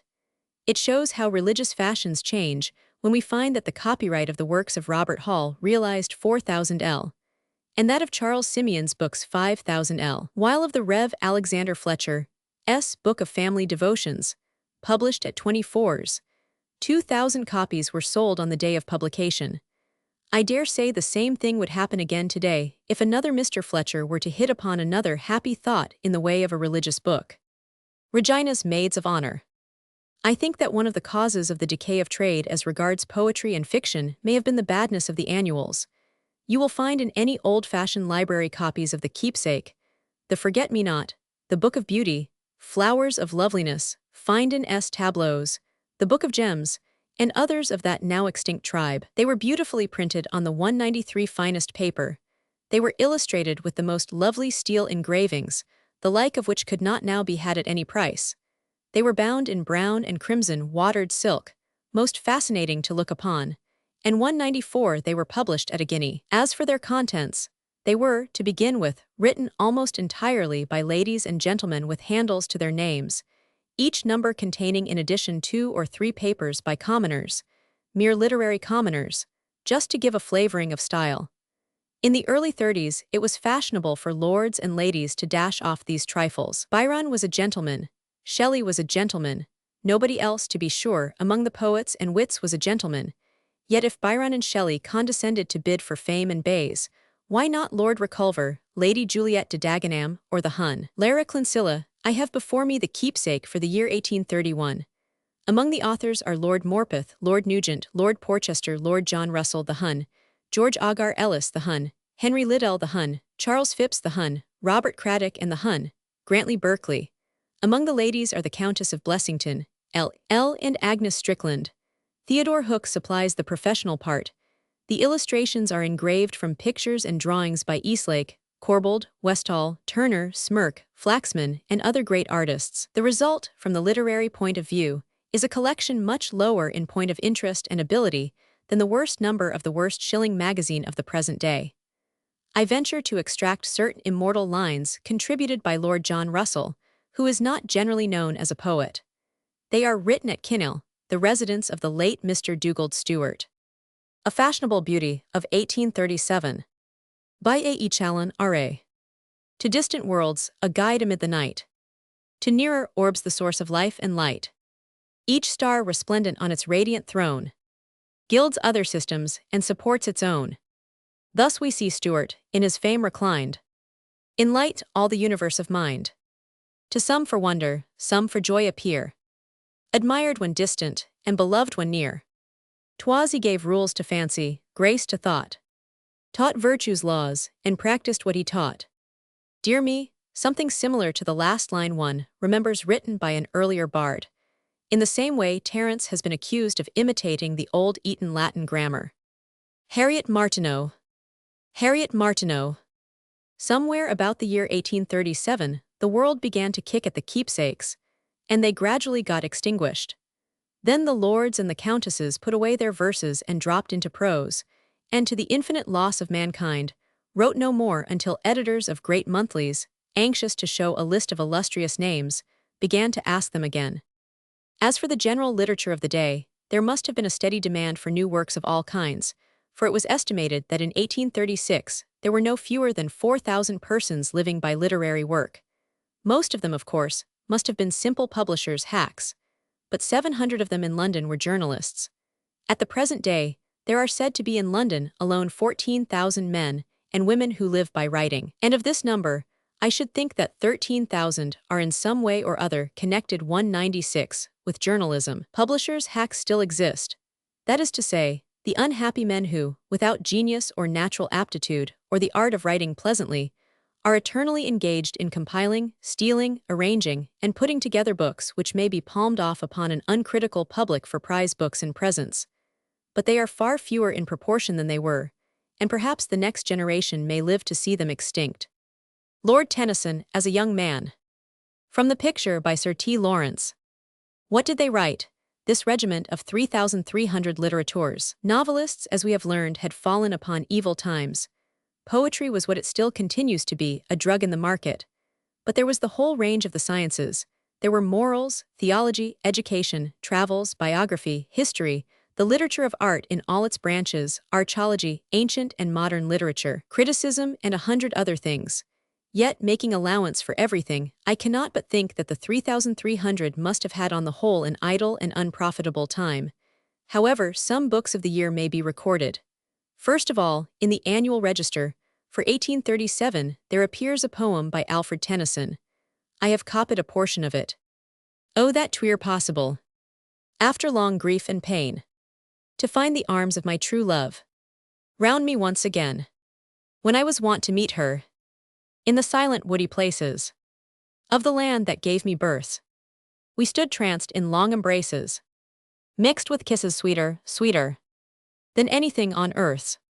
A shadow flits before me, not thee but like to thee. Ah God, that it were possible for one short hour to see the souls we loved, that they might tell us what and where they be. It leads me forth at evening. It lightly winds and steals in a cold white robe before me, when all my spirit reels at the shouts, the leagues of lights, and the roaring of the wheels. Then the broad light glares and beats, and the sunk eye flits and fleets, and will not let me be. I loathe the squares and streets, and the faces that one meets, hearts with no love for me. Always I long to creep to some still cavern deep, and to weep and weep and weep my whole soul out to thee. W. H. Ainsworth. William Harrison Ainsworth. Books indeed there were in plenty. Lady Blessington produced her Victims of Society and Sunday at the Zoo.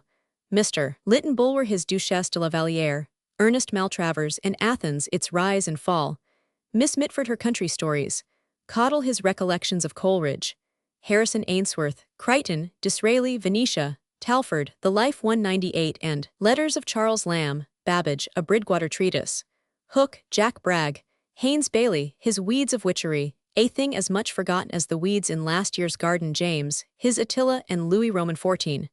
Miss Martineau, her book on American society. I find, not in the book, which I have not read, but in a review of it, two stories which I copy. One is of an American traveler who had been to Rome, and said of it, Rome is a very fine city, sir, but its public buildings are out of repair. The other is the following. Few men, said the preacher in his sermon, when they build a house, remember that there must some day be a coffin taken downstairs. Ministers, said a lady who had been present, have got into the strangest way of choosing subjects. True, wide staircases are a great convenience, but Christian ministers might find better subjects for their discourses than narrow staircases. The Fraserians. In addition to the above, Hartley Coleridge wrote the Lives of Northern Worthies. The complete poetical works of Southey appeared. He himself died at the beginning of 1842. Dion Boucicault produced his first play, being then 15 years of age. Carlyle brought out his French Revolution. Lockhart his Life of Scott. Martin Tupper the first series of the Proverbial Philosophy. Hallam his Literature of Europe. There were the usual travels in Arabia, Armenia, Italy, and Ireland, with no doubt the annual avalanche of sermons, pamphlets, and the rest. Above 199 all, however, it must be remembered that to this time belong the sketches by Boz, 1836, and the Pickwick Papers, 1837–38. Of the latter, the Athenaeum not unwisely remarked that they were made up of 3 pounds of Smollett, 3 ounces of Sterne, a handful of Hooke, a dash of a grammatical Pierce Egan, the incidents at pleasure, served with an original sauce piquante.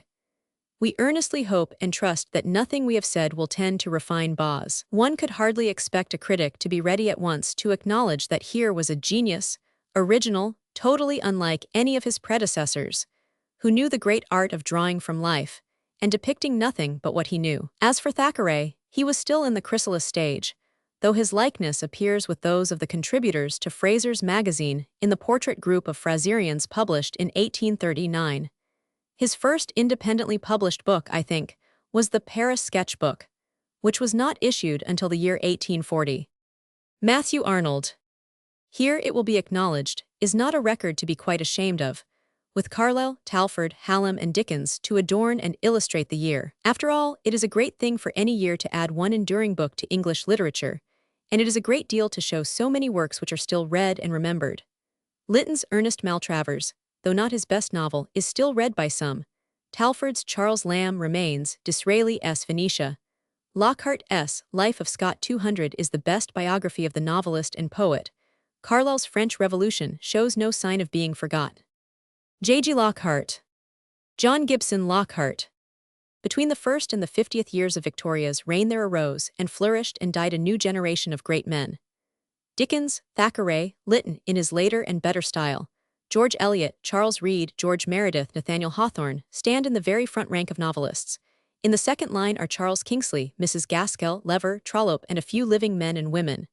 Tennyson, Browning, Swinburne, Matthew Arnold are the new poets. Carlyle, Freeman, Froude, Stubbs, Green, Lecky, Buckle have founded a new school of history. Morris has broadened the old theology. Darwin, Huxley, Tyndall, Lockyer, and many others have advanced the boundaries of science. Philology has become one of the exact sciences. A great school of political economy has arisen, flourished 201 and decayed. As to the changes that have come upon the literature of the country, the new points of view, the new creeds, these belong to another chapter. Charles Darwin. There has befallen literature of late years a grievous, even an irreparable blow. It has lost the salon. There are no longer grandes dames de par le monde, who attract to their drawing rooms the leaders and the lesser lights of literature. There are no longer, so far as I know, any places at all, even any clubs, which are recognized centers of literature. There are no longer any houses where one will be sure to find great talkers, and to hear them talking all night long. There are no longer any great talkers. That is to say, many men 202 there are who talk well, but there are no Sidney Smiths or Macaulay's, and in houses where the Sidney Smith of the day would go for his talk, he would not be encouraged to talk much after midnight. In the same way, there are clubs, like the Athenaeum and the Savile, where men of letters are among the members, but they do not constitute the members, and they do not give altogether its tone to the club. 50 years ago there were 2 houses which, each in its own way, were recognized centers of literature. Every man of letters went to Gore House, which was open to all, and every man of letters who could get there went to Holland House. Samuel Rogers. Samuel Rogers. The former establishment was presided over by the Countess of Blessington, at this time a widow, still young and still attractive, though beginning to be burdened with the care of an establishment too expensive for her means. She was the author of a good many novels, now almost forgotten. It is odd how well one knows the name of Lady Blessington, and how little is generally known about her history, literary or personal, and she edited every year one of the keepsakes or forget-me-nots. From certain indications, the bearing of which her biographer, Mr. Madden, did not seem to understand, I gather that her novels did not prove to the publishers the literary success which they expected, and I also infer, from the fact that she was always changing them, that a dinner at Gore House and the society of all the wits after dinner were 2-3 not always attractions strong enough to loosen their purse strings. This lady, whose maiden name was Power, was of an Irish family, her father being engaged when he was not shooting rebels in unsuccessful trade. Her life was adventurous and also scandalous. She was married at 16 to a captain farmer, from whom she speedily separated, and came over to London, where she lived for some years. Her biographer does not explain how she got money, a grass widow. When Lord Blessington lost his wife and Mrs. Farmer lost her husband, the gallant captain got drunk and fell out of a window. They were married and went abroad traveling in great state, as an English miler of those days knew how to travel, with a train of half a dozen carriages, his own cook and valet, the countess's women, whole batterie de cuisine, a quantity of furniture, couriers and footmen, and his own great carriage. With them went the Count d'Orsay, then about 2204, and young Charles Matthews, then about 20, a protégé of Lord Blessington, who was a friend and patron of the drama. Holland House. After Lord Blessington died, it was arranged that Count d'Orsay should marry his daughter. But the Count separated from his wife a week or two after the wedding and returned to the widow, whom he never afterwards left, always taking a lodging near her house and forming part of her household. The Countess d'Orsay, one need not explain, did not visit her stepmother at Gore House. Thomas More. Samuel Rogers. Here, however, you would meet Tom Moore, the two Bulwers, Campbell, Talfourd, James and Horace Smith, Landseer, Theodore Hook, Disraeli the elder and the younger, Rogers, Washington Irving, N.P. Willis, Marryat, Macready, Charles Dickens, Albert Smith, Forster, Walter Savage Landor, and in short, nearly everyone who had made a reputation or was likely to make it. Hither came also Prince Louis Napoleon, in whose fortunate star Count d'Orsay always firmly believed. The conversation was lively and the evenings were prolonged. As for ladies, there were few ladies who went to Gore House. Doubtless they had their reasons. The outer circle, so to speak, consisted of such men as Lord Abinger, Lord Durham, Lord Strangford, Lord Porchester, Lord Nugent, writers and poetasters who contributed their illustrious names and their beautiful productions to Lady Blessington's keepsakes. Thackeray was one of the intimates at Gore 205 House, and when the crash came in 1849 and the place was sold up by the creditors, it is on record that the author of Vanity Fair was the only person who showed emotion. Mr. Thackeray also came, wrote the Countess's valet to his mistress, who had taken refuge in Paris, and he went away with tears in his eyes. He is perhaps the only person I have seen really affected at your departure. In 1837 he was 26 years of age, but he had still to wait for 12 years before he was to take his real place in literature, and even then, and until the day of his death, there were many who could not understand his greatness. As regards Lady Blessington, her morals may have been deplorable, but there must have been something singularly attractive about her manners and conversation. It is not by a stupid or an unattractive woman that such success as hers was attained. Her novels, so far as I have been able to read them, show no remarkable ability, and her portrait shows amiability rather than cleverness. Yet she must have been both clever and amiable to get so many clever men around her and to fix them, to make them come again, come often, and regard her drawing-room and her society as altogether charming, and to write such verses upon her as the following. Mild Wilberforce, by all beloved, once owned this hallowed spot, whose zealous eloquence improved the fettered Negro's lot. Yet here still slavery attacks, whom Blessington invites. The chains from which he freed the blacks, she rivets on the whites. The following lines are in another strain, more artificial, with a false ring, and curiously unlike any style of the present day. They are by N.P. Willis, who, in his pencilings, describes an evening at Gore House. I gaze upon a face as fair as ever made a lip of heaven falter amid its music prayer. The first lit star of summer even springs scarce so softly on the eye, nor grows with watching half so bright, nor mid its sisters of the sky. So seems of heaven the dearest light. Men murmur where that shape is seen. My youth's angelic dream was of that face and mien. Gore House was a place for men. There was more than a touch of bohemia in its atmosphere. The fair chatelaine distinctly did not belong to any noble house, though she was fond of talking of her ancestors, the constant presence of Count d'Orsay, and the absence of Lady Harriet, his wife, the coldness of ladies as regards the place, the whispers and the open talk. These things did not, perhaps, make the house less delightful, but they placed it outside society. H. Brougham. Lord Brougham and Vaux. Holland House, on the other hand, occupied a different position. The circle was wide, and the hospitable doors were open to all who could procure an introduction, but it was presided over by a lady, the 207 opposite to Lady Blessington in every respect. She ruled as well as reigned. Those who went to Holland House were made to feel her power. The Princess Marie Liechtenstein, in her book on Holland House, has given a long list of those who were to be found there between the years 1796 and 1840. Among them were Sidney Smith, Macaulay Byron, Monk Lewis, Lord Jeffrey, Lords Eldon, Thurlow, Brougham and Lyndhurst, Sir Humphrey Davy, Count Rumford, Lords Aberdeen, Mora and Macartney, Grat, Curran, Sir Samuel Romilly, Washington Irving, Tom Moore, Callan, Lally Tollendal, Talleyrand, the Duke of Clarence, the Duc d'Orleans, Metternich, Canova, the two Erskines, Madame de Stael, Lord John Russell, and Lord Houghton. There was no such agreeable house in Europe as Holland House. There was no professional claqueur, no mutual puffing, no exchanged support. There, a man was not unanimously applauded because he was known to be clever, nor was a woman accepted as clever because she was known to receive clever people. The conditions of life and society are so much changed that there can never again be another Holland House. For the first thing which strikes one who considers the history of this place, as well as Gore House, is that, though the poets, wits, dramatists, and novelists go to these houses, their wives do not. In these days a man who respects himself will not go to a house where his wife is not asked. Then, again, London is so much too greater in extent, and people are so much scattered, that it would be difficult now to get together a circle consisting of literary people who lived near enough to frequent the house. And another thing, people no longer keep such late hours. They do not sit up talking all night. That is perhaps because there are no wits to talk with. But I do not know. I think that towards midnight the malice of Count d'Orsay in drawing out the absurd points in the guests, the rollicking fun of Tom Moore, or his sentimental songs, the repartee of James Smith, and the polished talk of Lytton Bulwer, all collar, cuff, diamond pin, and wavy hair, would have begun to pall upon me, and when nobody was taking any notice of so obscure an individual, I should have stolen down the stairs, and so out into the open air beneath the stars.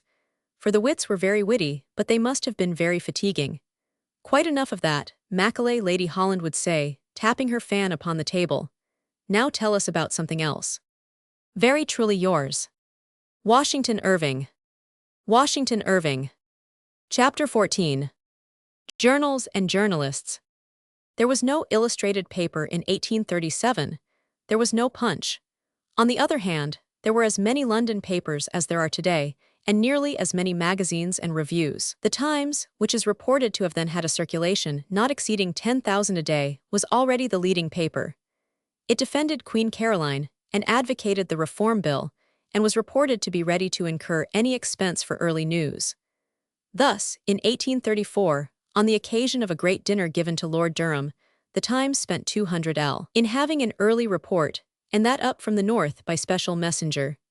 This is not much in comparison with the enterprise of telegraph and special correspondence, but it was a great step in advance of other journals. The other morning papers were the Morning Herald, the Morning Chronicle, the Morning Post, of which Coleridge was once on the staff, the Morning Advertiser, which already represented the interest of which it is still the organ, and the Old Public Ledger, for which Goldsmith had once written.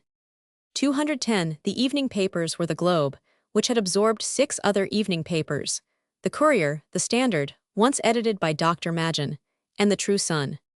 The weeklies were the Examiner, edited by the 2 Hunts and Albany Fonblanque, the Spectator, whose price seems to have varied from 9d to a shilling, the Atlas, Observer, Bell's Life, Bell's Weekly Messenger, John Bull, which Theodore Hook edited, the New Weekly Messenger, the Sunday Times, the Age, the Satirist, the Mark Lane Express, the County Chronicle, the Weekly Dispatch, sometimes sold for 812d, sometimes for 6d, the Patriot, the Christian Advocate, the Watchman, the Court Journal, the Naval and Military Gazette, and the United Service Gazette.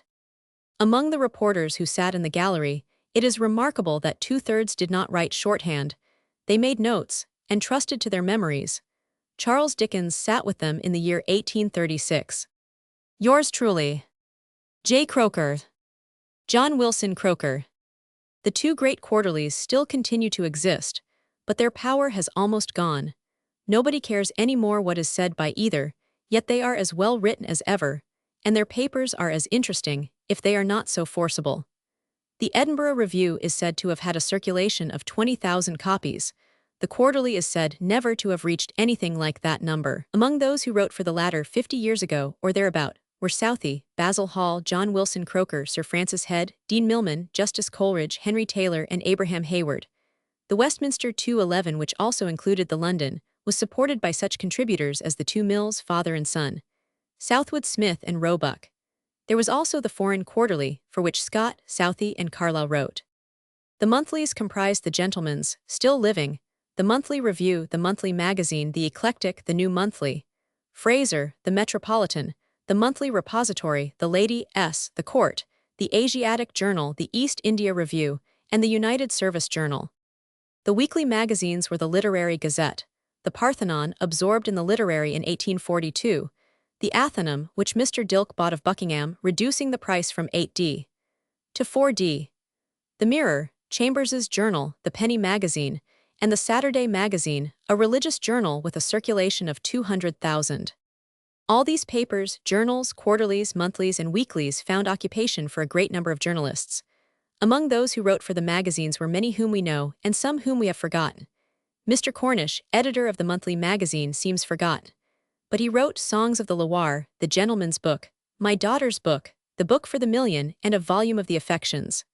Mr. Peter Gaskill, another forgotten worthy, wrote, besides his contributions to the monthly press, 3 laudable works called Old Maids, Old Bachelors 212, and Plebeians and Patricians. John Galt, James and Horace Smith, Alan Cunningham, Sir Egerton Bridges, Sheridan Knowles, Robert Hall, John Foster, James Montgomery, S.C. Hall, Grattan, author of Highways and Byways, Marryat, John Mill, Peacock, Miss Martineau, Ebenezer Elliott, and Warren, author of A Diary of a Late Physician, all very respectable writers, sustained this mass of magazine literature. It will be seen, then, that London was as well supplied with papers and reviews as it is at present. Considering the difference in population, it was much better supplied. Outside London, however, the demand for a daily paper was hardly known. There were in the whole of Great Britain only 14 daily papers, and in Ireland too. There are now 171 daily papers in Great Britain and 15 in Ireland. In country places, the weekly newspaper, published on Saturday night and distributed on Sunday morning, provided all the news that was required, the local intelligence being by far the most important. As to the changes which have come over the papers, the leading article, whose influence and weight seems to have culminated at the time of the Crimean War, was then of little more value than it is at present. The news, there were as yet, happily, no telegrams, was still by dispatches and advice, and the latest news of markets was that brought by the last ship. We will not waste time in pointing out that Edinburgh was practically as far off as Gibraltar, or as anything else 213 you please. But consider, if you can, your morning paper without its telegrams. Could one exist without knowing exactly all that is going on all over the world at the very moment? We used to exist, as a matter of fact, very well indeed without that knowledge. When we had it not, we were less curious, if less well informed. There was always a pleasing element of uncertainty as to what might arrive. Everything had to be taken on trust. And in trade, the most glorious fortunes could be made and lost by the beautiful uncertainties of the market. Now we watch the tape, day by day and hour by hour. We anticipate our views. We can only speculate on small differences. The biggest events are felt, long beforehand, to be coming. It is not an unmixed gain for the affairs of the whole world to be carried on under the fierce light of electricity, so that everybody may behold whatever happens day after day, as if one were seated on Olympus among the immortal gods. Chapter 15. The Sportsman. There were many various forms of sport open to the Englishman 50 years ago which are now wholly, or partly, closed. For instance, there was the PR, then flourishing in great vigor. They are at this moment trying to revive it. A prize fight was accompanied by every kind of blackguardism and villainy. Not the least was the fact that the fights, towards the end of the record, were almost always conducted on the cross, so that honest betting men never knew where to lay their money. At the same time, the decay of boxing during the last 25 years has been certainly followed by a great decay of the national pluck and pugnacity, and therefore, naturally, by a decay of national enterprise. We may fairly congratulate ourselves, therefore, that the noble art of self-defense is reviving, and promises to become as great and favored a sport as before. Let all our boys be taught to fight. 50 years ago there was not a day in a public school when there was not a fight between two of the boys. There was not a day when there was not a street fight. Did not 215, the mail coach drivers who accompanied Mr. Samuel Weller on a memorable occasion, leave behind them one of their number to fight a street porter in Fleet Street? There was never a day when some young fellow did not take off his coat and handle his fives for a quarter of an hour with a drayman, a driver, a working man. It was a disgrace not to be able to fight. Let all our boys be taught again and encouraged to fight. Only the other day I read that there are no fights at Eton anymore because the boys funk each other. Eton boys funk each other, but we need not believe it. Let there be no nonsense listened to about brutality. The world belongs to the men who can fight. There were, besides the street fights, which kept things lively and gave animation to the dullest parts of the town, many other things which we see no longer. The bear who danced, the bull who was baited, the pigeons which were shot in Battersea Fields, the badger which was drawn, the dogs which were fought, the rats which were killed, the cocks which were fought, the cats which were thrown into the ponds, the ducks which were hunted, these amusements exist no longer. 50 years ago they afforded sport for many. Hunting, coursing, horse racing, shooting went on bravely. As regards game preserves, the laws were more rigidly enforced, and there was a much more bitter feeling towards them on the part of farmers then than now. On the other hand, there were no such wholesale battues. Sport involved uncertainty. Gentlemen did not 216 sell their game. Rabbits, instead of being sent off to the nearest poulterer, were given to the laborers as they should be. The sporting instincts of the Londoner gave the comic person an endless theme for fun. He was always hiring a horse and coming to grief. He was perpetually tumbling off, losing his stirrups, letting his whip fall, having his hat blown off and carried away, and generally disgracing himself in the eyes of those with whom he wished to appear to the best advantage. There was the Epping Hunt on Easter Monday, where the sporting Londoners turned out in thousands. There were the ponies on hire at any open place all round London, at Clapham Common, Blackheath, Hampstead, Epping. To ride was the young Londoner's greatest ambition. Even to this day there is not one young man in 10 who will own without a blush that he cannot ride. To ride in the park was impossible for him, because he had to be at his desk at 10. A man who rides in the park is independent of the city, but there were occasions on which everyone would long to be able to sit in the saddle. Rowing, athletics, and above all, the cycle, have done much to counterbalance the attractions of the saddle. Cockney sportsmen. It seems certain, unless the comic papers all lie, that 50 years ago every young man also wanted to go shooting. Remember how Mr. Winkle, an errant Cockney, though represented as coming from Bristol, not only pretended to love the sport, but always went 217 about attired as one ready to take the field. The Londoner went out into the fields, which then lay within his reach all round the city, popping at everything. Let us illustrate the subject with the following description of a 1st of September taken from the Comic Almanac of 1837. Perhaps Thackeray wrote it. Up at 6. Told Mrs. D I'd got worry pressing business at Woolwich, and off to Old Fish Street, where a wary sporting breakfast, consisting of jugged hare, partridge pie, tally-ho sauce, gunpowder tea, and cetera, Voss laid out in Figgins's warehouse, as he didn't choose Mrs. F. and his young hinfant family to know he Voss goin' to hexpose himself fifth fire harms. After a good blowout, sallied forth with our dogs and guns, namely Mrs. Wiggins's French poodle, Miss Selina Higgins's real Blenheim spaniel, young Hicks's ditto, Mrs. Figgins's pet bulldog, and my little thoroughbred terrier.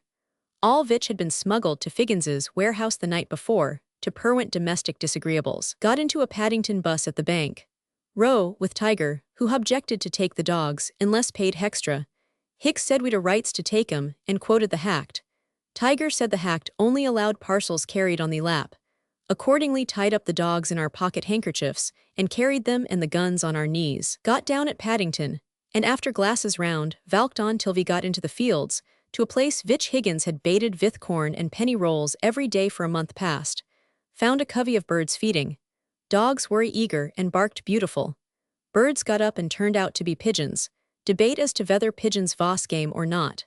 Hicks said they Voss made game on by the new hact. Fired accordingly, and half killed 2 or 3, Vich half fell to the ground, but suddenly got up again and flew off. Reloaded and pigeons came round again. Let fly a second time and tumbled 2 or 3 more over but didn't bag any. Tired at last and turned in to the dog and partridge to get a snack.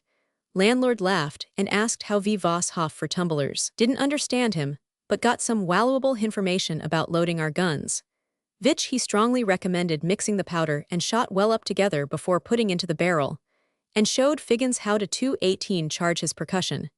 Vich being Figgins's first attempt under the new system, he had made the mistake of putting a charge of copper caps into the barrel instead of sticking Vaughan of 'em atop of the touch hole.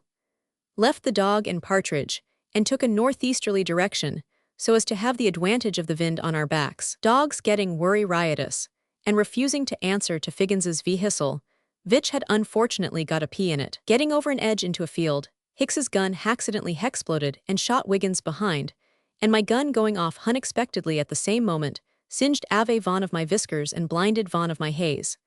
Carried Wiggins back to the inn, dressed his wound, and rubbed my hay with cherry brandy and my whisker with bear-s grease. Sent poor W home by a short stage, and resumed our sport. Heard some pheasants crowing by the side of a plantation. Resolved to stop their cockadoodle-doing, so set off at a jog trot. Passing through a field of bone manure, the dogs unfortunately set to work upon the bones, and we couldn't get him to go a step further at no price. Got within gunshot of 2 of the birds, which Higgins said they vos 2 game cocks. But Hicks, who had often been to Westminster Pit, said no sich thing, as game cocks had got short square tails and smooth necks and long military spurs, and these had got long curly tails and necks all over hair and scarce any spurs at all. Shot at him as pheasants, and believe we killed 'em both, but hearing some horrid screams come out of the plantation immediately after, we all took to our eels and ran ave without stopping to pick either of 'em up. After running about 2 miles, Hicks called out to stop, as he had observed a covey of wild ducks feeding on a pond by the roadside. Got behind a haystack and shot at the ducks, which swam ave under the trees. Figgins volunteered to scramble down the bank and hook out the dead uns with the butt end of his gun. Unfortunately bank failed and poor F tumbled up to his neck in the pit, made a rope of our pocket handkerchiefs, got it round his neck, and dragged him to the dog and doublet. V had him put to bed and dried. Weary sleepy with the hair and hexercise, so after dinner took a nap apiece. Woke by the landlord coming in to know if V vos the gentleman as had shot the unfortunate nursemaid and child in Mr. Smithville's plantation. Swore V knew nothing about it, and while the landlord was gone to deliver our message, got out of the back window, and ran ave across the fields. At the end of a mile came suddenly upon a 219 strange sort of bird, which Hicks declared to be the cock of the woods. Sneaked behind him and killed him. Turned out to be a peacock. Took to our heels again, as we saw the lord of the manor and 2 of his servants with bludgeons coming down the gravel valk towards us.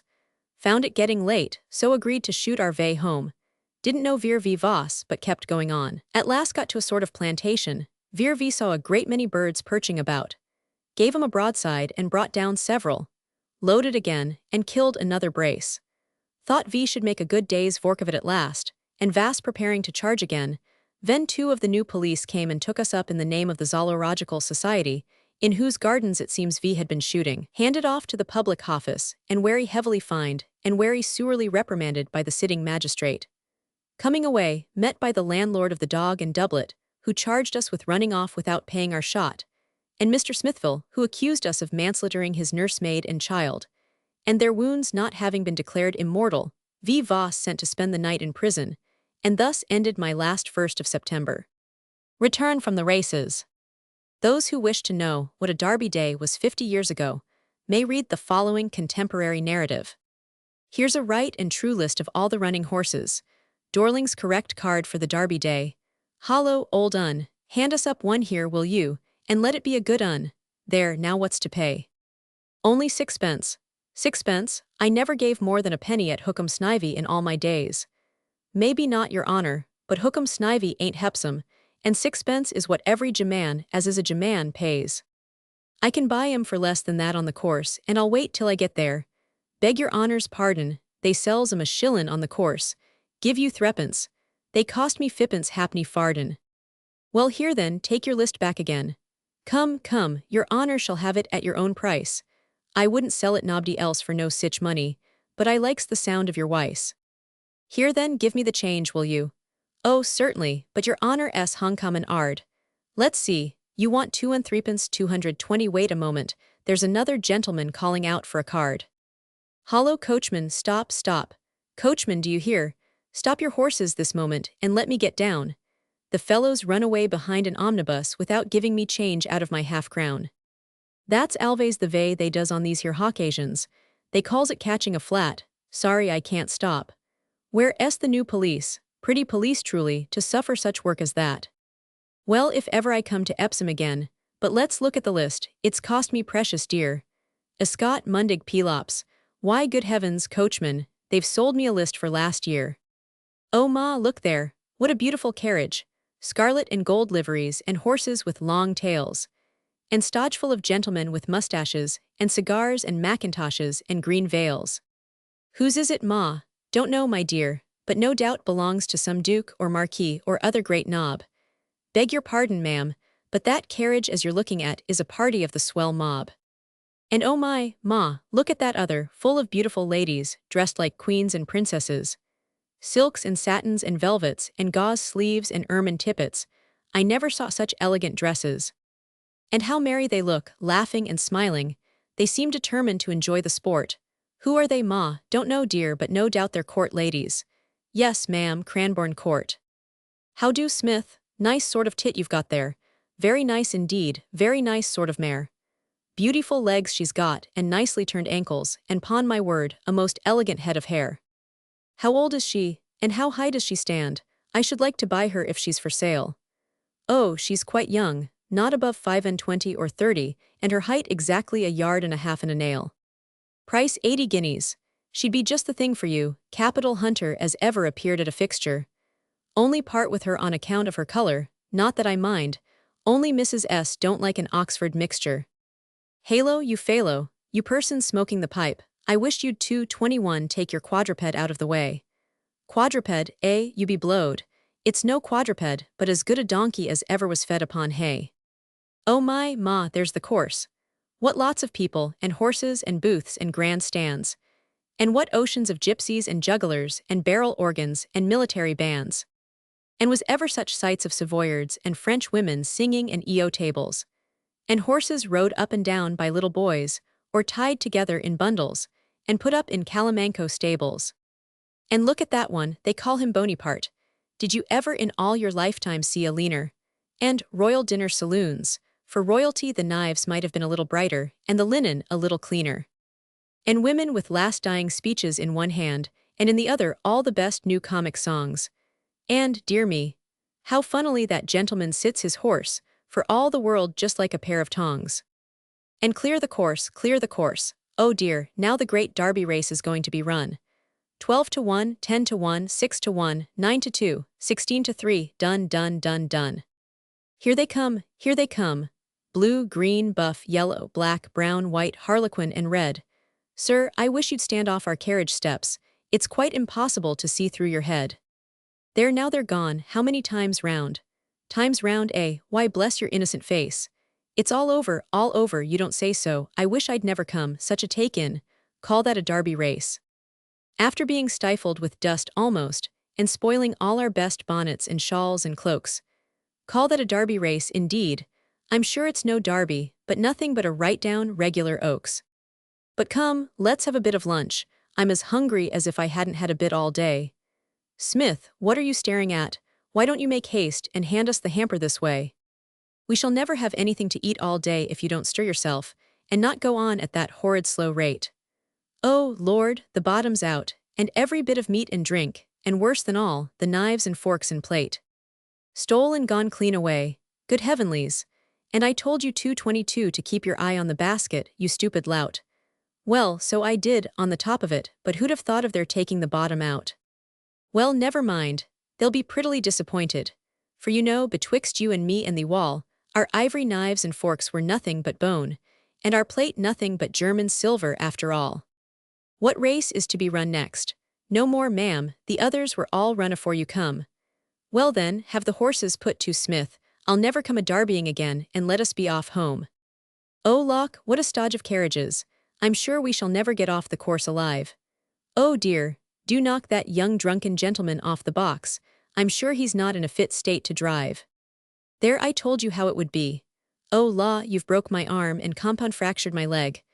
Oh, for even's sake, lift them too, or it osses off my darter, sir, take your hands out of my pocket-hole, I beg. I say, the next time you crawl out of a coach window, I wish you wouldn't put your foot on a lady's chest. Vell, if ever I seed such a pearl as that, and I've seed many a good un in my time, I'll be blessed. Oh dear, going home's worse than coming. It's 10-1 if ever we get back to Tooley Street alive. Such jostling, and pushing, and prancing of horses, and always the tipsiest gentleman of every party will drive. I wish I was one of those ladies at the windows, or even one of the servant maids giggling behind the garden walls. And oh, there's Kennington Turnpike. What shouting and hooting and blowing those horrid cat calls. Ticket, sir? Got a ticket? No, I've lost it. A shilling then, a shilling, I've paid you once today. Oh yes, I suppose so, the old tale, but it won't do. That's what all you sporting gentlemen say. Insolent feller, I'll have you up before your betters. Come, sir, you mustn't stop up the way. Well, I'll pay you again, but oh Lord, somebody's stole my purse. Good gracious, what shall I do? I suppose I must leave my watch and call for it tomorrow. Oh, ruination, blowed if that isn't gone too. Get on there, will you? Well, stop a moment. Will anybody 223 lend me a shilling? No, well, here then, take my hat. But if I don't show you up in Bell's Life in London next Sunday morning, my name's not Timothy Flat. Well, this is my last journey to Epsom, my last appearance on any course as a backer or hedger. For I see plain enough a betting book ain't a day book, and a derby's a very different thing from a ledger. Chapter 16. In Factory and Mine.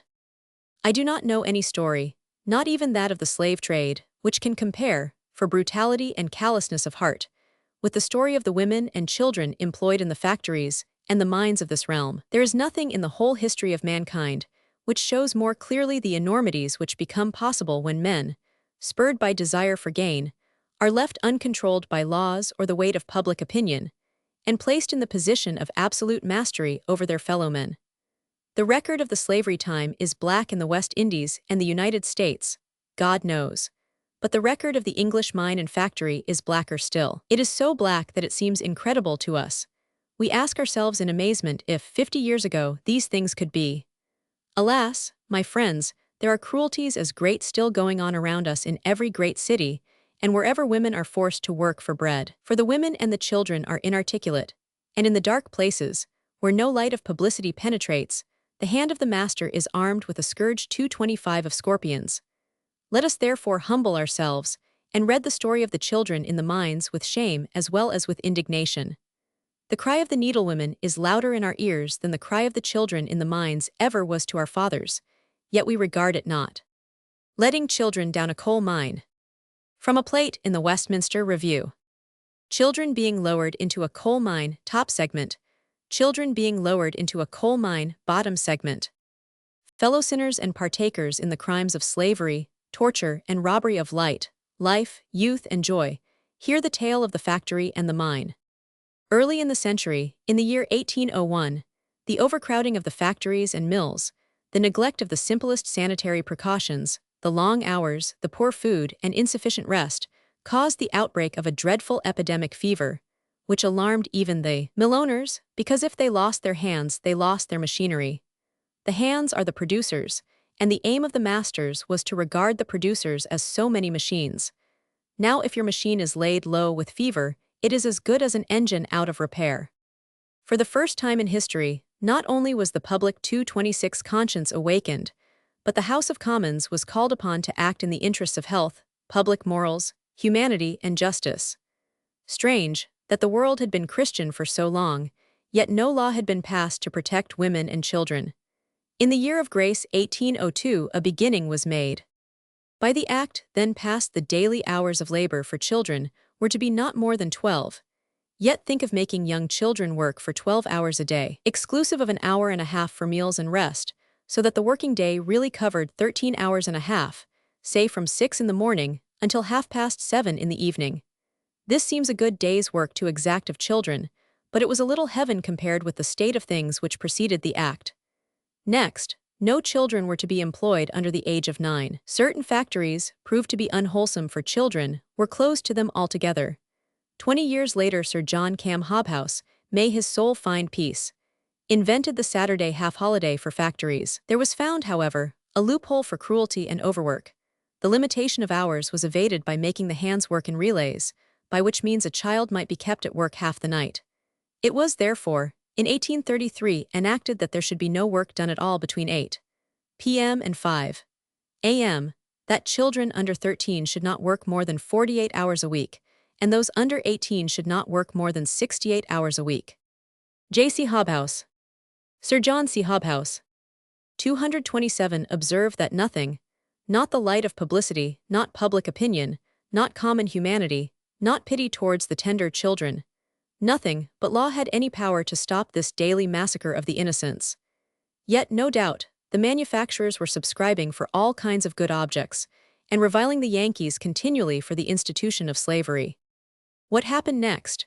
Greed of gain, seeing the factory closed, looked round and saw wide open, not the gates of hell, but the mouth of the pit, and they flung the children down into the darkness, and made them work among the narrow passages and galleries of the coal mines. They took the child, boy or girl, at 6 years of age. They carried the little thing away from the light of heaven, and lowered it deep down into the black and gloomy pit. They placed it behind a door, and ordered it to pull this open to let the corves or trucks come and go, and to keep it shut when they were not passing. The child was set at the door in the dark. At first they gave it a candle, which would burn for an hour or two and then go out. Think of taking a child of 6, your child, madam, and putting it all alone down the dark mine. They kept the little creature there for 12 interminable hours.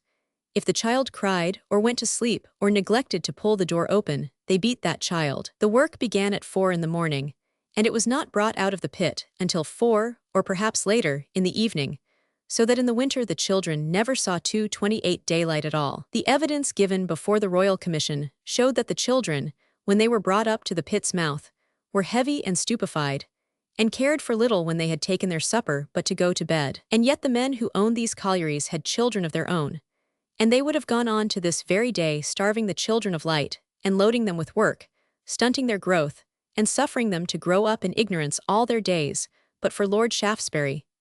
This is what is written of the children and their work by one who visited the mines. To ascertain the nature of the employment of these children, I went down a pit. Descending a shaft, 600 feet deep, I went some distance along a subterranean road which I was told was 3 miles in length.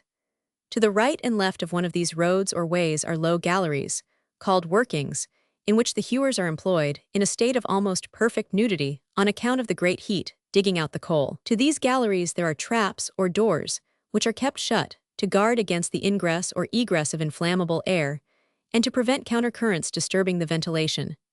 The use of a child, 6 years of age, is to open and shut one of these doors when the loaded corves or coal trucks pass and repass. For this object the child is trained to sit by itself in a dark gallery for the number of hours I have described. The older boys drive horses and load the corves, but the little children are always trap-keepers. When first taken down they have a candle given them, but gradually getting accustomed to the gloom of the place, they have to do without, and sit therefore literally in the dark the whole time of their imprisonment. Children working in a coal mine. From a plate in the Westminster Review. When a child grew strong enough, he or she, boy or girl, was promoted to the post of drawer or thretcher. The drawer, boy or girl alike, clad in a 229 short pair of trousers and nothing else, had a belt tied round the waist and a chain attached by one end to the belt and the other to the corve or truck, which he dragged along the galleries to the place where it was loaded for the mouth, the chain passing between his legs. On account of the low height of the galleries, he had generally to go on all fours. Those who were the thretchers pushed the truck along with their heads and hands. They wore a thick cap, but the work made them bald on the top of the head. When the boys grew up they became hewers, but the women, if they stayed in the pit, remained drawers or thretchers, continuing to the end of the day to push or drag the truck dressed in nothing but the pair of short trousers. This was a beautiful kind of life for Christian women and children to be leading. So many children were wanted, that in one colliery employing 400 hands, there were 100 under 20 and 56 under 13. In another, where there was an inundation, there were 44,230 children, of whom 26 were drowned. Of these 11 were girls and 15 boys. 9 were under 10 years of age. Again, in the year 1838, there were 38 children under 13 killed by colliery accidents, and 62 young people under 18. When men talk about the interference of the state and the regulation of hours, let us always remember this history of the children in the pit. Yet there were men in plenty who denounced the action of the government. Some of them were leaders in the philanthropic world, some of them were religious men, some of them humane men, but they could not bear to think that any limit should be imposed upon the power of the employer. In point of fact, when one considers the use which the employer has always made of his power, how every consideration has been always set aside which might interfere with the acquisition of wealth, it seems as if the chief business of the legislature should be the protection of the employed. London Street Characters, 1837. From a drawing by John Leach. Again, take the story of the chimney sweep. 50 years ago, the master went his morning rounds accompanied by his climbing boys. It is difficult now to understand how much time and trouble it took to convince people that the climbing boy was made to endure an extraordinary amount of suffering quite needlessly, because a brush would do the work quite as well. Consider, the poor little wretch's hands, elbows, and knees were constantly being torn by the bricks. Sometimes he stuck going up, sometimes 231 coming down. Sometimes the chimney pot at the top fell off, the child with it, so that he was killed. It was beaten and kicked unmercifully. His master would sometimes light a fire underneath so as to force him to come down quickly. The boy's life was intolerable to him. He was badly fed, badly clothed, and never washed, though his occupation demanded incessant cleanliness, the neglect of which was certain to bring on a most dreadful disease. And all this because his 232 master would not use a broom. It was not until 1841 that the children were protected by Acts of Parliament. The men have shown themselves able to protect themselves. The improvement in their position is due wholly to their own combination. That it will still more improve no one can for a moment doubt. If we were asked to forecast the future, one thing would be safe to prophesy, namely, that it will become, day by day, increasingly difficult to get rich. Meanwhile, let us remember that we have with us still the women and the children who cannot combine. We have protected the latter. How, oh my brothers, how shall we protect the former? Chapter 17. With the men of science. On the science of 50 years ago, much might be written but for a single reason, namely, that I know very little indeed about the condition of science in that remote period, and very little about science of today. There were no telegraph wires, but there were semaphores talking to each other all day long. There was no practical application of electricity at all. There was no telephone. I wish there were none now. There were no anesthetics. There were no, but why go on? Schools had no science masters. Universities no science tripos. Professors of science were a feeble folk. I can do no better for this chapter than to reproduce a report of a scientific meeting first published in Tilt's Annual, to which Hood, Thackeray, and other eminent professors of science contributed for the year 1836. Extracts from the proceedings of the Association of British Illuminati at their annual meeting, held in Dublin, August 1835. Dr. Hoaxem read an interesting paper on the conversion of moonbeams into substance and rendering shadows permanent, both of which he had recently exemplified in the establishment of some public companies, whose prospectuses he laid upon the table. 234 Mr. Babel produced his calculating machine, and its wonderful powers were tested in many ways by the audience. It supplied to Captain Sir John North an accurate computation of the distance between a quarto volume and a cheesemonger's shop, and solved a curious question as to the decimal proportions of cunning and credulity, which, worked by the rule of allegation, would produce a product of 10,000 L. Professor Jan Hammer described his newly discovered process for breaking stones by an algebraic fraction. Mr. Crowsfoot read a paper on the natural history of the rook. He defended their cause with great effect and proved that there is not a grain of truth in the charges against them, which only arise from Grub Street malice. The Rev. Mr. Groper exhibited the skin of a toad, which he discovered alive in a mass of sandstone. The animal was found engaged on its autobiography, and died of fright on having its house so suddenly broken into, being probably of a nervous habit from passing so much time alone. Some extracts from its memoir were read, and found exceedingly interesting. Its thoughts on the silent system of prison discipline, though written in the dark, strictly agreed with those of our most enlightened political economists. Dr. Deddy read a scientific paper on the manufacture of hydrogen, which greatly interested those of the association who were members of temperance societies. Mr. Croak laid on the table an essay from the Cabinet Makers' Society on the construction of frog stools.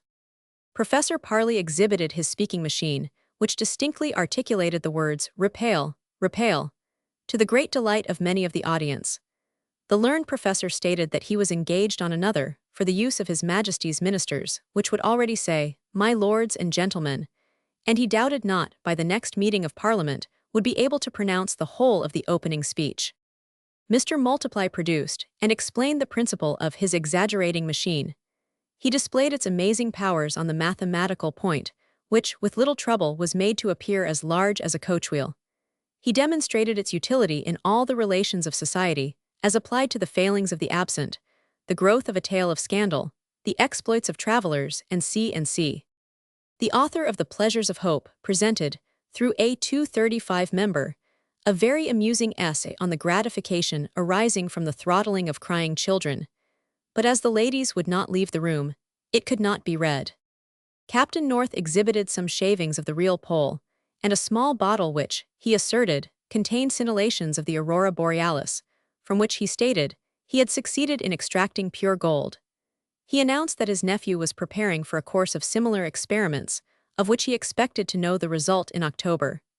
The gallant captain then favored the company with a dissertation on phrenology, of which he said he had been a believer for 30 years. He stated that he had made many valuable verifications of that science on the skulls of the Esquimaux, and that, in his recent tour in quest of subscribers to his book, his great success had been mainly attributable to his phrenological skill. For that, whenever he had an opportunity of feeling for soft places in the heads of the public, he knew in a moment whether he should get a customer or not. He said that whether in the examination of ships' heads or sheep's heads, in the choice of horses or housemaids, he had found the science of preeminent utility. He related the following remarkable phrenological cases. A man and woman were executed in Scotland for murder on presumptive evidence, but another criminal confessed to the deed, and a reprieve arrived the day after the execution. The whole country was horrified, but Captain North, having examined their heads, he considered, from the extraordinary size of their destructive organs, that the sentence was prospectively just, for they must have become murderers, had they escaped hanging then. Their infant child of 6 months old was brought to him, and perceiving on its head the same fatal tendencies, he determined to avert the evil, for which purpose, by means of a pair of molds, he so compressed the skull in its vicious propensities, and enlarged it in its virtuous ones, that the child grew up a model of perfection. The second instance was of a married couple, whose lives were a continued scene of discord till they parted. On examining their heads, scientifically, he discovered the elementary causes of their unhappiness. Their skulls were unfortunately too thick to be treated as in the foregoing case, but causing both their heads to be shaved, he by dint of planing down in some places, and laying on padding in others, contrived to produce all the requisite phrenological developments, and they were then living, a perfect pattern of conjugal felicity, a thing which could 236 not have happened without phrenology. This dissertation was received with loud applauses from the entire assembly, whose phrenological organs becoming greatly excited, and developed in an amazing degree by the enthusiasm of the subject, they all fell to examining each other's bumps with such eagerness that the meeting dissolved in confusion. Chapter 18. Law and Justice.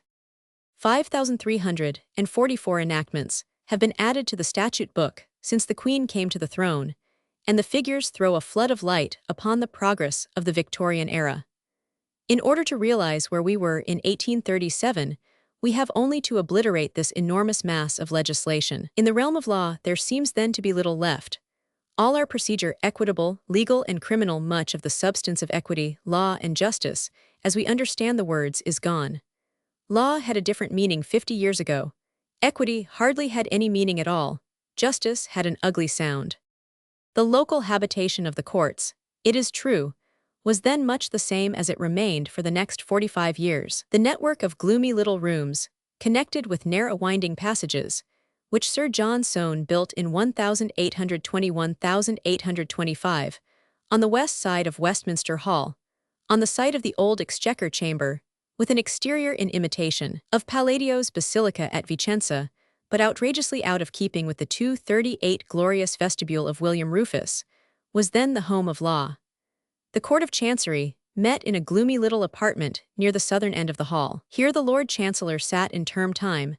There were then 4 terms of 3 weeks each, with the mace and crimson silk bag, embroidered with gold, in which was deposited the silver pair of dies of the Great Seal, and a large nosegay of flowers before him. It was, in those days, only in the vacations that the Chancellor sat at Lincoln's Inn. The Master of the Rolls and the Vice-Chancellor of England also sat at Westminster during the sittings, while in the intervals the former presided over the Rolls Court in Rolls Yard, and the latter over the court which had been built for him on the west side of Lincoln's Inn Hall. The 3 common law courts, moreover, during term time, sat 12 days at Westminster and 12 days at the Guildhall, while the assizes were chiefly held during the vacations. A point of law. The High Court of Admiralty held its sittings at Doctors' Commons, in both the Instance Court and the Prize Court, practically throughout the legal year, and so did the ecclesiastical courts. The Bankruptcy Court was in Basinghall Street, the Insolvent Debtors' Court in Lincoln's Inn Fields, with an entrance from Portugal Street. There were then no county courts. The ancient hundred and county courts, with their primitive procedure, had long been disused.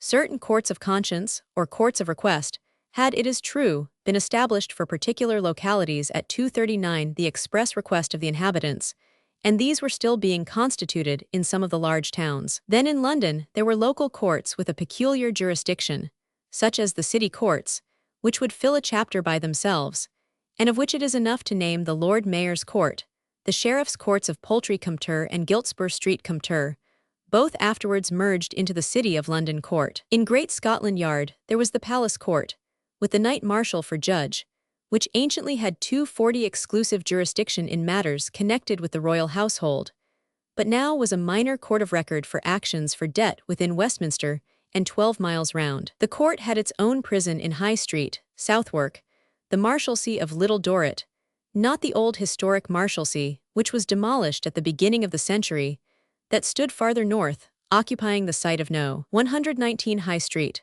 but a new Marshalsea, built in 1811 on the site of the old White Lion, once a hostelry, but since the end of the 16th century itself a prison.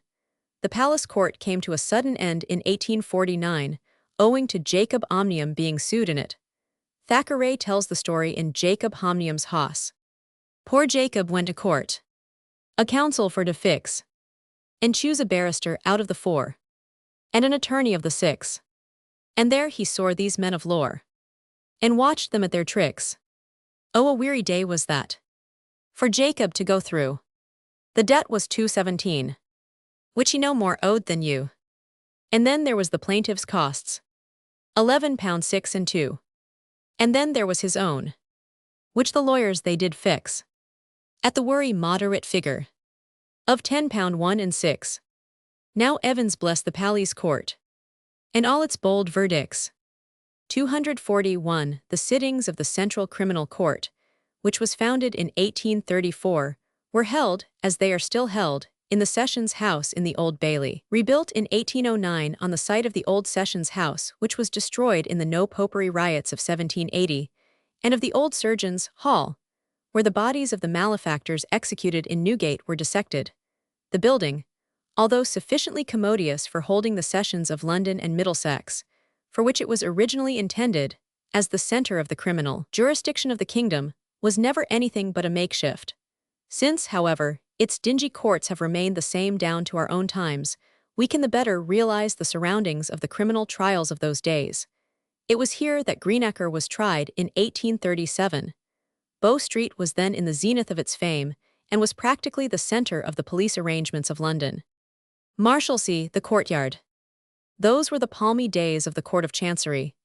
Reform was, as it had been for centuries, in the air, and there, notwithstanding the efforts of Lord Lyndhurst, it seemed likely to remain.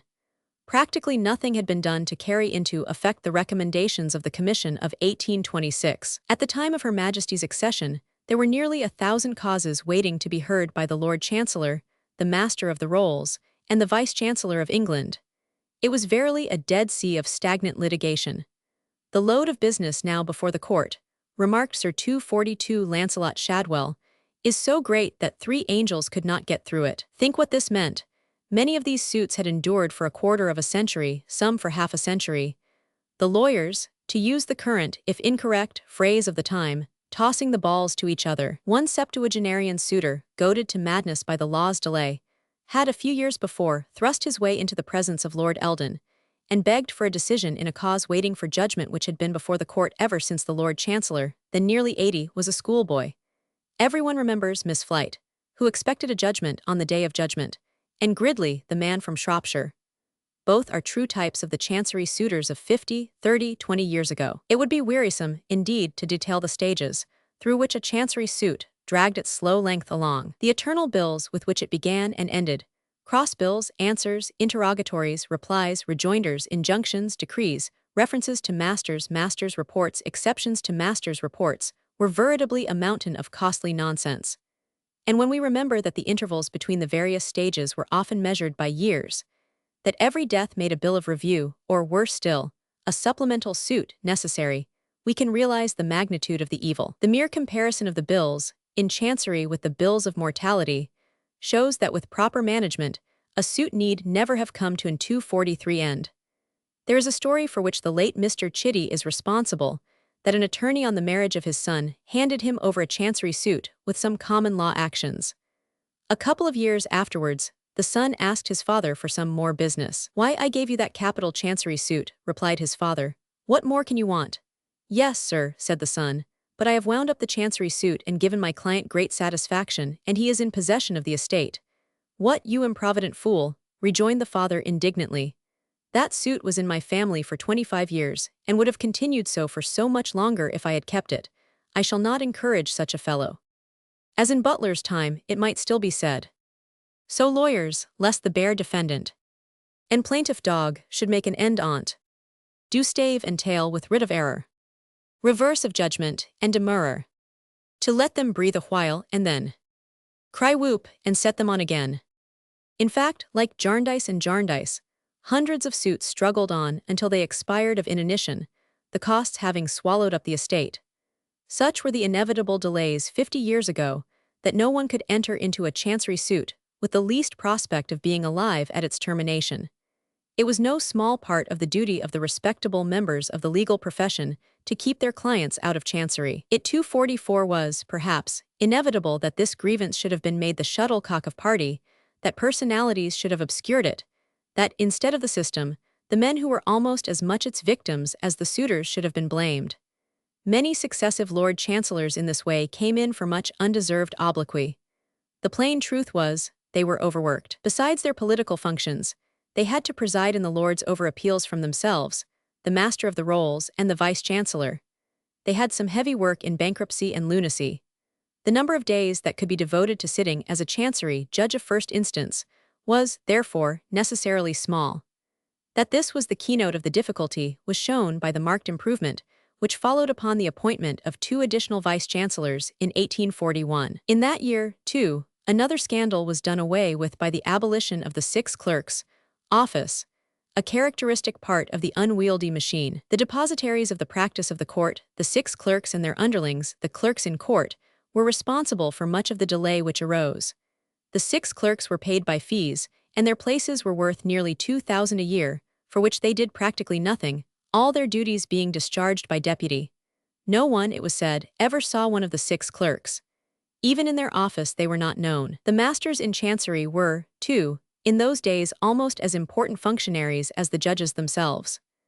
Judges' chambers were not then in existence, and much of the work which now comes before the judges was disposed of by a master, as well as such business as the investigation of titles, the taking of accounts, and the purely administrative functions of the court. All these duties they discharged with closed doors and free from any supervision worth talking about. They, too, were paid by fees, their receipts amounting to an immense sum, and it was to them that the expense of proceedings was largely due. The agitation for their abolition, although not crowned with success until 15 years later, was in full blast 50 years ago. At law, matters were little better. Justice was strangled in the nets of form. The courts of King's Bench, Common Pleas, and Exchequer were not only at conflict with equity, but in a lesser degree with each other. The old fictions by which they ousted each other's jurisdiction lasted down to 1831, when, by statute, a uniformity of process was established.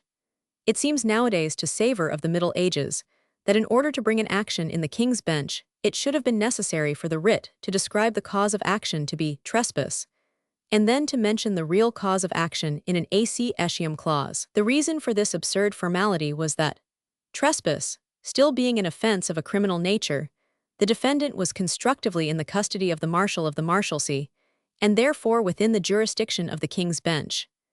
In the 246 same way, a civil matter was brought before the Court of Exchequer by the pretence that the plaintiff was a debtor to the king, and was less able to pay by reason of the defendant's conduct. The statement, although in 99 cases out of 100 a mere fiction, was not allowed to be contradicted.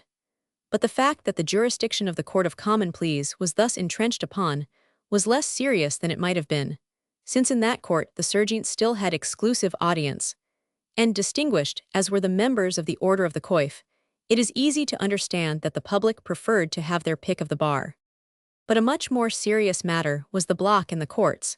This perennial grievance seems to have then been chiefly due to the shortness of the terms during which alone legal questions could be decided.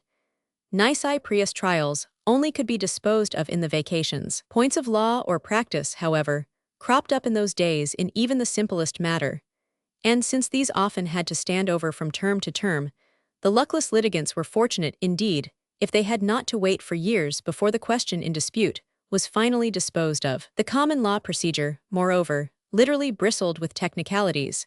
It was a system of solemn juggling. The real and imaginary causes of action were so mixed up together. The pleadings required such a mass of senseless falsehood that it is perfectly impossible that the parties to the action could have the least apprehension of what they were 247 doing. Then no two different causes of action could be joined, but each had to be prosecuted separately through all its stages. None of the parties interested were competent to give evidence. It was not until 1851 that the plaintiff and the defendant, often the only persons who could give any account of the matter, could go into the witness box. Mistakes in such a state of things were, of course, of common occurrence, and in those days mistakes were fatal. Proceedings by way of appeal were equally hazardous and often impracticable. The Exchequer Chamber could only take cognizance of error raised by a bill of exceptions, and even at this time, the less that is said about that triumph of special pleading the better. The House of Lords could only sit as a court of error upon points which had run the gauntlet of the Exchequer Chamber. But perhaps the crowning grievance of all, a grievance felt equally keenly by suitors at law and in equity, arose from the limited powers of the courts. If there were a remedy at law for any given wrong, for instance, the Court of Chancery could give no relief. In the same way, if it turned out, as it often did, that a plaintiff should have sued in equity instead of proceeding at law, he was promptly non-suited. Law could not grant an injunction, equity could not construe an act of Parliament. There were then, as we have said, no county courts. The courts of requests, of which there were not 100 altogether, only had jurisdiction for the recovery of debts under 40s.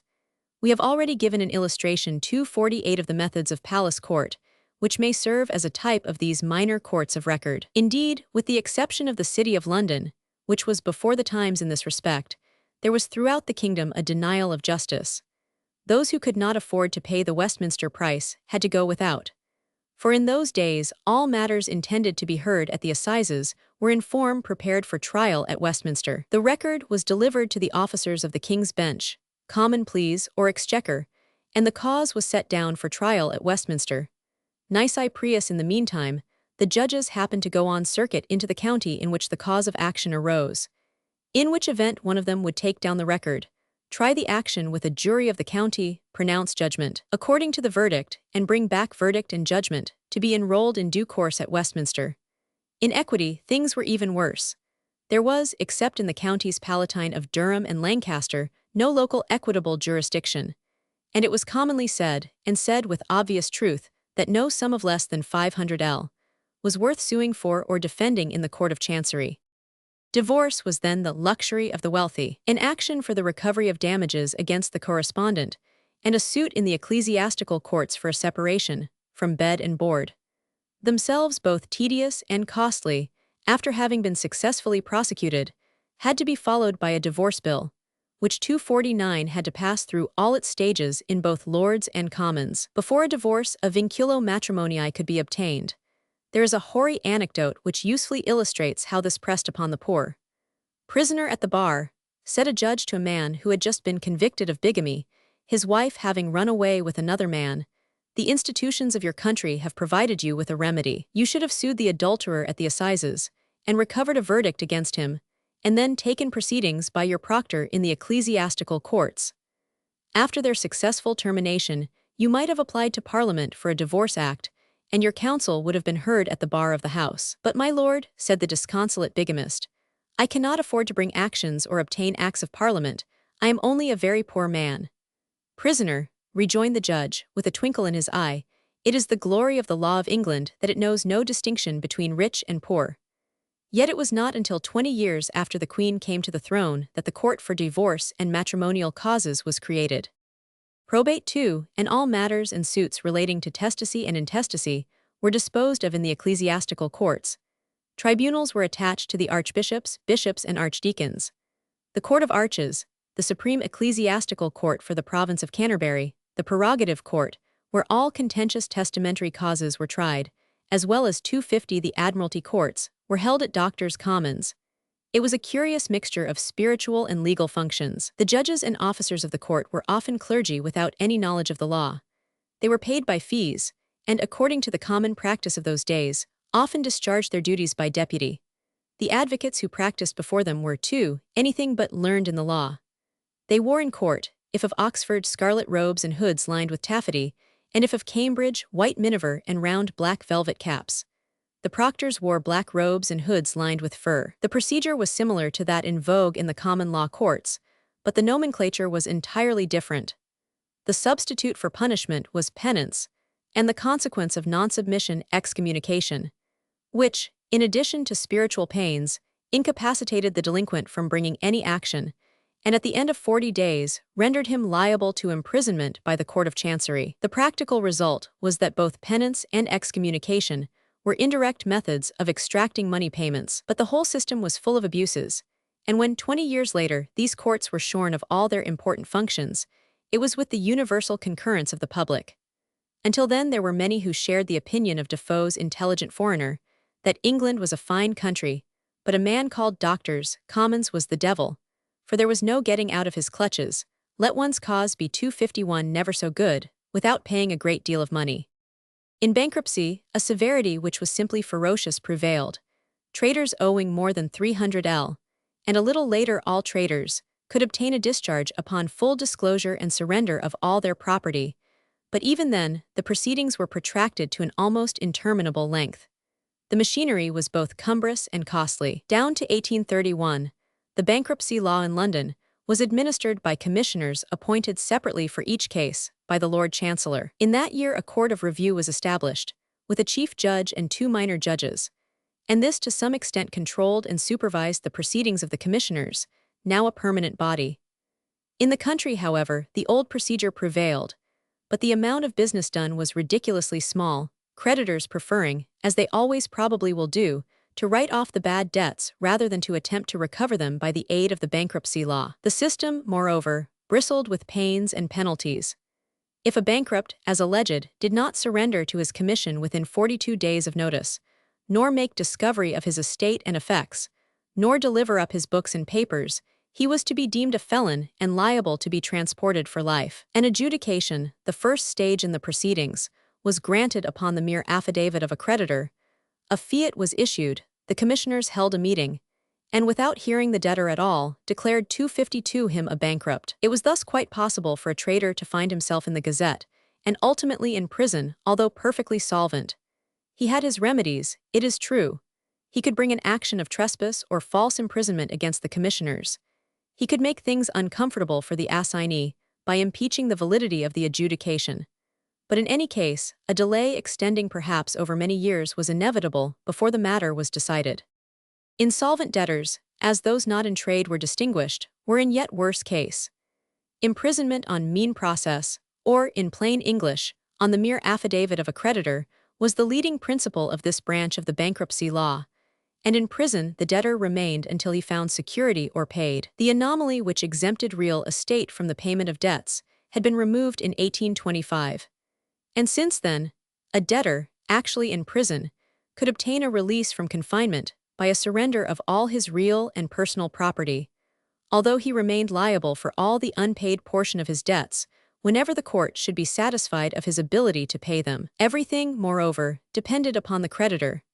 He still had an absolute option, after verdict and judgment, of taking the body of the debtor in satisfaction, and the early records of the court for the relief of insolvent debtors show how weak and impotent were the remedies provided by the legislature. It was not until 20 years later that the full benefits of bankruptcy were extended to persons who 253 had become indebted without fraud or culpable negligence.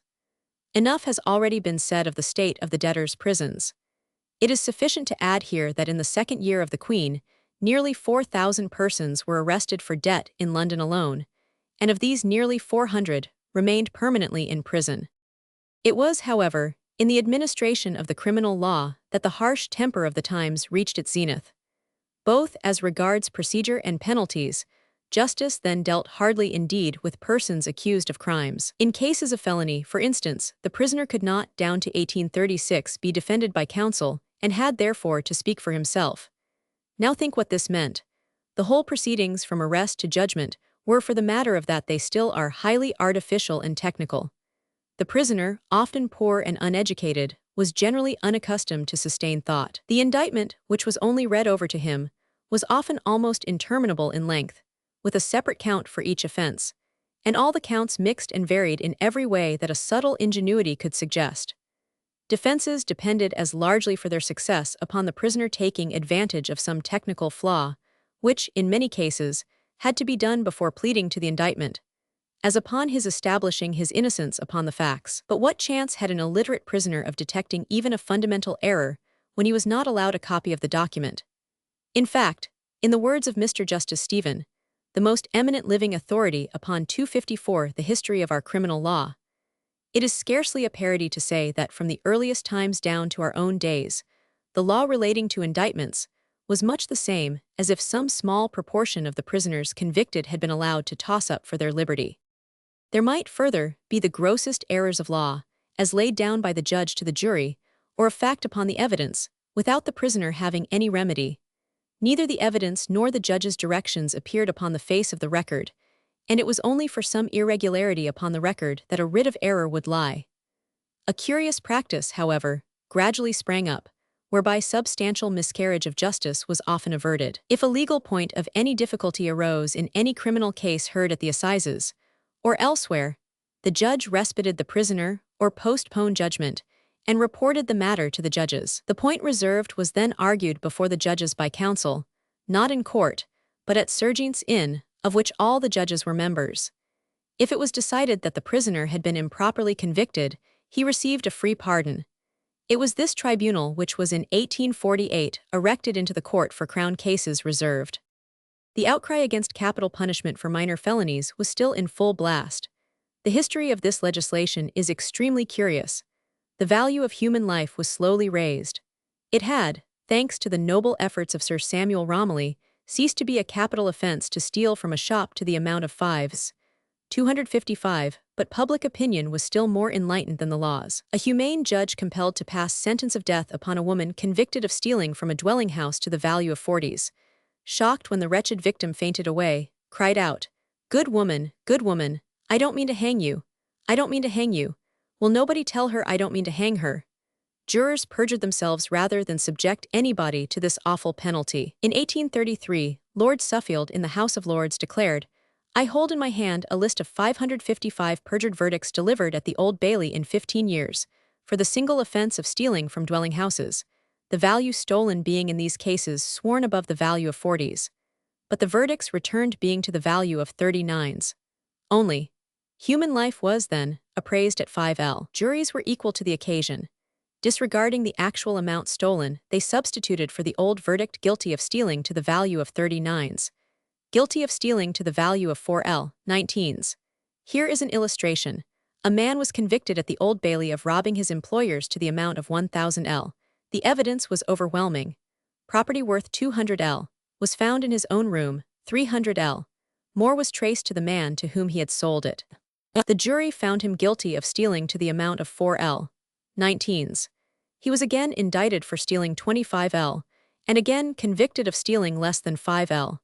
In the remaining indictments, the prosecutors allowed him to plead guilty to the same extent. In the same way 256, for years prior to 1832, when the death penalty for forgery was abolished, except in the cases of wills and powers of attorney relating to the public funds, juries refused to convict. "Prisoner at the bar," said Chief Baron Richards to a man acquitted at Carnarvon Assizes for forging Bank of England notes, "although you have been acquitted by a jury of your countrymen of the crime of forgery, I am as convinced of your guilt as that 2 and 2 make 4.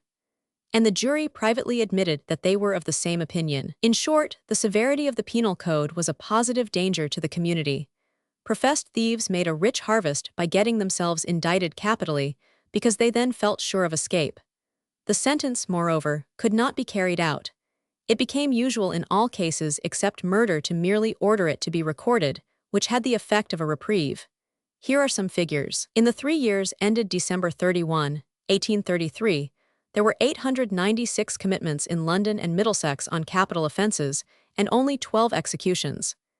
In 1834, 1835, and 1836, there were 823 commitments and no executions. With the first year of the Queen, a more merciful regime was begun.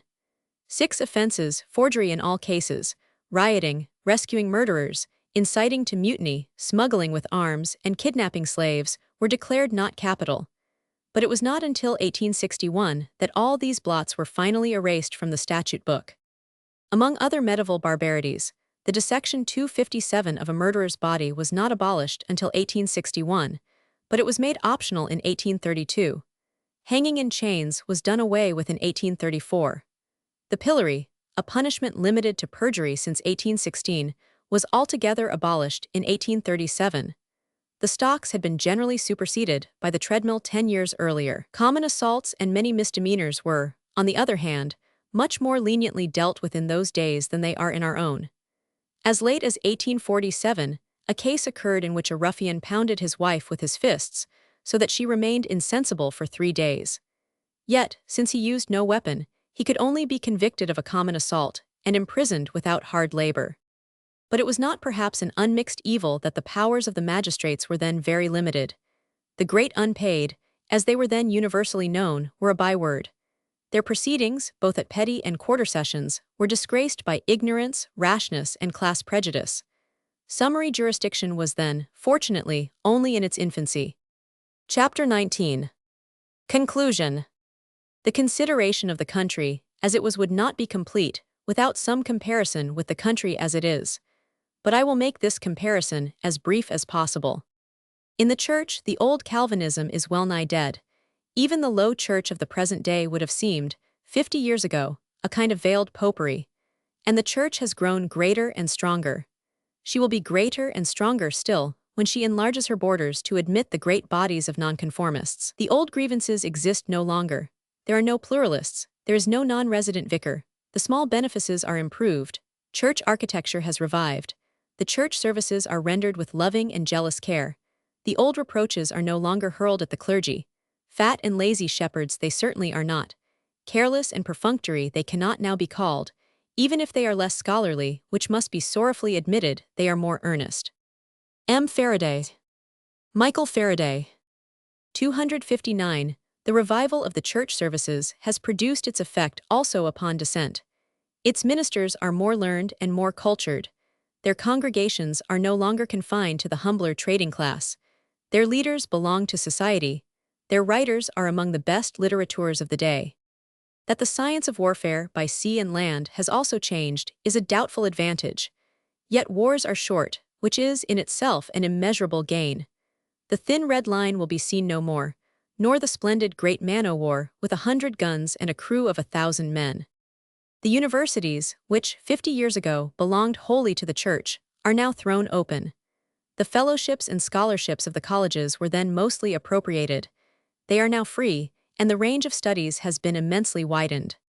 As for the advance in physical and medical science, I am not qualified to speak. But everybody knows that it has been enormous. While in surgery, the discovery of anesthetics has removed from life one of its most appalling horrors.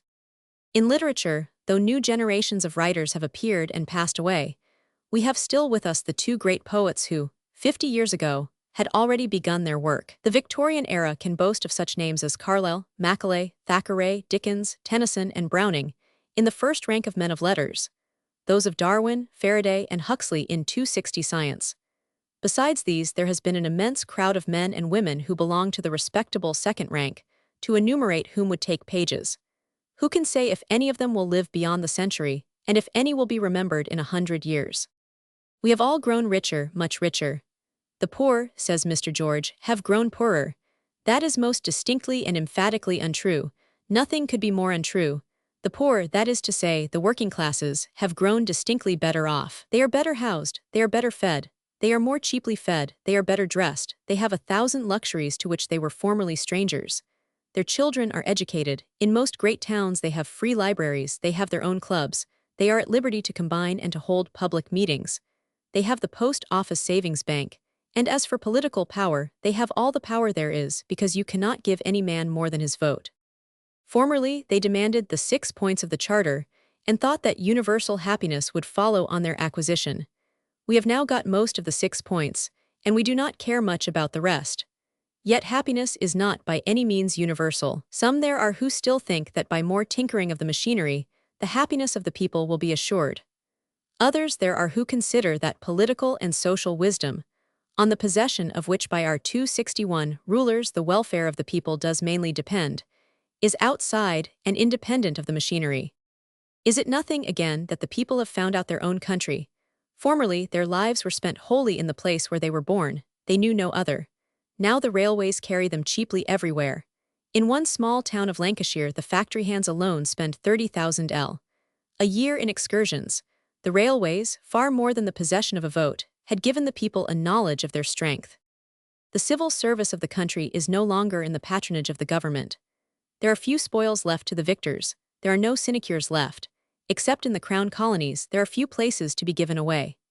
It is, however, very instructive to remark that, wherever there is a place to be given away, it is invariably, just as of old, and without the least difference of party, whether conservatives or liberals are in power, filled up by jobbery, favoritism, and private interest. You have been told how they have introduced vast reforms in law. Prisons for debt have been abolished, yet men are still imprisoned for debt. Happily, I know little about the administration of law. Some time ago, however, I was indirectly interested in an action in the High Court of Justice, the conduct and result of which gave me much food for reflection. It was an action for quite a small sum of money. Yet a year and a half elapsed between the commencement of the action and its hearing. The verdict carried costs. The costs, 262, amounted to 3 times the sum awarded to the plaintiff. That seems to be a delightful condition of things when you cannot get justice to listen to you for a year and a half, and when it may cost a defendant 3 times the amount disputed in order to defend what he knows, though his counsel may fail to make a jury understand the case to be just and right. I humbly submit, as the next reform in law, that justice shall have no holidays, so as to expedite actions, and that the verdict shall in no case carry costs, so as to cheapen them. As for our recreations, we no longer bawl comic songs at taverns, and there is no Vauxhall. On the other hand, the music hall is certainly no improvement on the tavern. The colonies was perhaps a more respectable Vauxhall. The comic opera may be better than the old extravaganza, but I am not certain that it is. There are the Crystal Palace, the Aquarium, and the Albert Hall also in place of Vauxhall. And there are outdoor amusements unknown 50 years ago, lawn tennis, cycling, rowing, and athletics of all kinds. There has been a great upward movement of the professional class. New professions have come into existence, and the old professions are more esteemed. It was formerly a poor and beggarly thing to belong to any other than the 3 learned professions. A barrister would not shake hands with a solicitor. A nonconformist minister was not met in any society. Artists, writers, journalists were considered bohemians. The teaching of anything was held in contempt. To become a teacher was a confession of the direst poverty. There were thousands of poor girls eating out their hearts because they had to go out as governesses. There were no high schools for girls, there were no colleges for them. Slavery has gone. There are now no slaves in Christendom, save in the island of Cuba. 50 years ago, an American went mad if you threw in his teeth the institution. Either he defended it with zeal, or else he charged England with having introduced it into the country. In the southern states, it was as much as a man's life was worth to say a word against it. Travelers went south on purpose that they might see. Slaves put up to auction, mothers parted from their children, and all the stock horrors. Then they came home and wrote about it, and held up their hands and cried, "Oh, isn't it dreadful? The Negro slavery is gone, and now there is only left the slavery of the women who work. When will that go too? And how can it be swept away? Public executions gone. Pillory gone. The last man pilloried was in the year 1830. No more flogging in the army. The Factory Acts passed. All these are great gains. A greater is the growth of sympathy with all those who suffer, whether wrongfully or by misfortune, or through their own misdoings. This growth of sympathy is due especially to the works of certain novelists belonging to the Victorian age. It is producing 264 all kinds of good works, the unselfish devotion of men and women to work among the poor, teaching of every description, philanthropy which does not stop short with the check, charity which is organized, measures for prevention, support of hospitals and convalescent homes, the introduction of art and music to the working classes. All these changes seem to be gains. Have there been no losses? In the nature of things, there could not fail to be losses. Some of the old politeness has been lost, though there are still men with the fine manners of our grandfathers. The example of the women who speak, who write, who belong to professions, and are generally aggressive threatens to change the manners of all women. They have already become more assured, more self-reliant, less deferent to men's opinion. The old deference of men to women was, of course, merely conventional. They no longer dread the necessity of working for themselves. They plunge boldly into the arena, prepared to meet with no consideration on the score of sex. If a woman writes a bad book, for instance, no critic hesitates to pronounce it bad because a woman has written it. Whatever work man does, woman tries to do. They boldly deny any inferiority of intellect, though no woman has ever produced any work which puts her anywhere near the highest intellectual level. They claim a complete equality which they have hitherto failed to prove. Some of them even secretly whisper of natural superiority. They demand their vote. Perhaps, before long, they will be in both houses, and then man will be speedily relegated to his proper place, which will be that of the executive servant. Oh, happy, happy time! It is said that we have lost the old leisure of life. As for that, and the supposed drive and hurry of modern life, I do not believe in it. That is to say, the competition is fierce and the struggle hard.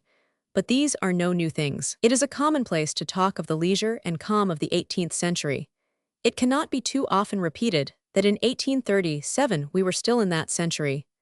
I declare that in all my reading about social life in the 18th century, I have failed to discover that leisure. From Queen Anne to Queen Victoria I have searched for it, and I cannot find it.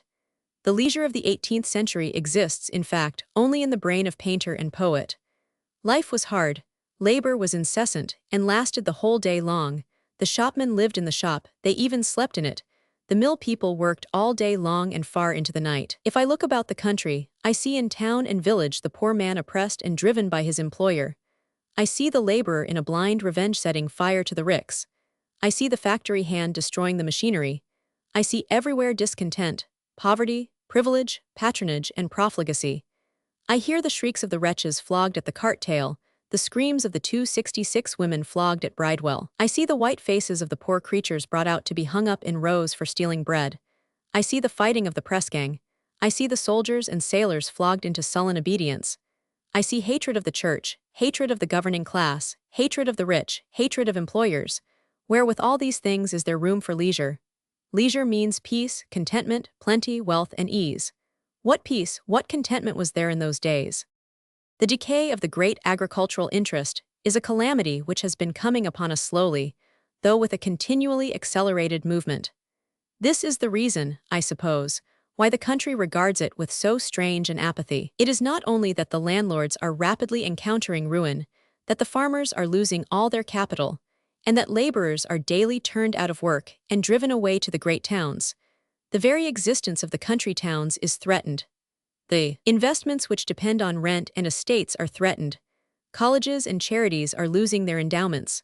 Worst of all, the rustic, the backbone and support of the country, who has always supplied all our armies with all our soldiers, is fast disappearing from the land. I confess that, if something does not happen to stay the ruin of agriculture in these islands, I think the end of their greatness will not be far off. Perhaps I think and speak as a fool, but it seems to me that a cheap loaf is dearly bought 267 if, among other blessings, it deprives the countryside of its village folk, strong and healthy, and the empire of its stalwart soldiers. As for the House of Lords and the English aristocracy, they cannot survive the day when the farms cannot even support the hands that till the soil, and are left untilled and uncultivated. There are, to make an end, two changes especially for which we can never be sufficiently thankful. The first is the decay of the old Calvinism. That gone, the chief terror of life is gone too, the chief sting of death is gone, the terrible, awful question which reasoning man could not refrain from asking is gone too. The second change is the transference of the power to the people. All the power that there is we have given to the people, who are now waiting for a prophet to teach them how best to use it. I trust I am under no illusions. Democracy has many dangers and many evils, but these seem to me not so bad as those others which we have shaken off. One must not expect a millennium. Mistakes will doubtless be committed, and those bad ones. Besides, a change in the machinery does not change the people who run that machinery. There will be the tyranny of the caucus to be faced and trampled down. We must endure, with all his vices and his demagogic arts, the professional politician whose existence depends on his party. We must expect, and ceaselessly fight against bribery and wholesale corruption when a class of these professional politicians, poor 268 unscrupulous, and grasping, will be continually, by every evil art, by every lying statement, by every creeping baseness, endeavoring to climb unto power. Such there are already among us.